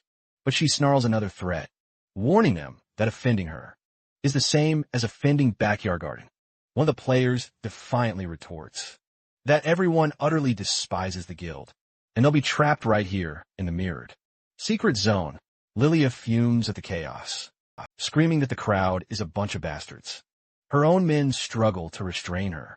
As she shrieks, she'll kill them all. The young man ponders if everything was resolved, without him needing to intervene. The scene reveals the majestic tower of the mirrored secret zone. Luya questions her about using the players to deal with Ghost Lee, and Ayun confirms the plan. However, she stresses that the plight of ordinary players, oppressed by Backyard Garden, has not yet been resolved.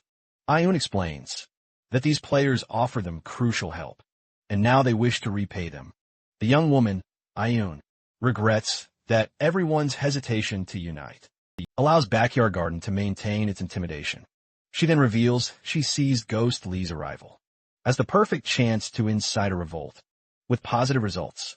Nianshu adds that the crucial first step has been taken, and now they must uphold this unity. Their conversation among the three continues. Liu if he should have been more involved in her progress. But then he realizes he worried far too much, completely unnecessarily. After all, she's absolutely crushing it in the game and forging her own incredible path. A faint smile plays on his lips as he watches the players scattered throughout the hall. He concludes that if Ayun can truly unite them, they'll become an invaluable asset in the future. Liu Yi understands that even on a different path, she still has a remarkably bright future ahead. Meanwhile, in the background, the massive arena doors finally clang shut. The imposing structure of the secret zone majestically rises, looming high amidst the clouds. Two guild members stride past, their expressions grim and serious. A group quickly recognizes the feared second team of Backyard Garden, all of them formidable level 45s, arriving to decisively deal with the escalating situation. After firmly instructing his sister to protect herself, Louis decides to make his exit from the mirrored secret zone. He strides through the courtyard, his expression thoughtful and pensive. From a short distance away, the young man observes the massive battalion of the enemy guild, steadily gathering. Liu Yi keenly analyzes that, while their sheer level is certainly an advantage, their overwhelming numbers are their true, terrifying power. He continues on his journey, believing that Ayun's fame will skyrocket if she manages to resolve this crisis. A slight smile playing on his face, the young man decides to dedicate the next 10 days to intense training, trusting completely that his sister can bravely handle these problems on her own. But a sudden, chilling order rings out. Kill anyone who dares leave the zone. This immediately puts him on high alert as hasty footsteps rush toward him. Three aggressive players confront him for utterly ignoring their warnings, and, without hesitation, decide to attack him. Liu Yi is utterly bewildered by this sudden, unprovoked hostility. Suddenly, an urgent announcement blares, informing everyone that Backyard Garden members are finally arriving. The news sends immediate pandemonium through the already restless crowd. Ghost Lee's booming voice shouts for everyone to tremble in fear, embrace themselves for their impending punishment, fiercely questioning who on earth dared to lay a hand on her. One of the panicked players nervously asks what they're supposed to do now, while Ayun calmly steps to the very front of the group. Ayun calls for calm and bravely announces that Nianshu has gone to seek reinforcements from her family clan, reminding them that they outnumber the enemy. The group of players agrees that if they stay united, they will be unbeatable, but doubt still lingers among them. Then she turns around and leads the crowd to negotiate, declaring that problems in the game should be resolved within the game. They approach the entrance of the mirrored secret zone. A white-haired young man peeks through the entrance and finds the silence outside strange. Suddenly his eyes widen in shock. Ayun and the group see him, and she asks what happened. She reassures her followers that with their numbers, there is nothing to fear. The crowd shouts in agreement, but their expressions changed to pure astonishment. Outside, Luya stands alone in a courtyard, now filled with spheres. He then slowly turns to face the entrance. The crowd, led by Ayun, recoils in shock at the scene before them. The white-haired young man stammers the word, brother-in-law, unable to believe that he eliminated the reinforcement team by himself. Impressed, the other players declare that they will follow him from now on and obey his orders. In a distant location outside the control area, the situation is reported. Lord Xuan, the guild leader, asks whether all of his men were killed. One of his subordinates bows and admits that he was reckless. The Lord watches him in silence. The man remains bowed, while the rest of the team awaits the decision. With a smile, Lord Xuan says that the punishment of merely dying and resetting one's level seems too light. He then decides that 20 days of rest will be the appropriate punishment. Other members comment among themselves that, for the loss of nearly 100 players, this seems more like a reward. The subordinate raises his head, and Lord Xuan asks whether he has any problem with the decision. The man immediately thanks him for his mercy. Lord Xuan dismisses him, promising him a new job upon his return. He then turns around and asks what information they've gathered about the player. A member reports that he has connections with the New Order and that they were interrupted. While trying to investigate further, Lord Xian then realizes that this young man is a prodigy of Lord Zhu. He concludes that Lord Zhu must have obtained part of the computational power and handed it over to the player, explaining his incredible strength. Lord Xuan questions why Lord Zhu would entrust so much power to a mere player. He then plans to kill the young man in the area of madness, where the agreement of the four lords does not apply. With a sinister smile, he reveals he will blame Lord Zhu for the incident if the player is killed. Meanwhile, in the wild area, Lord Bai, leader of another faction, gazes at the horizon. At the same time, on the eastern side, Lord Xin makes the same decision as his rivals. Back in the mirrored secret zone, Luya asks them to take care of his sister, as he needs to leave to upgrade his equipment. He covers his face with his hand, finding the players' excitement somewhat excessive.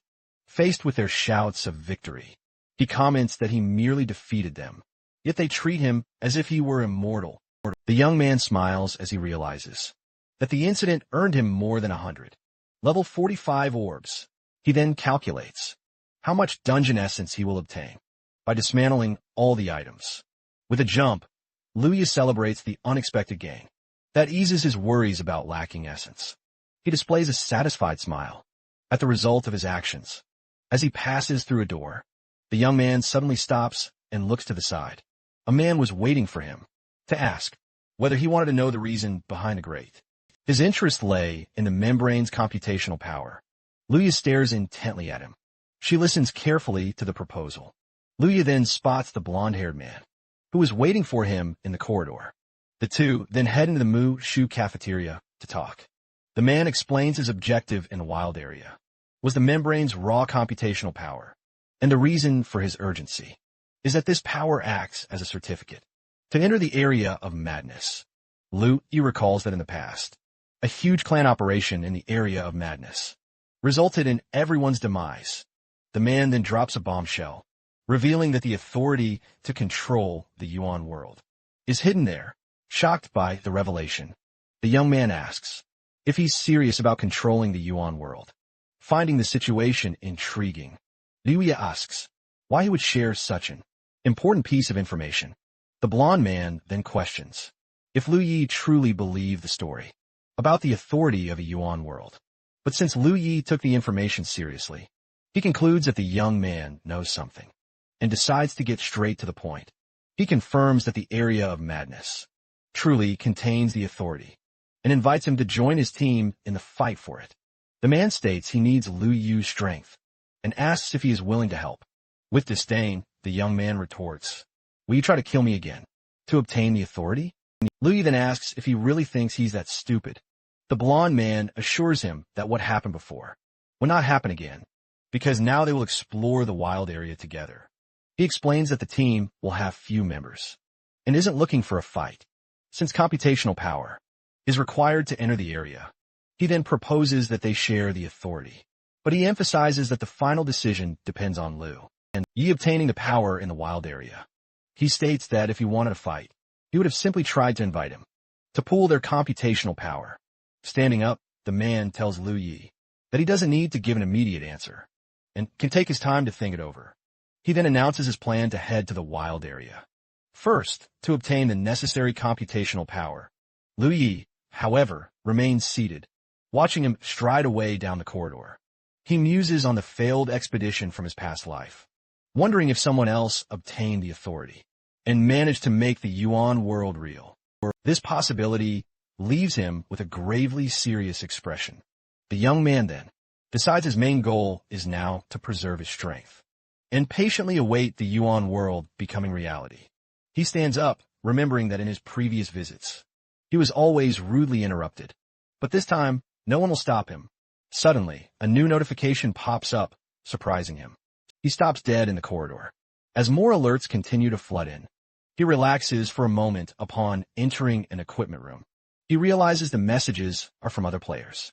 The interface displays his current dungeon essence and a limitation of only engraving level 50. Equipment. He analyzes the system, which informs him about additional engraving slots. For every 10 levels, the young man then calculates he needs 300 essences to upgrade his 9 pieces of equipment. He does the math and quickly realizes that to engrave all his level 50 equipment, he'll need at least 8,000 essences to upgrade everything to level 60. He calculates he'll need another 6 by 200 essence. The young man then gives the command to open all the loot orbs he'd received.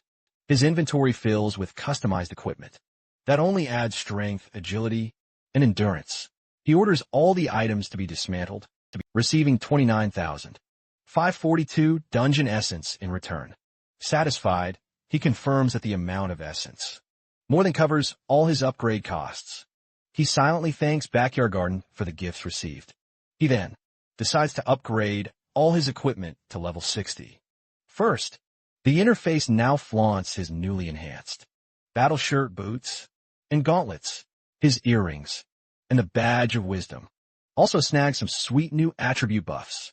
Up next, his katana and pistol upgrades are finalized. His character sheet now reveals his level has soared to 57, and his wisdom stat hits a whopping 1,600. A notification pops up informing him that for smashing the 1,000 wisdom points mark, he snagged a brand new regeneration skill. His skill list gets an instant update, boosting his overall combat capability significantly. He inspects his shiny new gear, declaring he's officially strong now. The young man compares his current power to his past life, back when his attributes were measly level 1. Then, he announces his plan to modify the engraving orbs. But he hesitates, unsure how to even start. He then attempts to use his architect ability to tweak the engraving orb and reset its cooldown time. He realizes it's not possible to simply reset the skill's cooldown. He calculates that he would need a full 2 days to engrave all of his equipment. Holding the orb, he concludes he'll just have to take things slowly. But then a notification informs him the cooldown time has been reduced. He decides to grind a few levels while waiting it out. The scene then shifts to the game's bustling main lobby. The young man dramatically drops to his knees, frustrated that he never imagined he'd be in such a predicament. He despairs upon realizing that to enter a dungeon, he needs players with a maximum level difference of 10, but most active players are only level 43. The crushing realization that his own level is too high leaves him even more discouraged. Sitting on a sofa, he wonders what to do, especially since the unworld will become reality in just a few days. He then remembers the intriguing proposal about the area of madness. This power lets him control the entire game. Luya realizes that to wield such power, a player would need to be the absolute best. But he knows this mission is incredibly risky, because failure means all his hard work will be for nothing. He starts brainstorming ways to cheat death, at least once. Maybe an escape skill or temporary immunity. Then, he considers the possibility of revival. With all his levels and stats perfectly preserved, an idea sparks in his mind. The reversion orb. Luya gazes at an imposing skyscraper against the twilight sky. With that orb, which revives a player to their exact previous state, he could finally brave the area of madness. Satisfied with completing his objective of upgrading his equipment to level 60, he decides to gamble his remaining essence. The young man walks confidently, believing a victory could net him enough essence to upgrade everything to level 70. He then heads to the test tower section of the mirrored secret zone. The tower boasts 21 floors, each with an enhanced guardian, designed to test a player's true overall strength. To obtain the ultimate rewards, you must clear all floors in a single, unbroken run. And guess what? One of those rewards is the reversion orb. A leaderboard displays the current ranking of players who've pushed the furthest in the tower. Announcements blare, informing everyone the next round of trials will begin soon, emphasizing the fierce rivalry between the top-ranked leaders. White Knight, a level 33 player, confidently states he just needs to stay calm and keep his pace. But Devil Darkness, level 32, boldly declares he'll set a new record today. The crowd watches the scene, with one person commenting, but the player's boastful display is frankly embarrassing. Louis observes the bustling crowd, remembering that the test tower opens only once every 8 hours. He realizes he's arrived at the perfect moment and prepares to enter the next round. The crowd parts, making way for the specialists. Since, apart from the two leaders, no one else has passed the 6th. Floor 3. Players comment that the Guardian on the 7th floor is extremely strong, which explains why most people get stuck there. The young man then walks toward White Knight and Devil Darkness. The other players wonder whether the newcomer is strong, or just an idiot since his level is hidden. White Knight observes the newcomer, commenting that he is brave to challenge the tower. Alongside them, Devil Darkness approaches Liu Yi and says that his determination motivates them to improve, even more with a smile. The young man thinks that the two resemble the 6th and 7th place specialists. From his previous life, he remembers that they were also the first to obtain the reversion orb, and the tower challenge begins. With a determined expression, Liu Yi prepares for the start of the trial. The three are transported inside the tower, and the crowd rushes to check the rankings. One of the spectators asks his companion if he really saw what happened. The other confirms in shock that yes, he did, determined not to let the chance slip away. The two begin to walk. They then announce the bets, asking who will reach the highest floor in the tower. A notification announces that the test tower challenge will begin soon, once the player's status is 100% restored. Next, a list of usable skills is displayed, but another notification informs that an unknown interruption prevents the cooldown reset of one of the skills, and the system asks him to select the proportion of dungeon essence, and he chooses 100%. After the essence is deducted, the system confirms the floor rewards, and Liu Yi appears in the arena. He then finds himself facing a guardian on the first floor of the tower. The guardian is a level 27, rank 1 defense specialist, with no awakening abilities. Liu Yi wonders if he was too confident. He'd bet all his essence, without even knowing the rules of this place.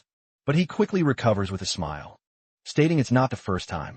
He's risked absolutely everything. He believes that only by risking it all can he truly improve. As the guardian leaps to attack, and to achieve absolute victory, he needs to shatter his limits. The moment their swords clash, Liu Yi expertly blocks the opponent's strike and immediately prepares his counterattack. His powerful strike lands on the guardian, dealing a whopping 1,236 damage. He finds the result quite strange, since the damage was almost equal to his total attack power, and wonders why a defense specialist is so incredibly weak. Meanwhile, back in the lobby, the current ranking displays Devil Darkness and White Knight in the absolute top positions. Two players in the lobby comment that White Knight and Devil Darkness are just as strong as everyone expected to reach the 3rd floor so incredibly quickly. One of them then says he heard that Devil Darkness has massively increased his power and is confident he can reach the 15th floor. He then reveals an emblem that will allow him to enter the Sky Tower Guild directly, planning to use it to gain fame elsewhere. Silly Kai lets out a restrained laugh. His companion worries about the huge risk of the plan, since other players might realize that Yi has some serious combat ability after the initial excitement. The green-haired young man begins to worry. Silly Kai quickly reassures him, explaining that guildless players like Yi wouldn't be that strong, and asks whether he thinks he could actually defeat the other two. But his friend raises the possibility that Yi might actually be only level 40. Silly Kai instantly realizes the implication, stating that if he really is at that level, Then they look in shock at the screen, showing the number of bets on White Knight, and Devil Darkness vastly surpassing those on Yi. Nervous, the two decide that perhaps they should believe in Yi. Inside the tower, Liu Yi stands victorious over a defeated guardian. As his accumulated reward flashes on screen, he swiftly strikes down the next opponent, and his reward notification instantly updates. A screen proudly displays his rapidly growing reward, which is skyrocketing with each victory. As every defense specialist falls before him, Liu Yi effortlessly reaches the 7th floor of the test tower, and his updated status is now displayed. Liu Yi finds everything surprisingly easy, almost too simple. He wonders if his level is simply too high, or if these guardians are just oddly defined by their attributes. Then, the guardian of the 7th floor, a specialist in all attributes, finally appears before him. He recalls specializing in wisdom, and wonders if this guardian is weak. For lacking a Kai combo, the two opponents face each other across the vast arena, a smirk playing on Liu Ye's lips. As Liu Yi confidently declares, if that's the case, then this will be an absolute breeze. The guardian, sporting the number 7 on its helmet, braces for the fight as Liu Yi launches his attack. Liu Yi quickly deduces that the guardian's attributes are only double his own. Even with his own attribute already soaring past 100, he confidently concludes that this 7th floor guardian is truly nothing special, especially since he holds the title of high-level warrior himself. In the bustling lobby, a player points excitedly at the screen, shouting, "Yes, speed has increased. He's flying. He's already reached the 7th floor." Other players gasp in shock, utterly unable to comprehend how he's already on par with White Knight and Devil Darkness. A spectator wonders, what in the world is happening with Yi? Where did he even come from? He then scolds the excited crowd, asserting that what really matters is defeating the guardian, specialized in all attributes. Turning to everyone, he dramatically explains, each attribute of the 7th floor guardian is double that of the challenger. He confidently declares, yeah, it's just an ordinary, guildless player. He's nothing special. He'll be stuck on the 7th floor just like all the rest. But then, the ranking instantly updates. We see you pushing through to the 8th floor, and he's hot on White Knight's heels. The very player who doubted him before is utterly stunned by what he sees.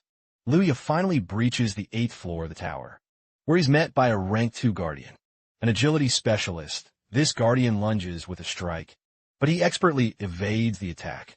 But then the enemy lands multiple hits on him, while he attempts to use a blocking skill. Liu Yi quickly creates distance from the opponent, and unleashes a devastating series of attacks. His strikes connect with the guardian at multiple points, dealing continuous damage. A system notification pops up, confirming he's defeated the agility specialist, and displaying his accumulated reward. He quickly realizes that the opponent's agility stat was twice that of the previous guardian. He then deduces that after the 7th floor, the guardian's attributes will consistently double. With a smile, he's instantly transported to the 9th floor, and makes a bold decision to try not to use one of his core abilities, just to make things a little more fun. Meanwhile, the tower rankings are constantly updating, showing you maintaining the same blistering pace as Devil, Darkness, and White Knight. Down in the lobby, players are buzzing about him, keeping up with the others, and wondering aloud where he even came from, since he has no powerful clan backing him. One of the spectators shouts that it's absolutely incredible for you to have already caught up with those two, since solo players shouldn't be capable of such a feat. Another player then questions if he isn't looking down on the others, reminding everyone that large clans possess resources that solo players simply don't. The same orange-haired player quickly points out that he's also a solo player, and there's no need to insult anyone. The blue-haired player quickly apologizes, but states he'll soon be joining the clan of Devil Darkness. Elsewhere, Devil Darkness himself narrates that he's challenged the test tower countless times. He used to frequent this place whenever his guild had no major missions, since all the equipment was provided. For him, Dungeon Essence was just a meaningless number. He tried again and again, yet repeatedly failed. But now, armed with the explosive key, he returns once more. He then finds himself standing tall on the 14th floor of the test tower, This was the very floor where he had faced defeat 7 times straight. But this time, he finally breaks through. A notification confirms his victory against the rank 2 agility specialist. Devil Darkness gazes at the floor marker, celebrating his long-awaited triumph. He reflects on his arduous journey, realizing that after trying for so long, tears stream down his face. As he whispers to himself, "I finally made it." The rankings update, displaying Devil Darkness now on floor 15, while White Knight and Ye remain on floor 14. The blue-haired player points excitedly at the screen, praising the immense power of the Sky Tower guild members. He proudly shouts to the crowd, "Sky Tower is absolutely the greatest guild of all." With a wide grin, he thinks this is incredibly good. But the orange-haired player cuts him off, pointing out that Ye also cleared floor 14 and advanced to floor 15. The blue-haired player is utterly shocked by this revelation. The rankings update once more, showing Ye also on the 15th floor, leaving only White Knight trailing behind. He attempts to brush it off by claiming Ye was just lucky, but then starts to wonder if he should switch sides and root for him within the tower. Inside the tower, Lu Yi stands before yet another defeated guardian. He checks his status and realizes that with the all-attribute blessings, the challenge becomes surprisingly easy. A notification pops up showing his accumulated reward has now soared to over 110,000. With a smile, he calculates that if he keeps this pace up and clears the entire tower, he could rake in about 300,000 essence. He realizes that with the reduced level requirement, he now has the chance to equip much higher level items. He decides right then to push himself even harder. A new notification then informs him that he's being transported to the 15th floor. And just like that, he vanishes from the spot. Meanwhile, Devil Darkness notices he still has 30% of his explosive state left, and he chose Retaliation Explosion. He believes that with this power, he can conquer a few more floors, and boasts that he actually defeated White Knight. Ultimately, a notification confirms his arrival at the 15th floor of the test tower. He then boldly declares himself number 1 in the test tower, the guardian of the 15th floor. A level 52 defense specialist appears before him. Devil Darkness quickly analyzes the opponent, wondering if their strength and armor exceed 1,000, since this foe boasts specialized abilities. A notification then informs him that a 3-minute limited challenge is about to begin, and Devil Darkness decides he absolutely cannot be a coward. He steels himself, ready to fight, stating that, as the tower's number 1, he cannot afford to be afraid, and will fight until he can no longer endure. He intensely watches the giant guardian, noting it only has higher strength and armor attributes. Then, the opponent aggressively leaps into attack, and Devil Darkness absolutely refuses to give up. Without at least putting up a fight, the two clash and exchange a devastating direct punch. But Devil Darkness is defeated in a single, crushing blow, and a notification quickly confirms that he has failed the challenge. White Knight's companions shout that Devil Darkness is truly dead and has failed the challenge. While White Knight advances to the 15th floor, the crowd anxiously watches the scoreboard, wondering if they'll be able to advance, or if a new record will be set in the tower.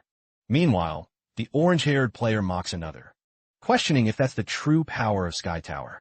Then, the blue-haired player shockingly reveals that he took the wrong badge, because the guild he's going to join is Sanctuary. He's left utterly speechless before the crowd, finally realizing the huge mistake he made. He then wishes White Knight good luck, asking him not to fail, but to advance to an even higher floor. In the arena of the 15th floor, Lu Yi and the Guardian clash in a flurry of strikes and blocks. He deftly parries an incoming attack. As the HP exchange ability of the armor specialist, Guardian is detailed. Liu Yi wonders, can I even break through this opponent's healing?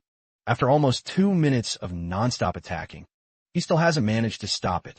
He leaps over the enemy and strikes, wondering what the special conditions might be to break this ability, dodging the Guardian's blows. He relentlessly questions what those conditions could be. With only 2.5 minutes left on the timer, he realizes there isn't enough time to defeat this opponent with his current abilities alone. He then decides he has no choice but to use the blessing of knowledge, granting him strength. His attributes instantly increase by 1,000. Meanwhile, White Knight is also on the 15th floor. He appears in the arena, and his current status is displayed on screen. White Knight lets out a sigh before starting. He states he barely lost any HP to get here, and advancing a few more floors shouldn't be a problem for him. Before him appears the Guardian of the 15th floor, a level 53 strength specialist. Its specialized ability, Attack Power Explosion, doubles the power of its next strike. The 5-minute limited challenge begins, and White Knight positions himself for battle. He understands he can't take it easy, like on the previous floor, since he needs to defeat it within 5 minutes. So he decides he has to go all out, and leaps into the attack. With his knowledge-based strength partially depleted, he finally understands he wasn't fast enough. He needed to attack 3 times in 1 second to break the Guardian's ability. Liu Yi realizes he cannot focus solely on wisdom and needs to balance all of his attributes to obtain new abilities. A notification confirms the death of the armor specialist and grants him a weight proportion reward. He's utterly floored by the notification's shocking reveal. As he ponders, will the reward's value skyrocket? Now that he's past the 15th floor, suddenly, he's warped to the 16th floor. In the lobby, players erupt, shouting that he won, calling him absolutely insane, and wondering where this unknown specialist even came from. The lobby crowd immediately starts buzzing, utterly thrilled by his incredible feat. The orange-haired player smirks, commenting that elite guild players aren't so special after all, and that solo players are actually way stronger. His blue-haired companion glares at him with irritation. Just then, the scoreboard updates, dramatically showing that White Knight has also stormed to the 16th floor, completely tying with Yi. The blue-haired player triumphantly points at the screen, declaring this the true power of an elite player, and that the grand finale will decide who's truly stronger. But then, the scoreboard flashes the word defeated right over White Knight's name. His supporter stares at the screen with utterly wide eyes. Other spectators are completely bewildered, wondering why he failed so suddenly. Furious the moment he reached the 16th floor, the blue-haired player dramatically hurls his badges to the ground and completely gives up on elite players. He then bellows to the crowd, "Solo players are absolutely the strongest. They should never be looked down on." Then he starts jumping and wildly cheering for Yi, while others criticize him for switching sides so unbelievably fast. The scene flashes back to just 1 minute earlier. On the 16th floor, White Knight is breathing heavily, his HP and knowledge-based strength already critically low. He mutters that the grueling fight on the 15th floor was so difficult he nearly died, but luckily, he still managed to defeat his opponent. Now, facing the new Guardian, a wisdom specialist, he sighs, saying this must truly be his limit. But then his spirits lift when he realizes he drew the easier opponent. He celebrates his luck. White Knight truly believes the system wants him to advance to the 17th floor and decides to go all out. The Guardian of the 16th floor braces for the fight. He skillfully dodges an incoming attack, but the Guardian slams him with a sharp key. An enhancement and a dodge bar pop up. White Knight is completely caught off guard. He takes the hit, wondering aloud how the Guardian could have his exact ability. Then, a notification informs him of his demise. Challenge failed, and all his accumulated rewards are gone. Liu finds himself on the 16th floor, ready to face the next Guardian. The opponent is a level 57, a sensitivity specialist with the power to foresee danger. He quickly realizes that this ability would mesh perfectly with his own, enabling him to avoid any fatal attacks. So he decides his next equipment upgrade will focus on the sense attribute to obtain this ability. But for now, he leaps straight toward the opponent, determined to defeat him first. Liu focuses intently on the battle ahead. He lunges with a swift sword strike, but the Guardian dodges it with ease. This sensitivity specialist continues to effortlessly evade his rapid attacks. Liu finally lands a hit, declaring that his high-level warrior title grants him double the opponent's speed, and if that's not enough, he activates his knowledge-based strength to amplify all his attributes. Now, with speed 6 times greater than the Guardian's, he unleashes his devastating final attack. A notification pops up, confirming the sensitivity specialist's defeat and displaying his new accumulated reward. He is then whisked away to the 17th floor. With a smile, he concludes, floor guardians are easy, except for the final one, who'll have all abilities. Luya faces the next challenge, determined to save his knowledge-based strength. For completely clearing the tower, the 17th floor guardian reveals itself to be a level 57 defense specialist with 3 specialized abilities. Meanwhile, in the resurrection room, Devil Darkness tells White Knight, looks like he lost to him. Once again, White Knight then asks which floor he managed to clear. Since he passed the 15th, Devil Darkness laughs and admits he advanced even higher, declaring him the number 1 of the tower for now. With a slight smile, White Knight suggests they share information. Just like before, he then directly asks him how he died. Devil Darkness stands up and explains that he was defeated by the stacking effect of specialized attribute abilities. White Knight doesn't understand and asks what he means by stacking effect. The other player clarifies that he was killed by a rank 3 defense specialist. He explains that the Guardian's combination of abilities can remove all of an opponent's equipment, reducing their defense to 0. White Knight continues, listening to the explanation in silence. Devil Darkness concludes that the stacking effect is extremely powerful and wonders what would happen if all abilities were combined. Elsere Liuye questions the 3 specialized attribute abilities. He prepares for the fight, stating that he can handle the situation and will only use his blessing if necessary. Then, Lu Yi and the Guardian face each other, mirroring the same combat stance. Lu Yi and the Guardian leap toward each other.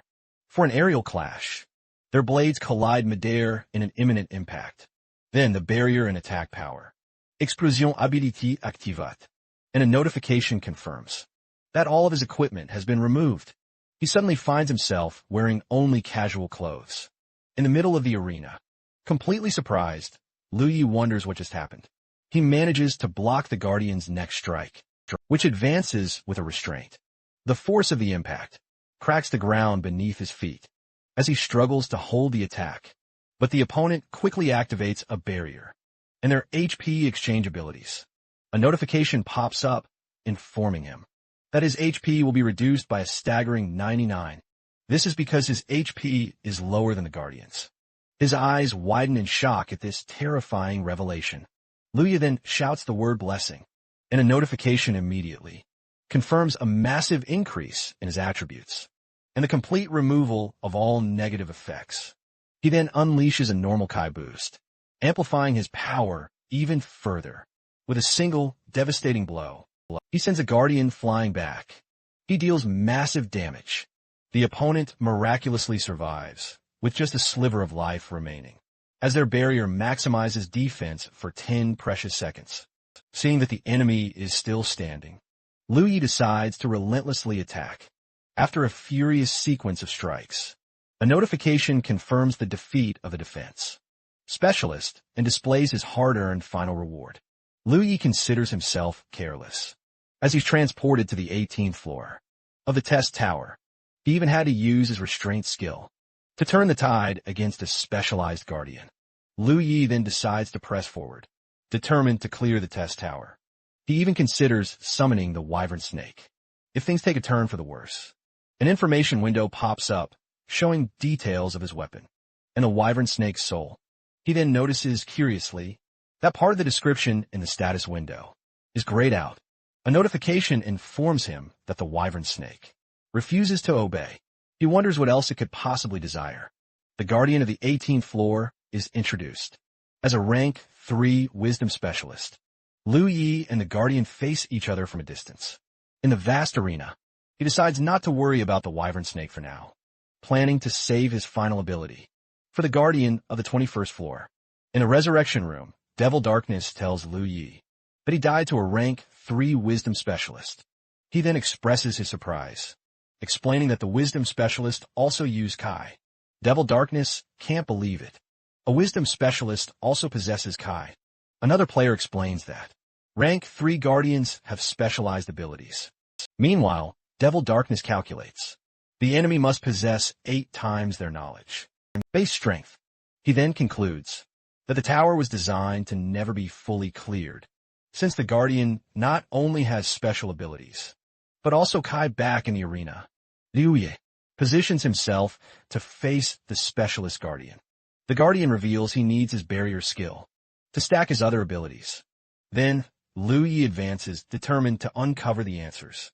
By facing the guardian of the 21st floor, the blades of the two collide in a mid-air clash. The guardian prepares to use a blessing on all of his attributes. Liu Ye carefully observes his opponent's actions. The enemy attacks him, using a restraint, and resets his cooldown. He realizes the guardian has just used a blessing, a key skill identical to his own. Liu Ye decides he must defeat him immediately, and points his weapon. 2 notifications confirm damage blocking, and a massive increase in his attack power. His shot hits the guardian, activating the containment effect, but he realizes that the enemy's restraint skill has been activated. The guardian then resets his skills and uses the blessing again during the 5 seconds of containment. Liu Ye is struck by multiple attacks. He finds himself completely suppressed by the opponent's increased power. Unable to summon the Viper Snake, he searches for another skill he can use.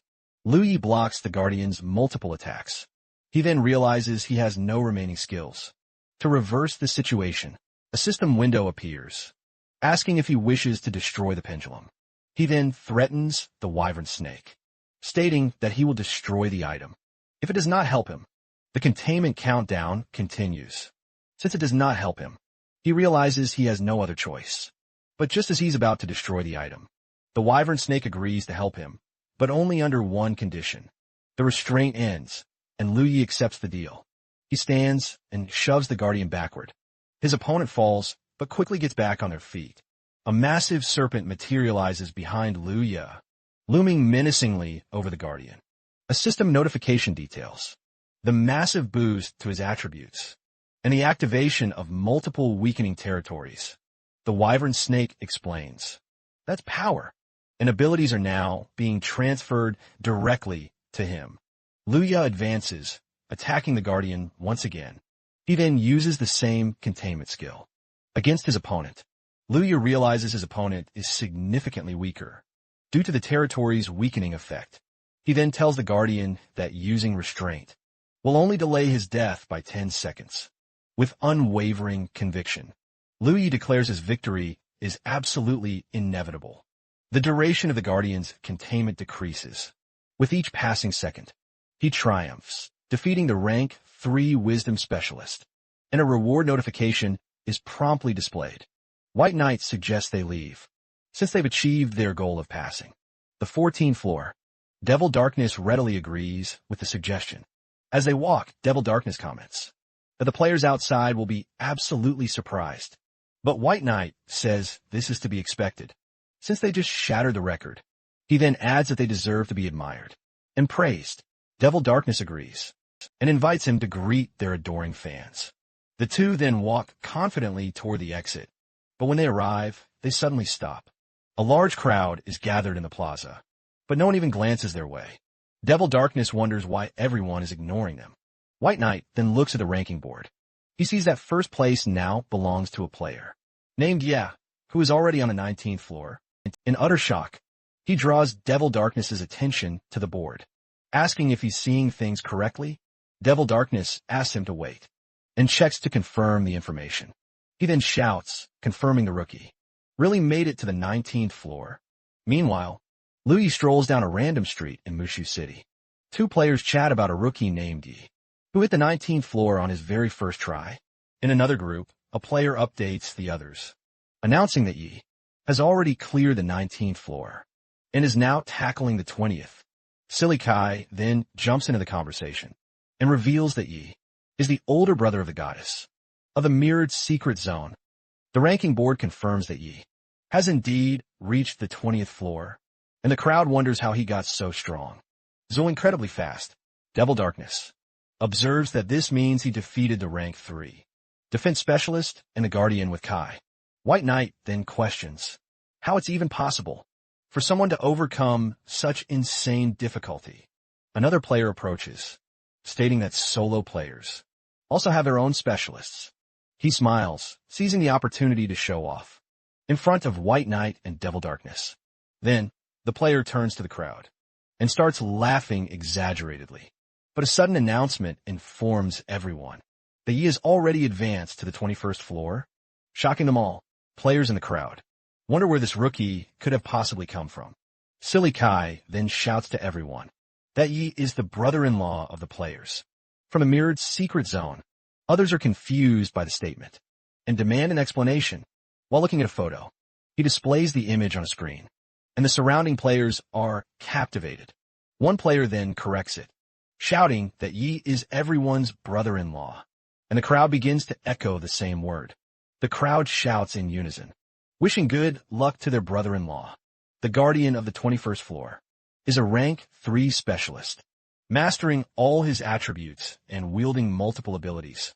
Liu Ya taps into the regeneration of his knowledge-based strength to prepare for the upcoming battle.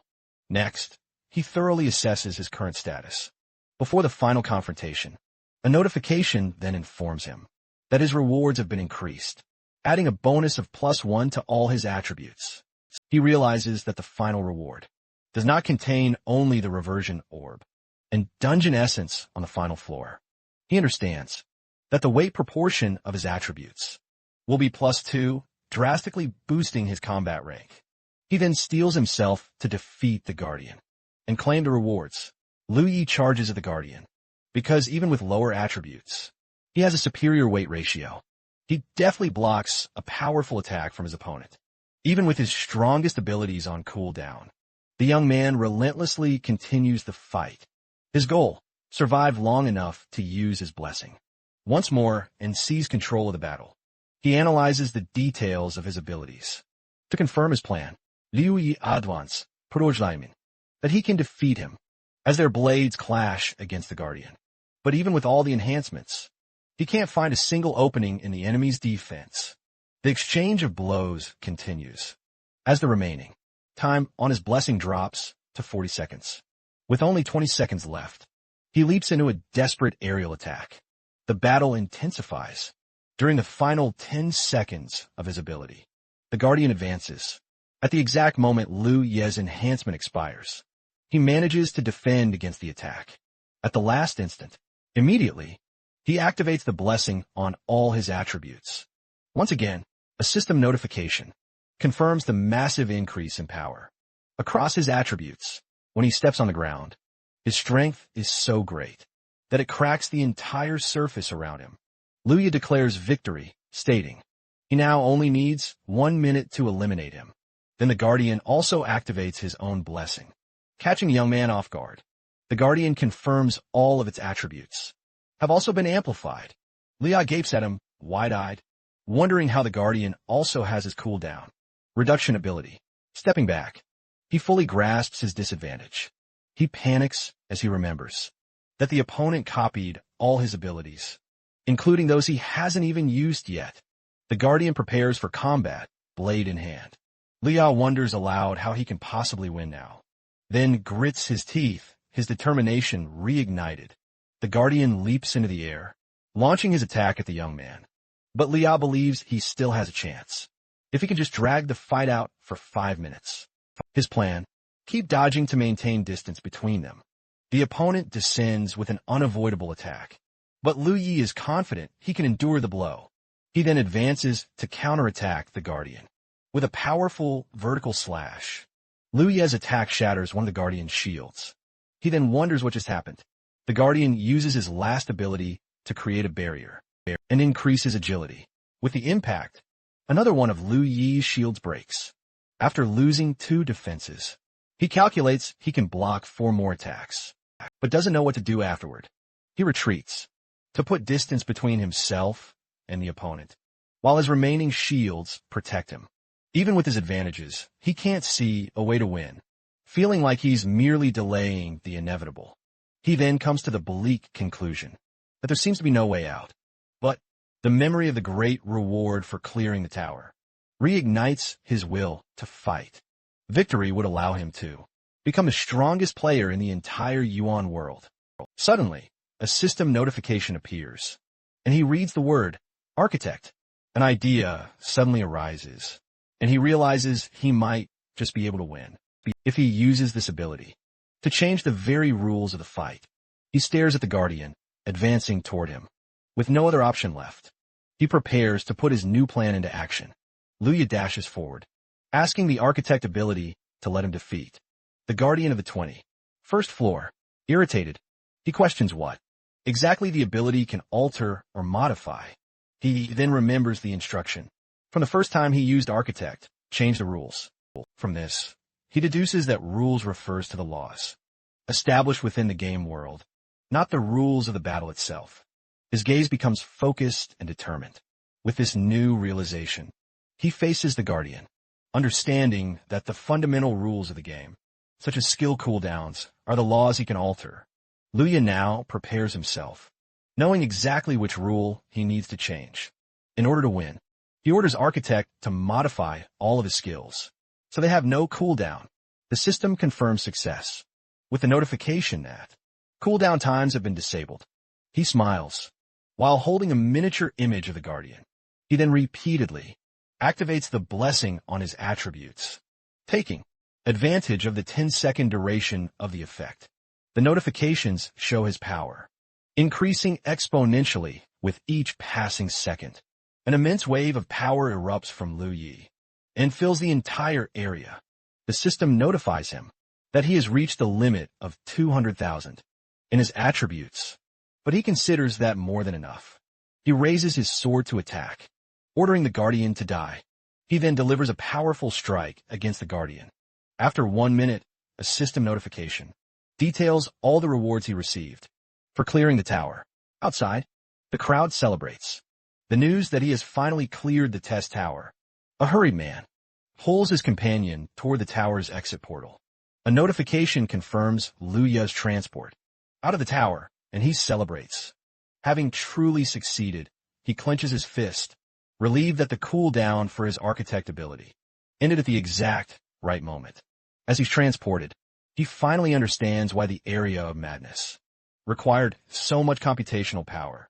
He recognizes his victory was all thanks to the architect, and now he can finally explore the area of madness. He turns when he hears someone calling him brother-in-law.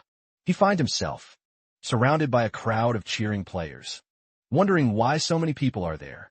3 players at the front of the crowd enthusiastically shout his new nickname. Completely confused, he can't understand what's happening around him. He stands frozen before the excited crowd, remembering his younger sister wouldn't like this at all. Meanwhile, on a street in Mushu City, people comment that the Yuan world has already become the number 2 in the world. One of the men wonders if no one will take control of the situation. Luya analyzes the reversion orb, which allows a player to be reborn with all their data saved. Now, he can finally explore the area of madness, but he decides not to rely completely on the orb. He needs to test whether his architect ability can alter the group limit, restriction of dungeons. But for now, he has another priority. He contacts the artificial intelligence, Wyvern Snake, and offers to honor his promise, so it can finally roam freely. If he didn't know the secret of the game, he would believe his artificial intelligence was simply incredibly advanced. He then asks it to take him to the parallel world, as he feels a connection to that place. Wyvern Snake agrees to help, but in exchange, asks for something to ensure its safety, offering a specialized ability as a reward. The possibility of obtaining any specialized ability surprises him. With the image of the Guardian in his mind, he swiftly agrees to the terms. Inside a weapons and equipment shop, he inquires about the necessary purchases. He trusts that Wyvern Snake's help will make any dungeon essence expenditure entirely worthwhile. His expression turns serious as a system interface materializes before him. On the purchase screen, Luyu is stunned to see the high rank module. Costs a staggering 300,000 essences, but he was already mentally prepared for such a price. Wyvern Snake explains that to descend directly, he'll need a physical medium. Otherwise, his body will simply be destroyed. He then decides to purchase the high rank module, and a system notification confirms the successful acquisition. Holding the object, he asks what the next step is, and the artificial intelligence instructs him to shape it into a ring, and then equip it. Upon putting on the ring, he speculates that wyvern snake's description was previously grayed out because he lacked sufficient essence. A vision of an immense white serpent appears before him. Luya shakes his head, refusing to believe such a powerful monster could be so reckless. But Wyvern Snake reminds him to fulfill his promise. 3 hours later, he finds himself in the area of chaotic disorder, standing before the entrance of a random dungeon. His success in reaching level 60 and obtaining this specialized ability now depends on using Architect to change the dungeon entry rules. With his arms raised, he celebrates, having successfully altered the rule. Now, with the path clear, he prepares to grind until level 60. He then sprints toward the dungeon portal. Already inside the dungeon, he knows that because he entered alone, the reward will be reduced. But with the enhancement of his title, he can still receive the normal reward and level up quickly. 3 days later, Luya celebrates, finally reaching level 60. He also upgraded his equipment, armed with his new Imperial Souls and engraving orbs. A system screen pops up, flashing all his updated attributes and powerful new abilities. Another notification then details his crucial new key abilities and warns him about the world's computational power limit, making him question the restriction. He realizes he can no longer gain experience in dungeons after hitting level 60. Back at the Mushu Hotel, he figures the same notification will pop up if he tries to upgrade his equipment next. As he sits in his room, Wyvern Snake asks him which specialized ability he desires most. He decides the barrier ability is absolutely the best choice, perfect to combine with his other combat techniques. The AI then instructs him to agree to any notification that appears, and he accepts. He hesitates, knowing he'd be completely at its mercy, but decides nothing ventured, nothing gained, and boldly agrees. After being violently pulled by a vortex, he lands in a strange, unknown environment. He remains on high alert, analyzing his surroundings. Facing a desolate landscape engulfed in a violent storm, he wonders if this is the very heart of Wyvern Snake's territory.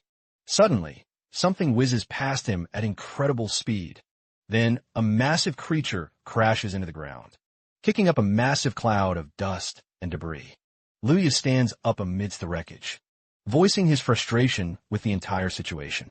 The gigantic serpent then moves menacingly among the clouds above him. Wyvern Snake asks if he fell from a simple movement alone and orders him to stand up. He finally faces the creature's true form, realizing the immense pressure it emits is the strongest he has ever felt. After being informed he must defeat it to obtain the barrier or remain trapped forever, he boldly accepts the challenge. Luya then bravely advances into battle, leaping straight toward the creature. 6 days later, a notification congratulates him on finally acquiring the barrier ability, and he receives a cryptic message from the leader of the New Order. Back at Luya's home, the young man stares out his window, surveying the city, under the cloak of night. Only 7 days left until a major event unfolds. He recalls the intense days he spent battling a fearsome wyvern snake within its spiritual domain, until he finally managed to gain the upper hand. He then celebrates his hard-earned victory and the impressive acquisition of a new barrier skill. This, when combined with another of his abilities, enables him to accurately deduce the strength of other players. Luya firmly believes he's become incredibly powerful and can become a top-tier player in the one world. The morning light gently breaks over the city. Our young man prepares for the day, carefully buttoning his shirt. He exits his room, casting a quick peek outside. Luya enters the living room, finding his sister. Her back to him, a shopping bag held in her grasp. She turns, a warm smile gracing her lips, and declares that she's already prepared all the necessary items. A pleased smile on her face. He readily agrees, telling her it's time to go. His sister studies him for a brief moment. She then sets the shopping bag down on the table. The young woman then steps closer to him and asks why he's buttoned up his top button, recalling how their mother always told him to never do that. She continues, stating he looks much more lively, with his top button simply undone. Leah simply looks away, a small smile playing on his lips. His sister watches him, amused.